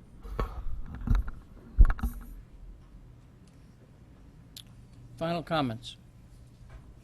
And then I'll go to the public. Nobody's raising their, do you want to make a final comment just before we vote, or do you wish to comment now and then I'll go to the public? Oh, you can go to the public. Okay. The amendment to the plan is a motion to add the words K-5 after develop and implement add K-5 World Language Program. For those of you who have it in front of you, you see what the rest of the sentence is. Any member of the public wish to comment on that change? Seeing nobody come forward, back to Mrs. Lou McCormick. I think this implies that there is a commitment and intent to bring it down to kindergarten, and as Mr. Dwyer pointed out, this whole thing has budgetary implications which have not been considered yet, which is a reason for reservation to approve it at this point, because we don't even know our prioritization or costs that's related to any of these items. So to single this one out to lack specificity because we're concerned about budget items, it just seems like that's superfluous. So I would suggest that we add it because it doesn't hurt, and if that's what our intent is anyways, why not say it? Thank you. If there are no further comments, we'll go to a vote. All in, everybody understand the motion that's in front of us to add K-5 to 1.1? All in favor, please raise your hands. Mrs. Lou McCormick, Ms. Carnell, Mrs. Gerber, Mr. Dwyer, Mr. Fattabine, Mr. Llewellyn, opposed. Mr. Patton, Mr. Convertito, Mrs. Maxon Kennelly. The motion passes 6-3. Are we ready to vote on the plan itself? No. Mr. Llewellyn. Given that we voted down the language related to percent, I'd actually like to go back to what we'd all agreed on at the table. So I'd like to amend number 18. Can we get to the page so that we... Page number 39. We've been there for 45 minutes. Here we go. I'd like to amend it to what we agreed. Average of all student responses by domain, strike about safety, social emotional well-being, and citizenship community service. Average of all student responses by domain. And I know that you said that we all agreed, but until we pass a motion. Right. So that wording will say average of all student responses by domain, and the rest of the language will be struck. Is that correct? Correct, and it will result in 5 data points, not 1. Is there a second to that? 5, yes, 10 total. Is there a second to that? Mrs. Lou McCormick. This has been a well-argued commentary, but Mr. Llewellyn, you've made the motion. Do you wish to make a comment? No, I don't think so. Mrs. Lou McCormick? No, it's fine. To Mrs. Parks? No. No? Any other member of the board wish to make a comment on that revision? Mr. Fattabine? I guess I'm confused with the average of all students. That's the same problem we had before in the averages. I would say just responses by domain is going to be measured. Average gets the same problem as what does that average mean? It doesn't, has no real benefit as a data point in my mind. That was the problem originally. I would just prefer to see responses by domain, and then you can figure out what scale is best in that to be a meaningful scale. Maybe each one 1 to 4, and how you I'm improve. good with that. Yeah. I'll accept that. Responses by domain? Except that it's multiple questions. Yeah, it says 1 to 4 scale. I would, there are other columns here, we don't have targets, and we don't have a baseline. I'd defer to the administration to put in a criteria baseline that's meaningful by response by domain that's going to be meaningful. Yeah, Averages may not be. And I think, while I understand Mr. Llewellyn's intent, I think trying to rewrite this measurement at the table is difficult, and I would still subscribe to keep the language the same and let the team take into consideration the discussion of the board and come back to us in the first year's renewal, just prior to implementing the new survey, and have a discussion with us. Other comments that people wish to make? No, I will. Then I'll go back to Mr. Llewellyn for the final word. Oh, Point of clarification? Yeah. Was it a friendly amendment to get rid of, was it a friendly amendment to get rid of average of all students, or what is the actual motion now? So you wish to make a friendlier amendment to remove the words "average of all students" and just say "responses by domain." By domain. That would be the phrase. Right, that's And it. Is Mr. Llewellyn comfortable with that change? Does the board wish to accept that change by unanimous consent? No, seeing no objection, the phrase will now, the description under measure for 18 will now read responses by domain, period. Correct? Any other comments that people wish to make before we vote? Yes, Mrs. I Gerber. just want to make this clear. So this is all responses by domain? I'm just trying to get a sense of what we're talking about here in terms of how many responses we're looking at. So we're saying all responses by domain. I mean, how many domains? There are 5 domains. Right. You always get all Many the... questions within each domain, but 5 domains. I guess it's my 4 question. student domains. 4 student domains. Or student and staff. Yeah, right now it would We're not include doing all staff, 5. But unless you based- wanna add that. Based on Mr. Llewellyn's motion, it would it'd be all 5.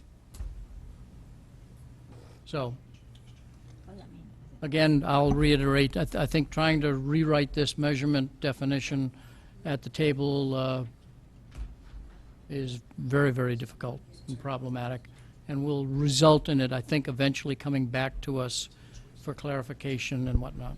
I'd rather come back for clarification than not come back at all. And I've asked for the information this way for, quite some time, since March.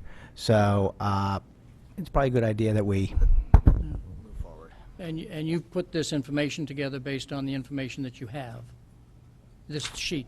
I put that together based on the information that was available on the website, Yeah, which right. would be each of the schools. That is available to the public. Any other comments that people wish to make, and then we'll vote? Yes. Just one clarification, when you say responses, what does that mean? Average? This is what Mrs. Gerber, I think, was... So this is the average of the responses on a scale of 1 to 4.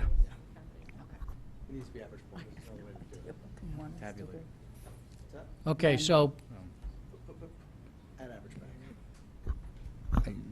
it's unanimous consent to say responses by domain is the sentence in there. Average responses by domain, because you need to have a Right, a exactly. That's modifier. what I You was do. asking. You're correct. Well, all right, I understand. Average responses by domain. Then I... Can the public help me out here? Have I gone to the public and asked if anybody wishes to make a comment on the 5th revision to this particular metric? Please step forward, state your name. I would just ask the board to consider that in the previous iteration of the school climate school climate survey that was implemented 3 years ago, which was provided to us by a national organization and provided us with incredible level of detail. The domains are very different, or defined differently, and in fact a different number. So just in your consideration, if the question were to come before the board again in the future about how the school climate survey will be implemented, and if we were to consider going back to a survey like that, as opposed to this one, which was done internally, and the domains were created by the school climate committee itself, how that might impact, the future in terms of the report on the indicators. Because, I will tell you, just in terms of the usefulness of the data, the original school climate report that we got was incredibly more informational and helpful to us than simply the percentages that we were provided out of the Infinite Campus report. Still useful and still important, and driving program and other things that we're doing, but we are still trying to answer more questions that were created out of the survey itself. So just wanted to throw that out for consideration. Any other member of the public wish to come forward on that motion? If not, okay, back to the board. Are we ready to vote? Mr. Convertito?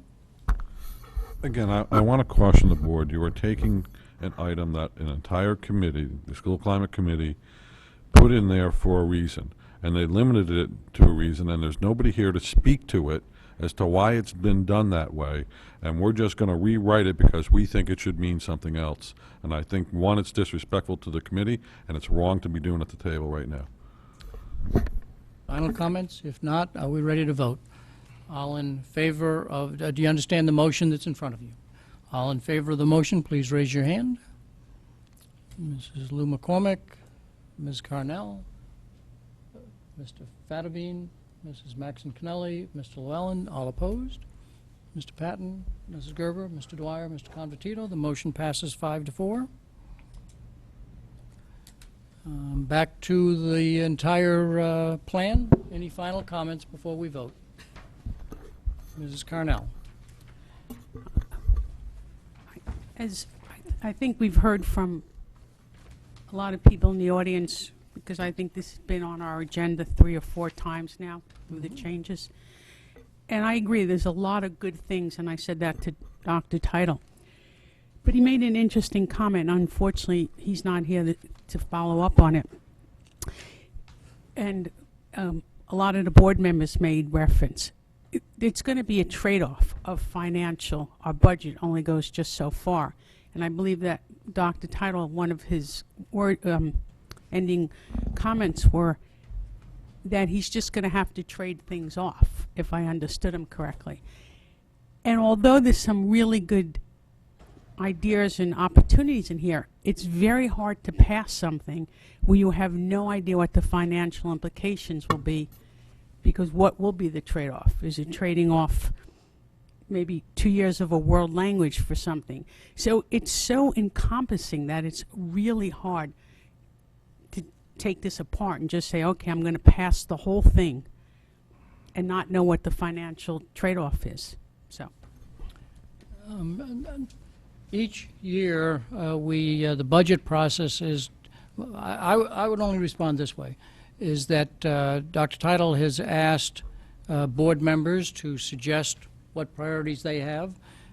He has talked about the process he'll use within staff to choose priorities. He's talked about some of the priorities that are already in his mind. Each November, we asked Dr. Title to bring forward to us his suggestions on what program improvements have budget impacts. In October, we asked the board, do they have any guidance that they want to give to Dr. Title in the development of that budget? Then in December, we deal with the health and pension, a very exciting topic. And then, of course, January, we go line by line. So this board, every year, will have an impact on which priorities get established, and if we think, and this board always has trade-off decisions to make, and then if the RTM does not go along with our thoughts, we then have to come back to the table and make other trade-off decisions. I don't think there's anything personally that will prevent us from having to make those trade-off decisions every year. So I'm comfortable passing the plan because I think it gives us guidance for the 5-year period, and we get to each year determine what those priorities should be. Mrs. Lou McCormick. I think to Ms. Cornell and Mr. Fadabean's point earlier, there are so many things in here that are very good, but there's also some questionable things in here. And I think it's a concern to pass something without understanding the prioritization of how these things will be implemented and how we plan to prioritize the spending of the budget. So it's possible that what's selected by certain staff may not necessarily match what the board's deliberations might end up being, and yet we would start implementing it immediately before it was even considered again by the board. That concerns me. I don't mind looking at this as a menu of potential opportunities that we're going to consider and approve that. However, I would then recommend that before implementation actually occurs, which I think you'd have to do anyways, that budgeted numbers be assigned and a prioritization and timeline be assigned specifically for the items within the budget, and that come before the board before actual implementation occurs. So I don't mind approving this for the content, but I don't know that we can, or that I feel comfortable, blanket saying, all right, everybody else figure out how we spend the money, and if some of the stuff gets left out, that's an afterthought versus a pre-contemplated discussion by the board as to what should be done and how we should be spending our money immediately. I believe this plan is going to be in front of us quite frequently. I don't think it's something that's going to be on the shelf and that we only look at it once a year. I think From my if we- understanding, he said Monday they would start implementing. So they'd be already be assigning. Monday, they start taking a look and deciding what the district initiatives and priorities will be. As you know, this board receives his suggested initiatives each September, and we have an opportunity at that time to say, no, I think you should take this one out and put another one in. And So so then- the process includes us, after the staff do their summer work, and they present it to us in September. So then can we have a formal motion that the recommended timeline, budgetary implications, and implementation priorities will be presented to the board, let's say in September, prior to implementation, August 28th. for approval? Then I think that would be fun. Then we can approve this, they can go forward and do the whole research thing. Then it comes again before us with the timeline, with the budget, with the cost. Yeah, okay, so. Prioritization. So I need to be clear as to whether you are making a motion and what the specific motion is. Then I would like to make a motion that the timeline, the budgetary implications for each item, so the timeline for each one, budgetary implication. Point of for each order, is item. this a motion to the main motion, or is this? This is a motion on top of the main motion. You wish And to then- add this like wording a to the main contingency, motion? yes. Well, the main motion's not on the table yet, is it? Yeah, Yes, the it main is. motion's on the table, Okay. that the Board of Education approve the district improvement plan dated July 9th, 2015, and I presume that you're putting a comma and then adding some With the words. proviso that the timeline for each item, the budgetary implication for each Slow- item. Slow down. Sorry. Timeline for each item. Mhm. The budgetary implication and the prioritization of implementation for each item be brought to the board for approval prior to implementation. For the next meeting.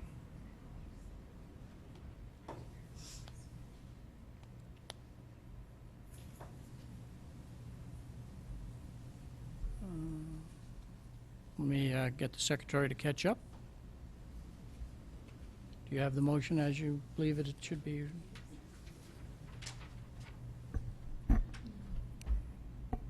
So this would be that the Board of Education approve the district improvement plan dated July 9th, 2015, with the proviso that to... Shall I restate that the timeline, budgetary implication? I think you said timeline for each item. Yeah, I can summarize With the for each item proviso at the that end the of all three of them, timeline maybe. for each item, the budgetary implications for each item, and the prioritization of implementation for each item should be brought to the board for approval. Is Can that I- a yes that she read Can I, it correctly? she did, but can I make a slight amendment to that instead of saying for each item? Until there's a second and it's stated it's in draft Seconded. form. No, you don't want to do that yet, Mr. Yeah. Llewellyn. Take that back. I'm amending it. This way she can fix I'm gonna, You want to I'm going to change the clarify wording, to what you're clarify the trying to make. wording, yes. So we're just going to say timeline, budgetary implication, and prioritization of each item. So we only say of each item once. Do you mean to say the prioritization or the prioritization of implementation? Yes, correct. Thank you for that correction. Prioritization of implementation. of each item. Okay. Let me clarify, get the thing out, then I'll get a second, and then... Yeah, so let's get clarification that we now have it as Mrs. Lou McCormick wishes it. That the Board of Education approve the district improvement plan dated July 9th, 2015, with the proviso that the timeline, the budgetary implication, and the prioritization of implementation of each item should be brought to the board for approval. Correct? Prior to implementation.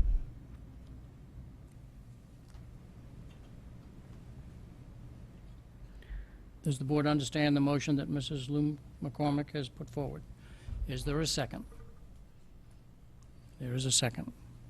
Mrs. Lou McCormick first, and then the seconder, and then we'll go to questions and clarification. Mrs. Lou McCormick, further commentary on your motion? Yeah, I think these three items were raised by several people in the public in different times and different talks, as well as stated by Dr. Teitel when he was discussing what would need to be done once this was approved. And I think that it does need to be done, and I think it would be a better process if the whole thing was brought to the board in its entirety, rather than kind of this partial plan, but not the implementation part of it and the budgetary issues and all of that contemplated as part of the package. So I think it is probably, it would be prudent for the board to consider the whole package in its entirety and go for one last approval to make sure that how everything is prioritized and understanding why it's prioritized, maybe because of the budgetary requirements, so that we can participate in the discussion of what's actually implemented over the next 5 years and how it's done. Mr. Llewellyn, you seconded it? I agree that, there are a lot of good things here, but it is kind of wide open. We sign off on this and then off it goes, and then there's really no feedback for the prioritization. So I agree. I think it would be great to come back to the board. I had hoped that we would be in a position where things would be laid out and mapped out. We don't know what can run concurrent with what cannot run at the same time, what needs to come first. There are a lot of open questions, but we've got the items that are here, so I think it would be good to give that final approval. Ms. Carnell, you had a clarification question? Yes, please. Through the chair to Ms. Lou McCormick, when you say each item, do you mean like 4-1, 4-2, 4-3? I'm just trying to understand what you mean by each item. Right, because the way it was positioned, and you can correct me, Ms., through the chair to Ms. Parks, is that the intention is for each item, all 63 items or what have you, are to be implemented in the next 5 years. Are they specific actions? What? Specific actions? Yeah, these specific actions. Specific actions is the proper term. Right. The specific actions are to be implemented in the next 5 years. So this is to put some sort of an organizational framework to it from a monetary perspective, from a timeline perspective, and a prioritization of what needs to or has to be done and why, so that everybody's on the same page as to why we're doing what we're doing and everybody understands what it is that we're doing. because right now, we're not sure, like how many of these things will be in the 5th year, some may fall off because we just can't get to. So what are we going to be sure to hit? Because we'll probably make sure that the first half of the items will be done at least, and then we get to the rest of them. Does that answer your question? Yes. Okay. Other comments from the board? Mr. And Goulet. I know there was the expression of concern before that the items, are going to be fluid, and I think that since we have a meeting, since there's going to be a presentation with feedback in 2 years, that that's an opportunity to shift things at that point. But we certainly, before we start, should know what we're going to be doing for the next 2.5 years. So I think that that conversation we had earlier is actually going to be very fruitful here, because it does give the board and the administration the opportunity to adjust. But certainly you would want to know where you're going next year before you start. Mrs. Maxon Connelly, I think you had your hand up. Yeah, I don't agree with this motion. I will not be supporting it. The district needs to get moving. First of all, as they begin the work of prioritizing, the work of implementation, whether it's planning professional learning, whether it's moving ahead with any component of this, we're saying you can't move until we give you yet another approval. If any component, I come back to, we had an obligation to support this plan. We were supposed to do all the research to support this plan. We were supposed to look into budget. We were supposed to meet with personnel if we needed to, if we had questions about this. Budget implications, how on earth, if something isn't reached until the 5th year, that would be such a useless budget estimate to be doing at this time. And at some point, there needs to be a modicum more of trust that we have good people who have worked tremendously hard. We have worked with them and listened to the public in putting together a plan. Let the professionals get to work and stop micromanaging. And this whole idea of we want the timeline for all 5 years, one of my favorite metrics in this whole plan is the high school schedule. I mean, excuse me, I like the high school schedule, is the high school post-high school survey. And if we find out, and we know that's being done the first year because we budgeted for it, there are no other budget implications in terms of we're not asking for any more money. It's just how does it get divvied up, and I trust the superintendent to do that. And if that high school survey should come back with information that our students were very poorly prepared in terms of writing, for example, well then I think that immediately puts the prioritization schedule on its head. And I don't want to start by setting something out there and then fixing it. Dr. Title already spoke to the priorities. Everything that he said I thought was compelling. There was a mix of new initiatives. There was a degree of continuation of what we were doing. I was satisfied with that. We are going to receive the district initiatives. He can hear our comments on it. But this is the time for the approval. Let the professionals get to work.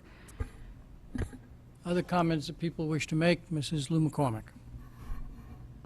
I think the point is we do want them to get to work. And Dr. Title said himself that he has to do all these items that I just listed. I made the list as he was speaking. He is going to do that list of items.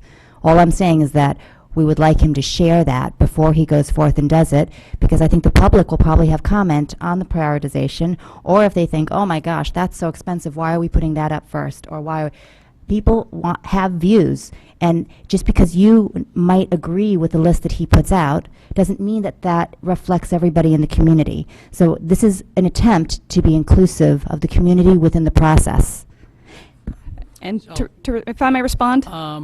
Let me first, is there anybody else that wishes to get in on this conversation? Do you mind if Mrs. Maxon Connelly goes first and then you second?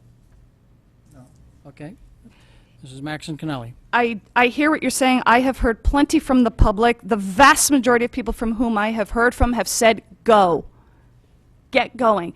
Let this thing hit the ground. Get moving. I don't want us I want to hear the priorities. We're going to get the district initiatives in the new school year. We're going to know where he's going, but let them go and do their job. And if at the end of that first year, with him receiving this is the direction, and of course we're very quickly going to be discussing the budget implications anyway, when he presents some overview in October, and then when we're grappling with this in January. So the budget will be on us soon enough. I don't want numbers that aren't, his whole idea of avoiding, I forget the phrase, I know his staff would know it, avoiding ghost numbers or whatever his phrase is for that. We know what we have coming up, but I don't want us approving. We're going to hear it in the district initiatives. We're going to see samples of school improvement plans. But for implementation to not start, it's just staggering to me. I want this district on the road to improvement. I see this as the path to get there. Let's approve it and let's let the professionals get to work. Thank you. Mr. Fattabine. I understand the 2 points of view. And it was my hope in a way when I tried to introduce some language about some annual review that some of this could have been those concerns as to whether or not we're implementing what we want to implement or we're implementing things we don't want to implement. When the superintendent gives a status report or shall make the presentation on the implementation status of the plan, my vision would be that this is what we're working on, this is where we're going, these are initiatives we're working on this year, and these are what he may, at that time, maybe even expected costs. It'll be in October. These are the ones for the immediate year, and then you sort of get consensus. Yeah, let's go in that direction. And then the following year, you say, all right, this is what we did the prior year. We accomplished all these things, and our next year now, the status is going to be we're going to go on in this direction. And if everyone's in a consensus and agreement, it moves forward. So that was sort of the intent of having the so-called annual review, so that we keep on track with what the consensus of the board is in the direction. The problem with this document, it's so omnibus that it covers every possible educational aspect you can have. So the question arises, how well do you do in each one is going to be a concern too. There may be, you don't want to give carte blanche to go off in different directions once you approve this document and say, well, you approved this, so I have carte blanche to go in that direction, and 95% of our budget is spent on this one item, and you say, no, we didn't want 95% of the budget spent on that one item. We wanted it to be spread out for the whole improvement. Well, you gave me the district improvement plan. This is an item. I'm accomplishing this. In other words, that's the problem here. It's so over-encompassing that you can pick any one item, or you can spend 95% of your budget on 3 items. That's a little exaggeration, but that's my problem. You got to manage it, and you got to make sure it's apportioned as the board chooses and wants to be apportioned, and go in a direction the board wants to go into overall. It's a problem, and I envision that problem. You're not going to get consensus on every single item. Could you agree that no superintendent has carte blanche because the board votes the budget? The board gets a recommended budget from the superintendent and has the potential to amend that budget. I'll agree with that. Yeah, thank you. Other comments on the motion that is in front of us, and then I'll go to the public. To reiterate the point about the prioritization being important, I circled what the targets were before Dr. Title left, as he went through them for us. One that was missing was resources. So under talent development, check your notes, let me know if I'm wrong, but 4.1, 4.2, where we're talking about the hiring of qualified teachers, I think we heard at the last meeting that we have a situation at Ludlow where we've got an AP physics class that had 8 different teachers in it. So that is going to be one of the highest priorities. So for example, I don't think I would want anything proceeding without teacher recruitment and retention being at the absolute top of that. But we don't know that. It wasn't in the list that was going down earlier. So that's why I think it's a great idea to have it come back. I think in fairness to Dr. Title, he went through some of them, but to suggest that his process won't allow for that to surface would, his was not a limiting list. It may. Yeah. I agree, but we've had that vacancy problem there for quite some time, and it hasn't been addressed. And certainly if, as he said, if 9 board members say this is important, it'll surface to the top. And so I do encourage you each to, I think at the moment, less than a majority of the board, substantially less than a majority of the board, have submitted their commentary on what they think the priorities would be. I would encourage board members to submit those priorities so that we can give guidance as to which ones are important.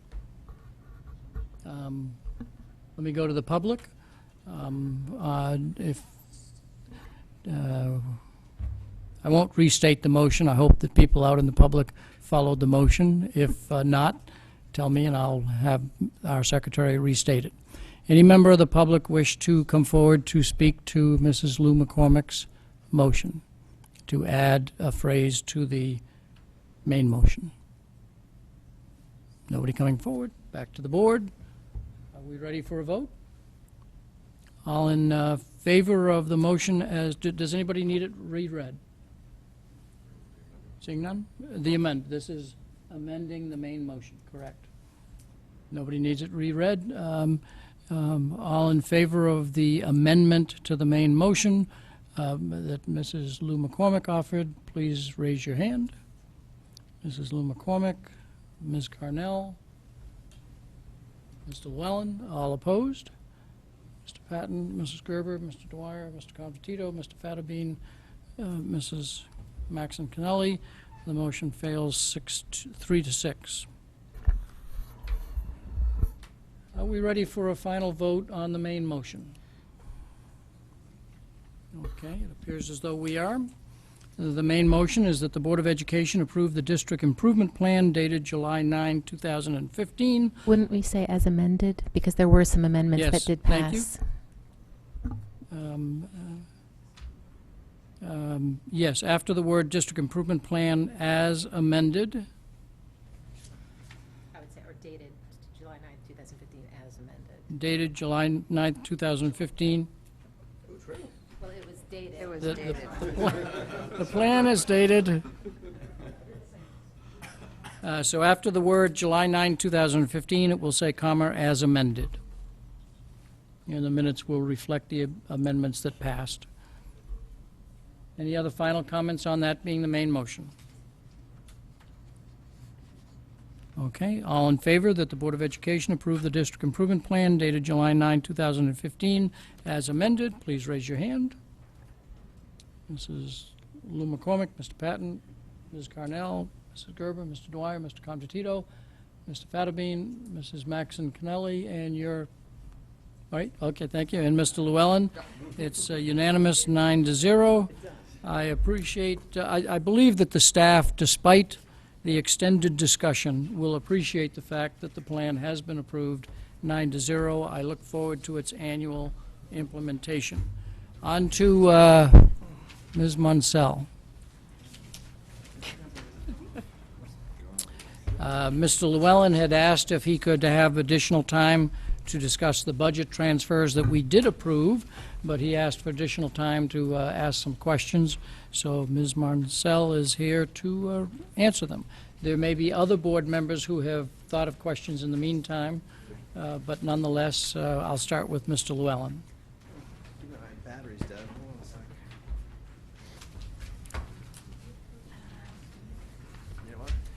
Yeah, to explain, the transfers were done at the end of the meeting. Mr. Llewellyn indicated that he had some other questions, but in deference to the time, he allowed the vote, and I indicated that we would put it on the next agenda so that he could ask his questions in public.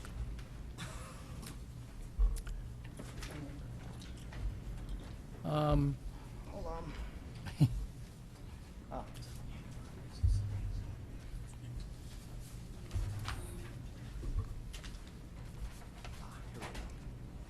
Now, you probably do not have it with you, but this was enclosure number 4, June 23rd, when it talked about the budget transfers.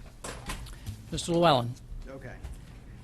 So I guess one of my primary questions here is, as we look at some of the transfers that occurred, I know we spoke briefly about them last time, in terms of the money being transferred out of salary for certified.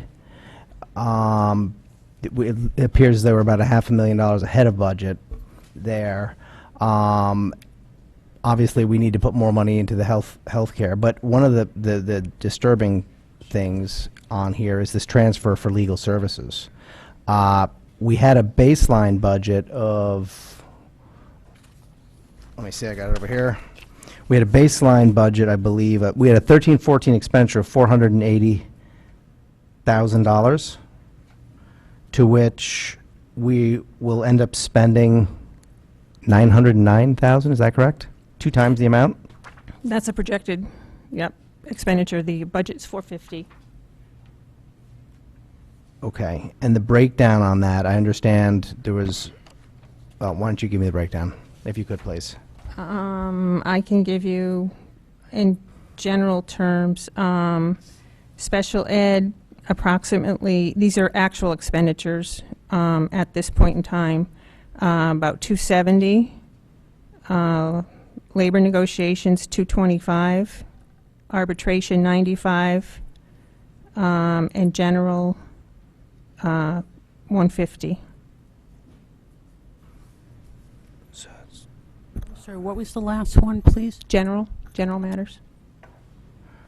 And so would you, if I mind, that doesn't add up to the 909 because these are actual expenditures? At that point in time, right. Would you assume, since the arbitration is over, but some labor negotiations are going on, that the balance of the money will end up kind of proportionally spent between special education, labor, and general, with arbitration not spending? We're done with that, Correct. right?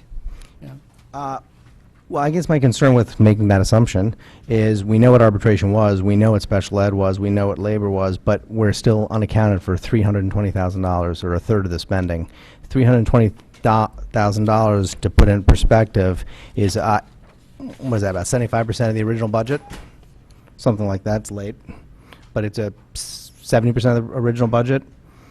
Do we have any more insight into how we're spending our legal fees? Because that's a high number. It's $1 million almost. And can if I can ask, these actual numbers are as of what month? Because bills come in and lag behind and all the rest. Well, this was as of the 6/18 financials, but I'm, in many cases, may not have even been paid on some of the invoices. Attorneys aren't really good at invoicing on a timely matter. Except for the two that are on the board. So does that mean that the number could be higher than 909? No, I think that's a good estimate. But the only point I was trying to make is that because bills lag behind, that... Right. I mean, we actually call them But and ask for an update on, the invoice hasn't been paid. There's not an actual expenditure on the books yet, but we're, hounding them for, what do you have so far? But these numbers are encumbered, correct? So you No. know this expenditure's Yes. there. So, yeah, okay. I guess the other question I have is, is it possible to get this, the transfer broken out with beginning and ending balances? In other words, what was the original budget? Because I can't get this to map back to, this doesn't easily map back to our budget book. So how do we know what, we have our projected year-end balances. How do these map back to here? I'm holding up the major classification summary object. Do these directly match back? Yes and no. On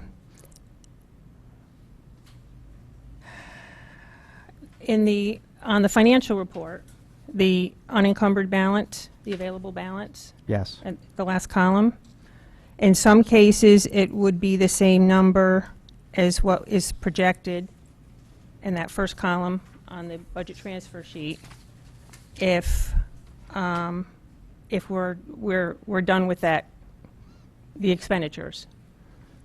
But if there's payments to be made that are not encumbered, it's not going to match. Or if there's encumbrances, but there's a combination of encumbrances and actual payments to be made, it's not going to match. Can you provide us the list of object codes? Because you've got the summary object and the major classification that go with each of these so that we can understand. Sure. Yep. Okay, that'd be Yep. great. Okay, it's too late to go any further. Thank you. Is Actually, that it? I did have one other question. Sorry. I understand from, and this is somewhat related to this. I understand from talking to some folks that at the end of the school year, money is transferred from, I'm trying to understand operationally how it works. Kids leave school with negative account balances in their, what do they call that thing? The you know, the little credit card they use at school? You're talking about in the food Pays. service. Yes, pays? PayPal, I think it's PayPal. Okay. Yeah. Their little charging system. And that at the end of the year, the kids who leave with negative, I've heard those schools have to reimburse the district out of school funds. True? Student activity funds. Okay, so money's transferred back. And then as kids return to school, they're not allowed to open their account till they pay off the prior year's deficit. Mm-hmm. Does that school activity fund receive, does this individual school, Holland Hill, so it had to pay out $100 because 5 kids had a negative balance at the end of the year.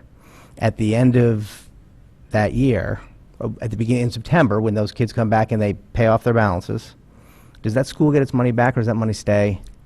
The individual schools handle it differently. Well, but it comes from central office because they give it to central office. What they pay the food service fund, Mhm. whatever the child whatever the child's negative balance was, it would be up to the school to determine if they get that money back from the parent or not. But if they get that money back, They it goes to where? get it. They The school being- activity It fund. depends on how they handle it, right? Okay. I'll see if I can get Now, in clarification. 'cause- some cases, they may not ask for it back because there may be a need. I think Mr. Llewellyn is asking, yes, there are always some students who don't pay it. Who But leave in those a- students who Right. do pay it, and the school collects the money in September, does the school deposit that to their school activity account, or do they do something else with it? Because it goes to PayPal's, which means it goes right to the food service, right? PayPal's, whatever you want. No. No. Their balance is no longer negative, so Right. they're zeroed out. Correct. And that So as far as the food service program is concerned, the food service program is fine. Right. But the school, the individual schools cut a check to right, central office. the to food whom? service To the program. food service fund in July, Mhm. this month. Mhm. Then when those balances get replenished, the school is out $1,000 to to the food service fund. The money gets replenished to the kids, so the food service fund comes back up, but the school doesn't. Does the school ever get the money back into the activity fund? And the answer is yes. That's up to the individual school to get the money from the parent. Okay. So, No, we're missing the so, because it is the school activity fund, I suspect, like everything else, 80% do it one way, and then there's a variation. And so perhaps Mrs. Munsell can ask Yeah. the principals for clarity on I'd that. heard for some schools that's a big number. Yeah. So. Okay. So Thank we'll you. get Mrs. Munsell will get clarity on when you collect money from the students, how do the schools handle that income? Oh, I Ms. guess Carnell. Thank you. I guess on the flip side, if kids graduate and there's money left in their account, what happens to that money? We refund it. They can request a refund. I'm sorry, I can't hear you. They request a refund, we give them a refund. The kids? If the parent. Well, the parent. But Or we can transfer it to another child's account. a sibling. Right. Because I know a lot of parents just don't even realize they can get it back or what's in the account. Mhm. So the money that's not claimed, what happens to that money? It just stays there. In the It's food in the account? food account, yeah. So they benefit, not the school district. Right. So doesn't the school want to go after that money? Why are we letting a food service have money? Am I explaining myself correctly? Well, I yeah, know you- we're all exhausted. Yeah, you're talking about two different things. If somebody had a positive balance and just left it there, Right. that doesn't really belong to the school because they didn't pay anything into it. Right, but it doesn't belong to the food service either. from what I belongs to the understand parent, is but if the parent doesn't ask for it back, it just sits there. in the food service. Mm-hmm. Because that, I heard, you know, a lot of times it'll add up. Parents forget, and, you know, every year there's money being left behind. So can't we collect that from the food service? The school district's going to be benefit from more than the food services. We're not talking about much money. Yeah. Every year, if kids leave money behind, it adds up. You have 10,000 students. This food service fund is still the district's money. So I would suggest that, Mr. Llewellyn, you follow up with Mrs. Munsell directly on that aspect of the question? The one I asked? You're going to And send me perhaps, info. No, I'm good with perhaps that. I understand clarified that. by I Ms. understand that. Okay, I just have my question. yeah, okay. Yeah, we're over by $500,000. Thank you. Okay, so we have no further questions on the transfers, which is what the item is that's on our, that we're addressing at the moment. And on the as a point of- Superintendent's report. Yeah, You have a question on transfers? well, I think it falls under transfers because it's one of these numbers here. Can we, excuse me, can we get a breakdown, and I've asked for this a few times, of all the legal fees for the last year? Because if I'm understanding this correctly, we're $500,000 over. I can't even read this. I would suggest that we wait until the year is finally closed. So in the fall, we can give you a breakdown.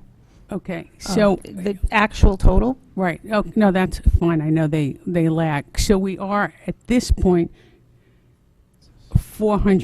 $459,000 over what we budgeted for, and it could potentially have more invoices coming in, more bills to pay legal. Where is that $459,000 coming from then? Does the money come from to pay it? Well, positive balances from this whole column. Right, but Your pluses and minuses. right, I did pass addition, but the point is, if I'm understanding it, that $459,000, if we weren't paying over legal bills, that money could be used for other things. Yes. Am I correct? Like books, things for the kids? correct. So, so what I'd like, you know, up to date then, I would really like a full breakdown of all the legal fees, because I don't understand how we under budgeted $500,000 of legal fees. And you're saying, unfortunately, there may even be more behind that. I think Ms. Munsell's earlier answer is that the 459 overage is because she is projecting 909,000 in total, and that she is 910. 910, and that she's fairly confident that that projection is accurate. So it may be slightly more than the 459, but you're not anticipating No. that it is substantially more than the No. 459. Okay, but I'm not sure what the 909 has to do with it. If I'm reading this correctly, we still have under budgeted $459,000 for legal, or we spent an extra $459,000 for.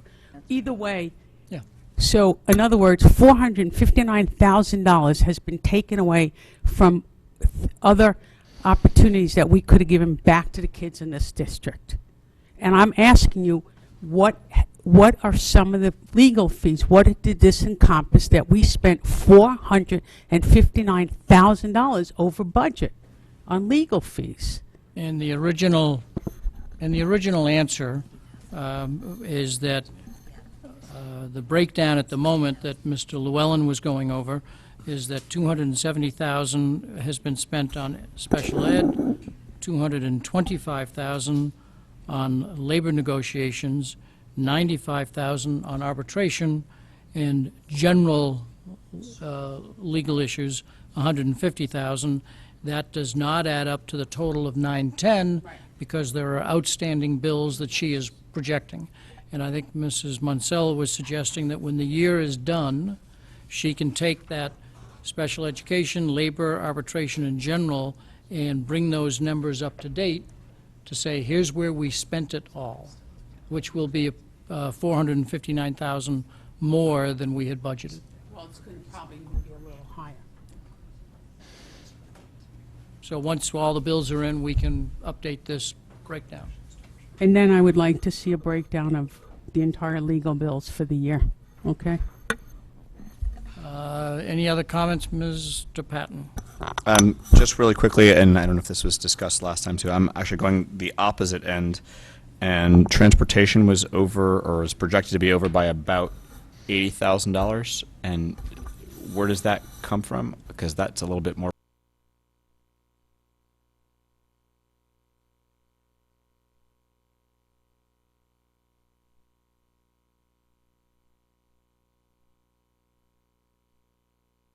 The answer is yes, it's over 10 grand. Okay. We're done with that. Now, because the balance of our agenda is minutes, I have indicated that Mrs. Parks and whoever is riding in her car is welcome to take off. Thank you very much, Mr. Dwyer. So, having said that, we are now at business item 3F, approval of the minutes of April 7th, 2015 regular meeting. Okay, so can we proceed through these minutes? And so the recommended motion is that the Board of Education approve the minutes of the regular meeting of April 7th, 2015. Do I have a motion? Mrs. Maxon Kennelly and Mrs. Gerber is the Do they seconder. include the amendments? I'm sorry. Well, we first have to put the recommended motion on, and then you would put your amendment on. Do you wish to pursue your amendment? Well, I do, and I apologize. Is there a copy that I can borrow, because it is not in this one or this one, and it's been on for so long?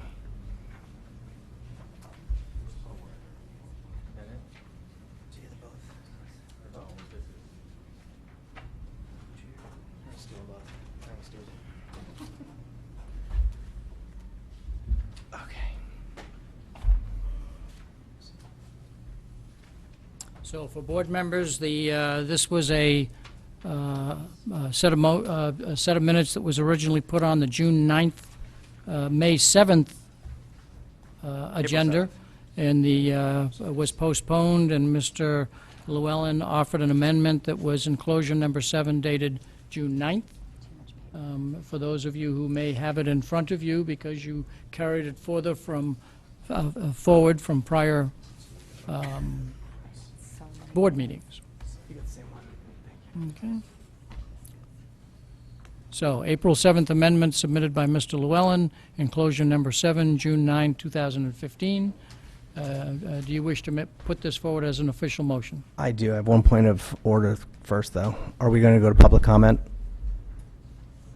Well, nobody's asked for public comment yet, so let's get the motion and see if people ask for public comment. So you're on not going to do it before section? Got it. Okay, on just this set checking. of minutes. Okay, Yes. that's fine. To my knowledge, it's only the May 19th minutes that a member of the public asked to comment on. I believe that there will be a process that will allow him to do so, but let's take one set of minutes at a time, if I might. Okay. So, do you wish to put this forward as a motion? I do. So moved. Is there a second? You want to speak to the motion?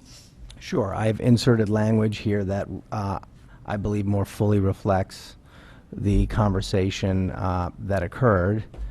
It adds some detail that is, I think, important to capture what was stated at the table and what was eliminated. So I'm asking that the red line be inserted, and this red line ties back to the audio. Does the seconder have a comment that they wish to make? And for any of these amendments, after the motion maker and the seconder, I'll go to the secretary to see if she has any comments, and then we'll open it to board discussion. Does the seconder have a comment that she wishes to make? No. Does the secretary have a comment wishes to make? No. Comments from the board? This may sound like a broken record over the last 4 years, but it is my understanding that Robert's rules clearly say that the minutes should contain mainly a record of what was done at the meeting, not what was said by the members. And if we go down a path that we add substantial commentary that each board member makes, and then that gets multiplied by 9 different people who say, well, then I want my words in, we will have very, very lengthy minutes.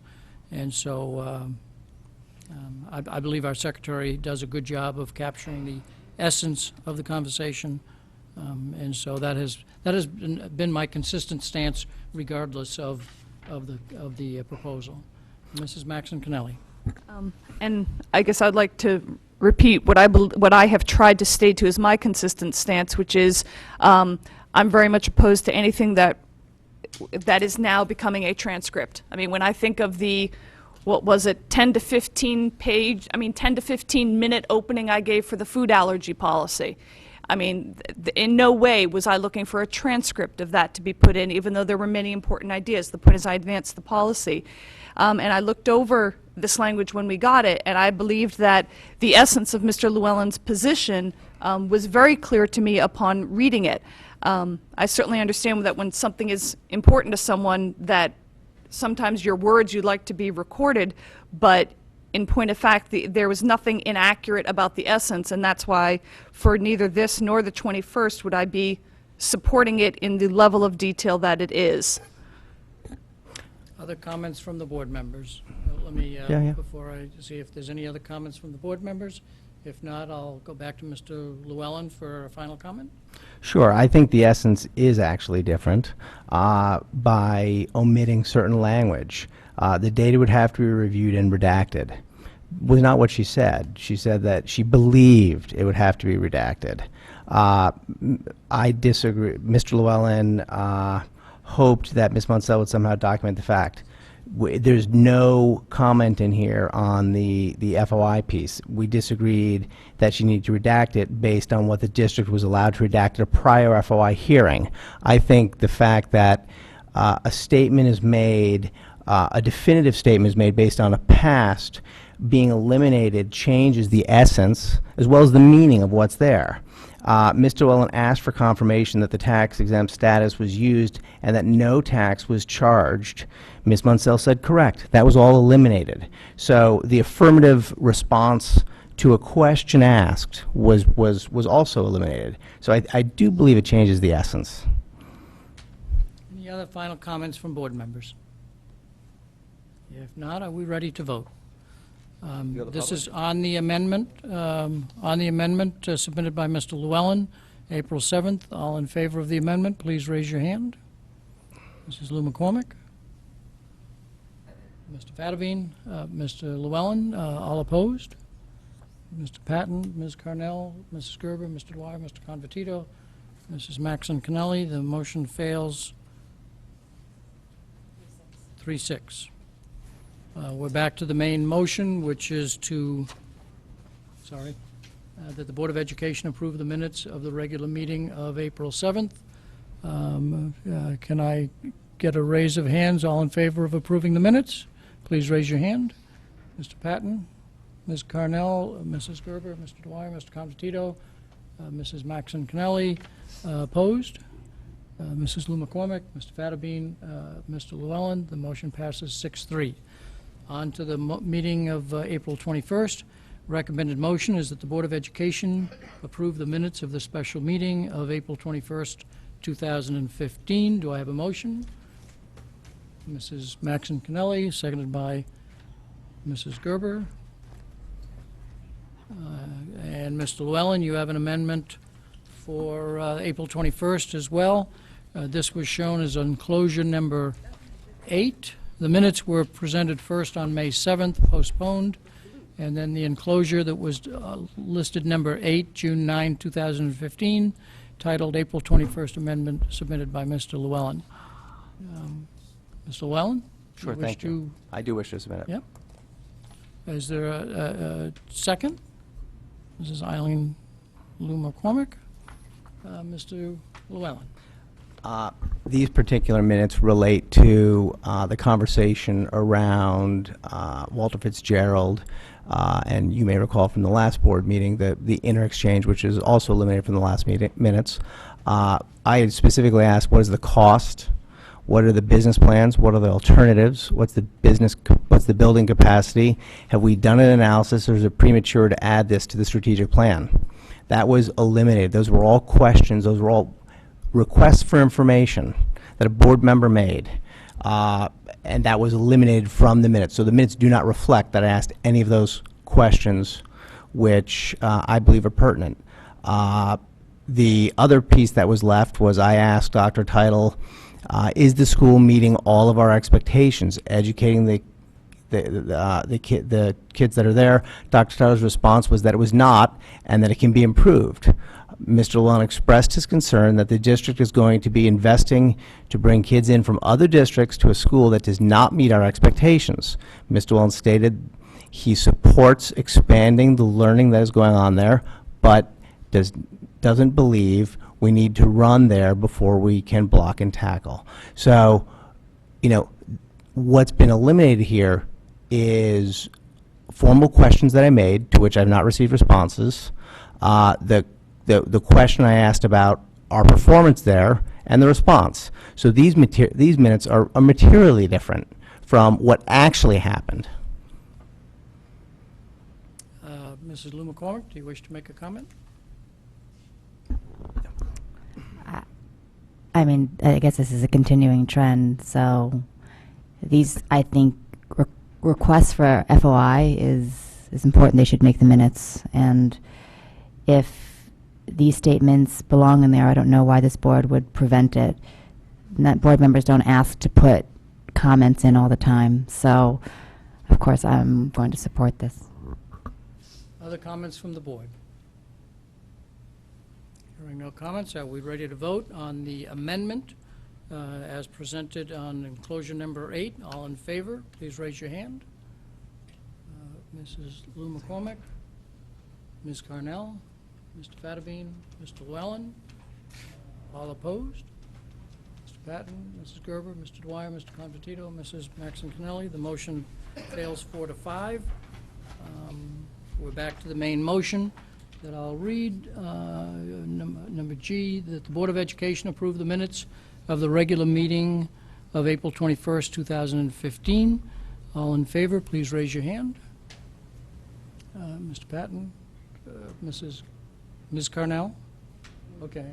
Mrs. Gerber, Mr. Dwyer, Mr. Convertito, Mr. Fattabine, Mrs. Maxon Kennelly. Opposed? Mrs. Lou McCormick? And Mr. Llewellyn. The motion passes 7-2. So now let me get to the motion for the approval of the minutes of May 19th.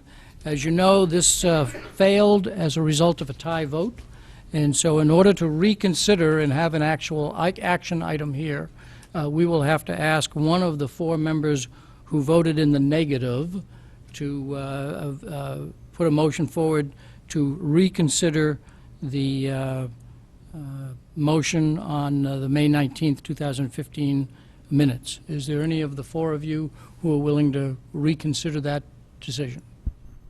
I'll make a motion For the purpose of discussion, thank you, Ms. Carnell. Is there a second? Mr. Convertito is a second. It's been moved and seconded to reconsider. Any discussion? Hearing not, all in favor to reconsider, please raise your hand. Mr. Patton, Ms. Carnell, Mr. Gerber, Mr. Dwyer, Mr. Convertito, Mrs. Maxon Kennelly, all opposed? Mrs. Lou McCormick, Mr. Fattabine, Mr. Llewellyn.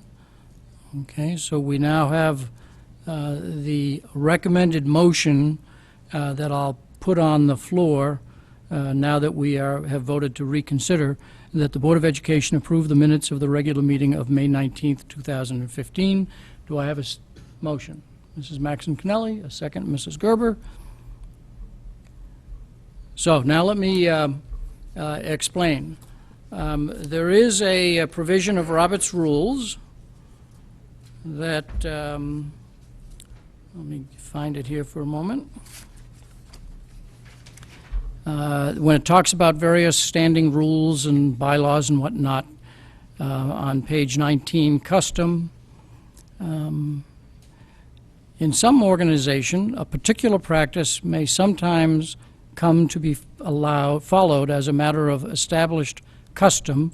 I use the phrase past practice, established custom, so that it is treated practically as if it were prescribed by a rule. Now, on that page further on, so I guess I could say, I think Robert's Rule says that past practice and custom can be followed. But it says further, if a customary practice is or becomes in conflict with the parliamentary authority or any written rule, and a point of order citing the conflict is raised at any time, that custom falls to the ground. Means it shouldn't be clarified. So it shouldn't be allowed. So therefore, in order for a member of the public to come forward to speak on these particular minutes, I will ask somebody to ask for a point of order, to allow, to say custom should not follow bylaws. Point of order. Point of order. Is there any member of the public that wishes to step forward and speak on the May 19th minutes?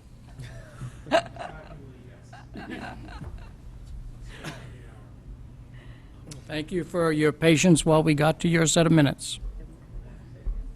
Thanks for the opportunity to speak, and I'm sorry that I caused a kerfuffle last time by asking to speak at the wrong time. I do apologize for that. Jan Reber, Fairfield resident. Board meetings are the legal record of what has occurred here. Not a question of transcript or just what occurred. I know you regard accuracy as important. Omissions from minutes create inherent inaccuracies. The minutes for the May 19 meeting have serious omissions because they fail to adequately record the many thoughtful comments from the public. There are pages. Ms. Maxon Canale mentioned transcript. There are pages in these minutes recording the remarks of BOE members, but in the public comment section, there are 5 words each to summarize what was said by members of the public. In one case, 2 parents gave a 6-minute presentation of concerns. That 6 minutes is not accurately or adequately summarized in brief phrases in draft minutes. The clear implication is that public comments are not important, do not need to be memorialized for the record.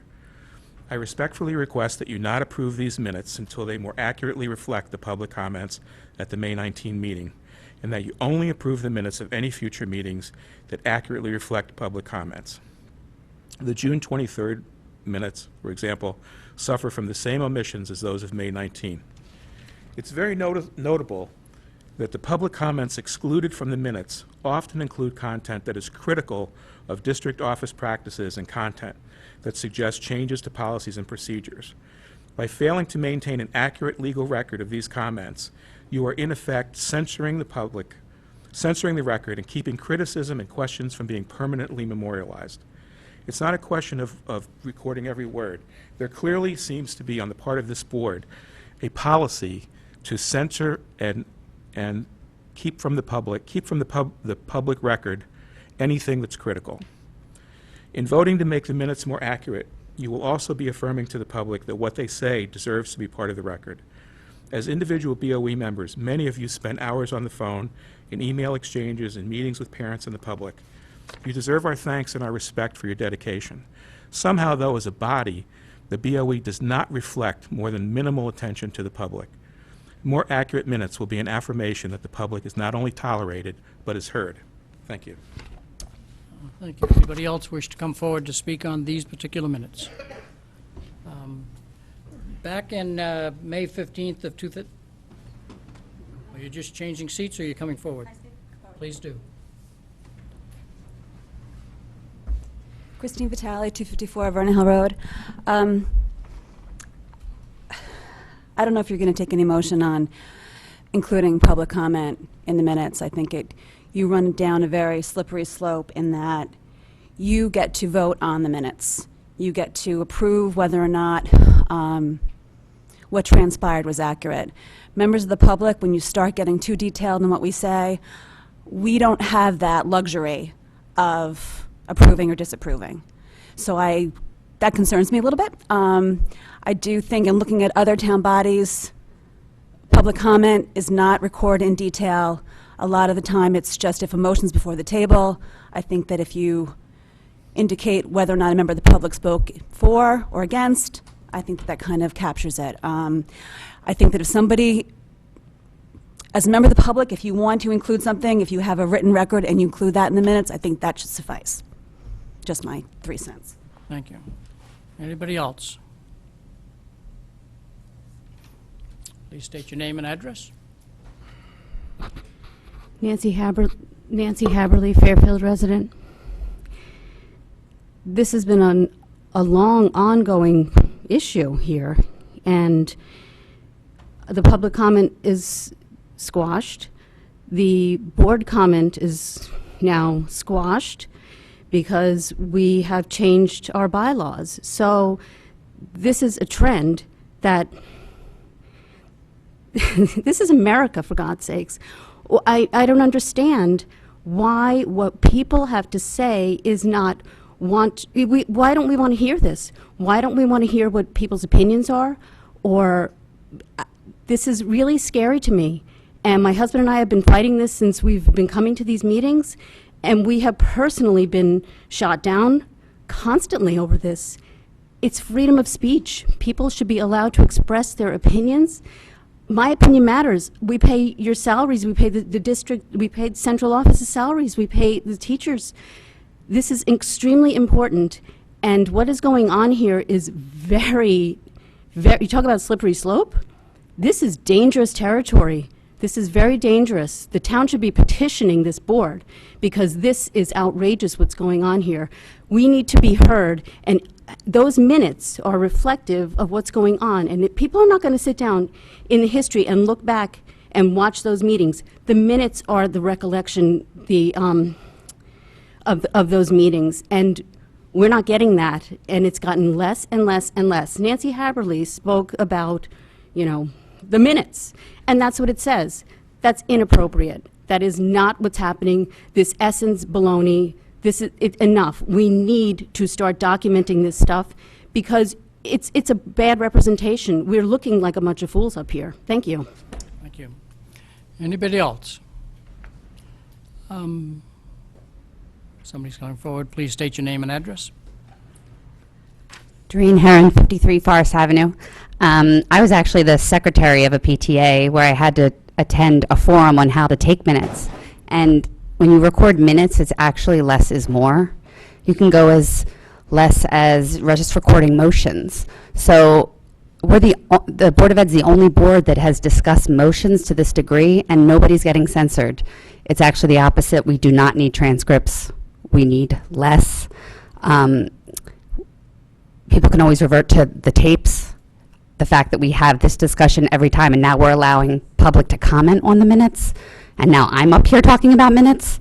I just think that it's ridiculous, and I hope that we can just approve the minutes and move on. I think the secretary here does a good job.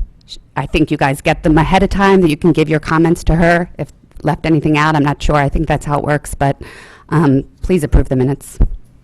Thank you. Anybody else? I would remind the board that on May 15th, 2014, we had this discussion. Actually, Mrs. Lou McCormick and I had this discussion back and forth, and I was reminding the board of, again, Robert's rules, that on page 471, line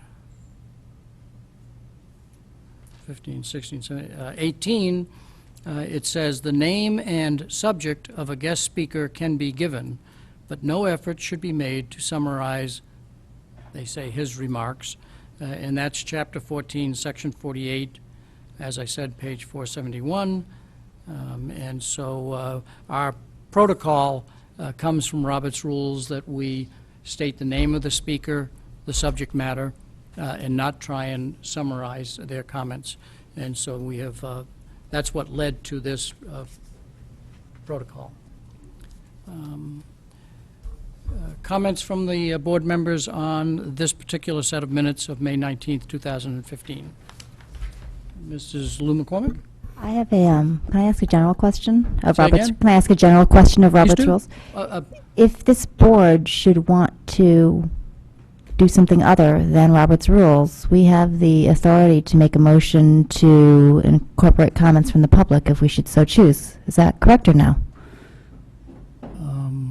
We would have the option, we can't at this meeting, but during our annual November bylaws discussion, the bylaws include commentary about the minutes, and if the board so chose to change the format, they're welcome to do so. The board could vote to have a full transcript. The board could vote to try and describe the essence of guests' comments similar to the essence of board members. So the answer is yes, but would have to happen during the November bylaw discussion. I thought we could raise a bylaw at any time. Well, you can, but with not at a notice. special meeting. Okay, we can just do it And anytime there's with notice requirements, so you should check your bylaws to determine. I'm just saying, we could raise it at any time with notice. We're not held to Robert's rules if this body should choose to allow public comment to be This recorded. body could Yeah, okay, I just wanted to choose a confirm that. different set of rules, yes. And Ms. Carnell, Mrs. Maxon Cannelli, Mr. Fattabine.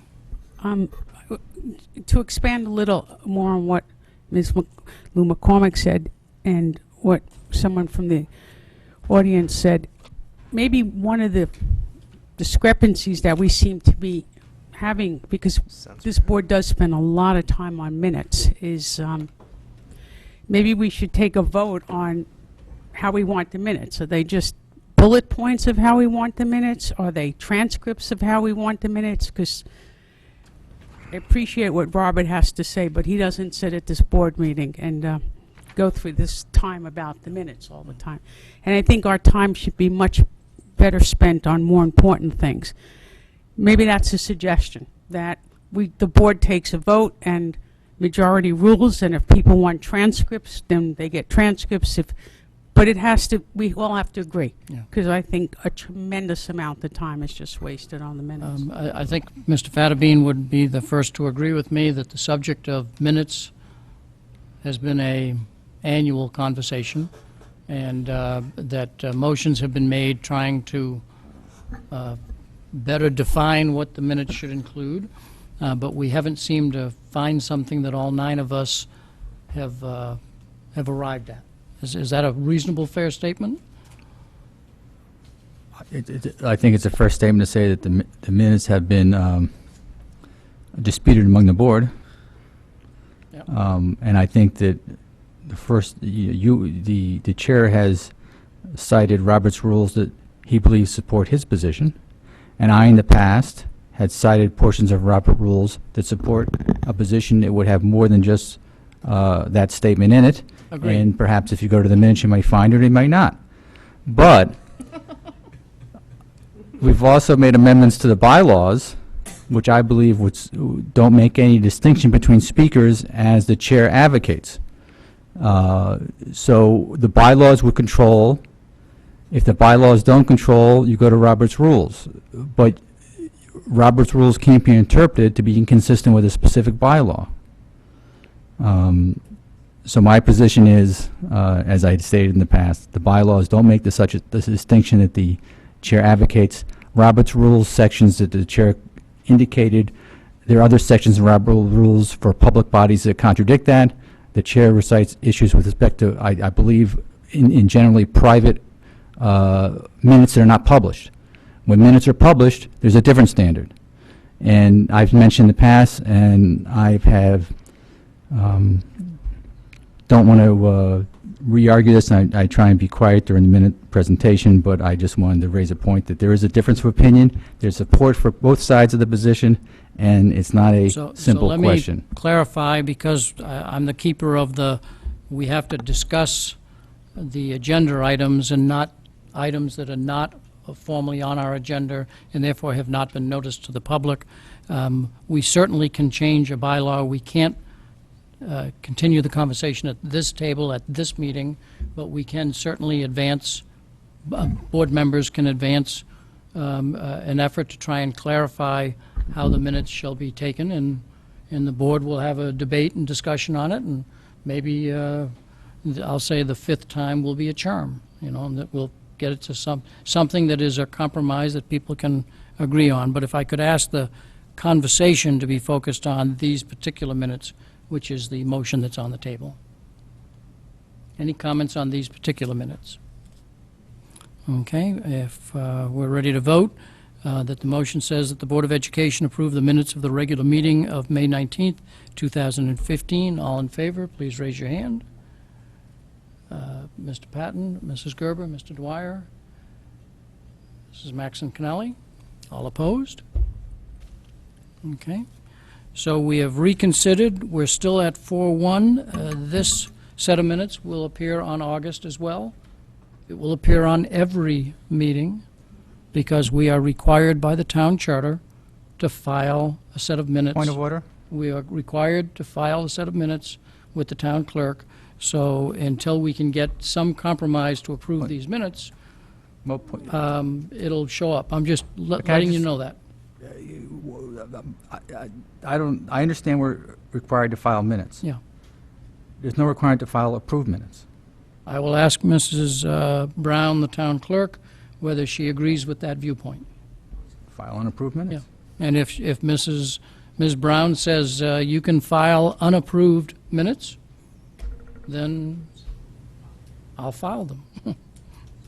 So then it wouldn't have to come up on every agenda. Correct. I'll let you know what her viewpoint is, because she already did give me direction that the board should either reconsider or rescind so that they could take positive action on the minutes, but I'll ask her to clarify that for me. Approval of the minutes of June 9, special meeting, that the Board of Education approve the minutes of the special meeting of June 9th. Do I have a motion? This is Maxon Connelly. I'll say Mr. Convertito, get his name in the minutes. Mr. Patton. Any questions or comments on the June 9th special meeting?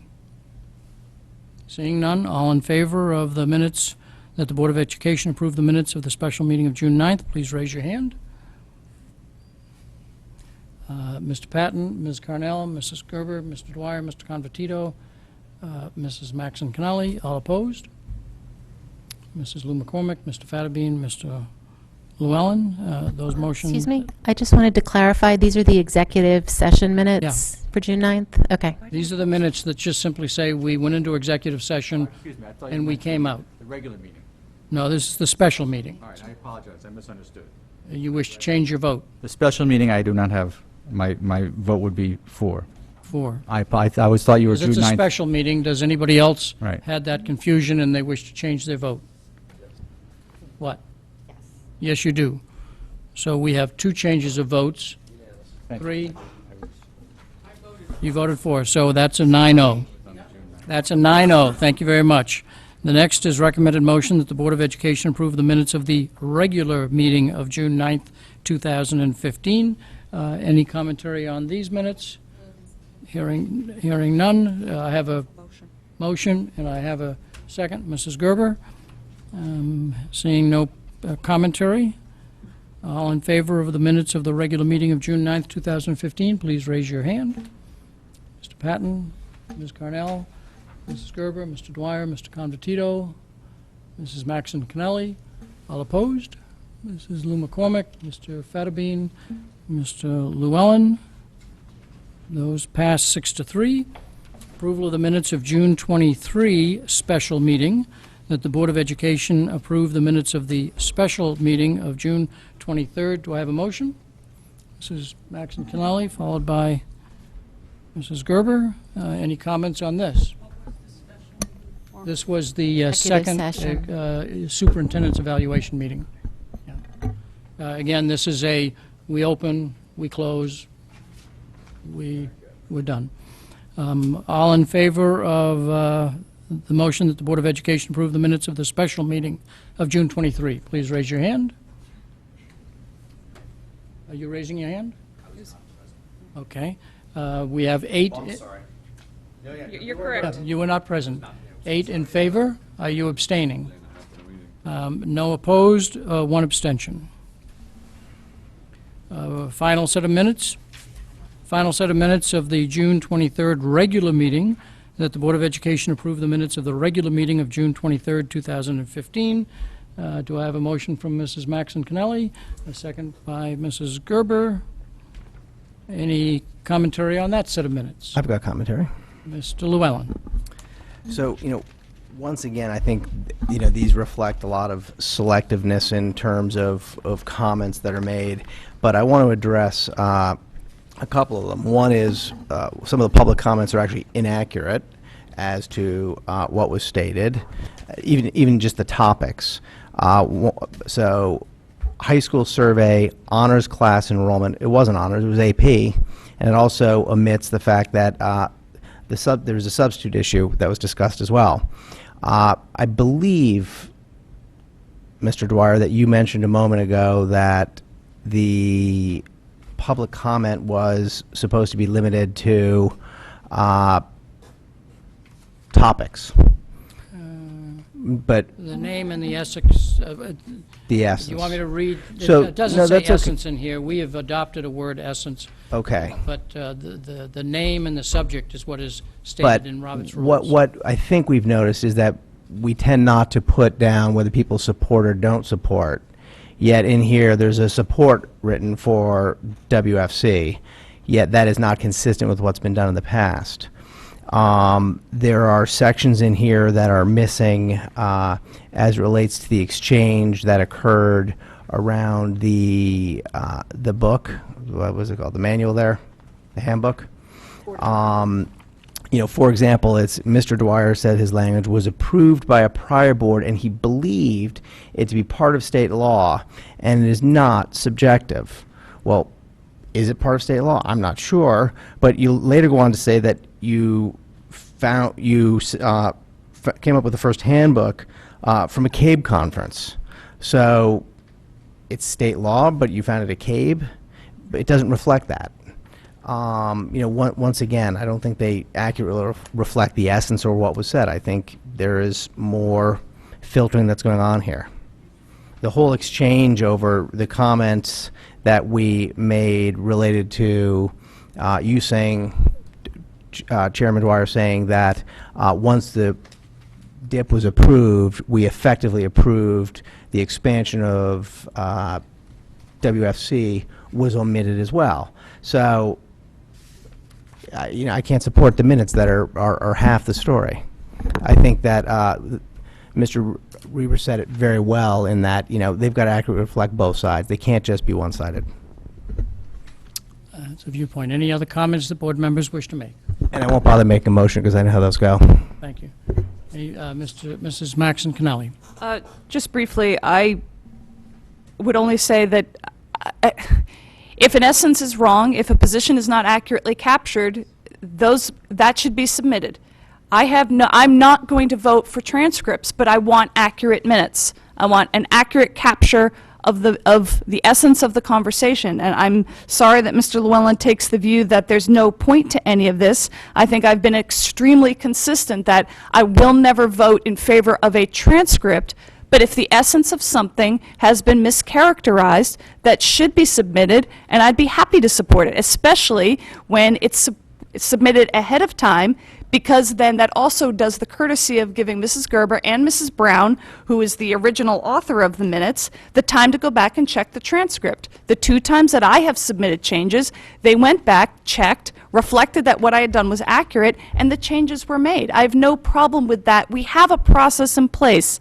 I do not consider this rubber stamping. I just consider that it's become time-consuming. To Mr. Llewellyn's point, I wish he came in with an amendment for this, because then we could have considered it ahead of time. I'm sorry that you didn't.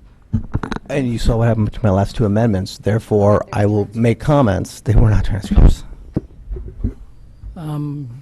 So are we ready to vote on the motion that the Board of Education approve the minutes of the regular meeting of June 23, 2015? All in favor, please raise your hand. You were not present. Mrs. Gerber, Mr. Dwyer, Mr. Convertito, Mrs. Maxon Connelly, opposed. Mrs. Lou McCormick, Ms. Carnell, Mr. Fattabine, Mr. Llewellyn. I will remind, as I did Mr. Convertito. I'll remind Mr. Patton that while by custom board members have abstained when they're not at a meeting, Robert's Rules does not prevent them from that vote. But I assume that you are voting an abstention because that's your custom. I was. No. No, I was actually thinking about that because not only did I watch the meeting, but I certainly read the minutes in detail and felt they were fine, but by, as we call it, past practice,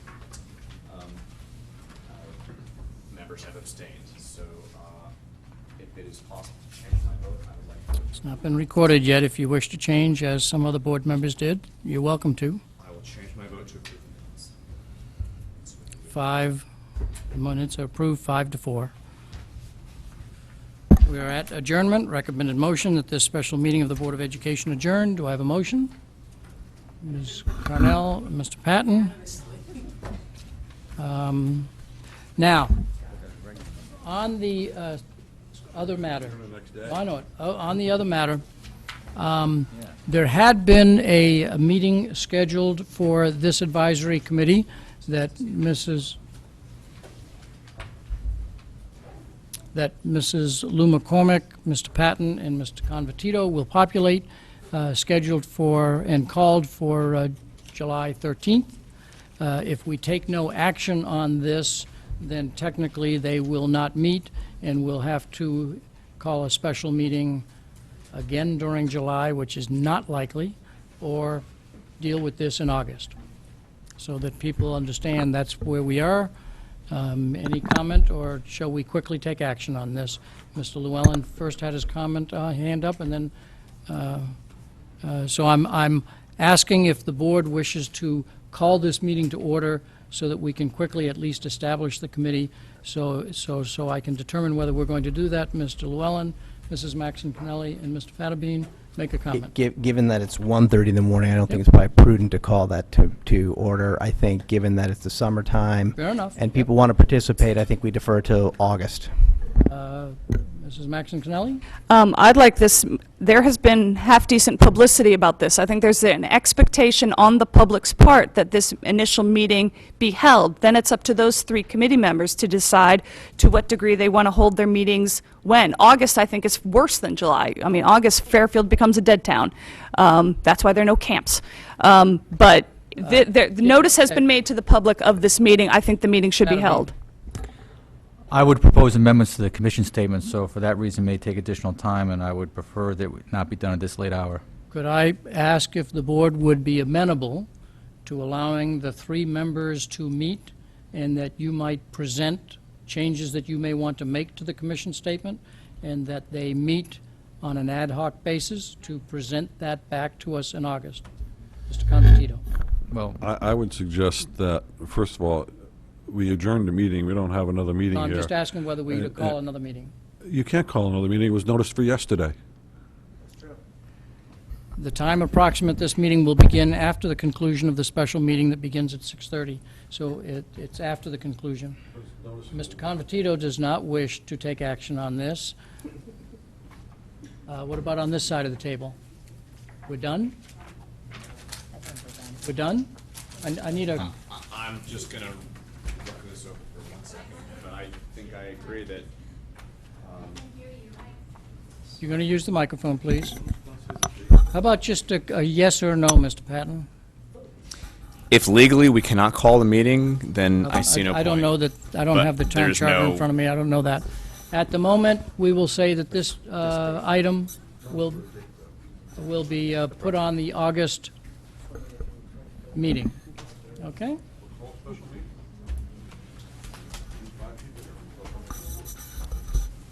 Okay, we are done. The meeting is adjourned. We will not be holding a second meeting, second special meeting.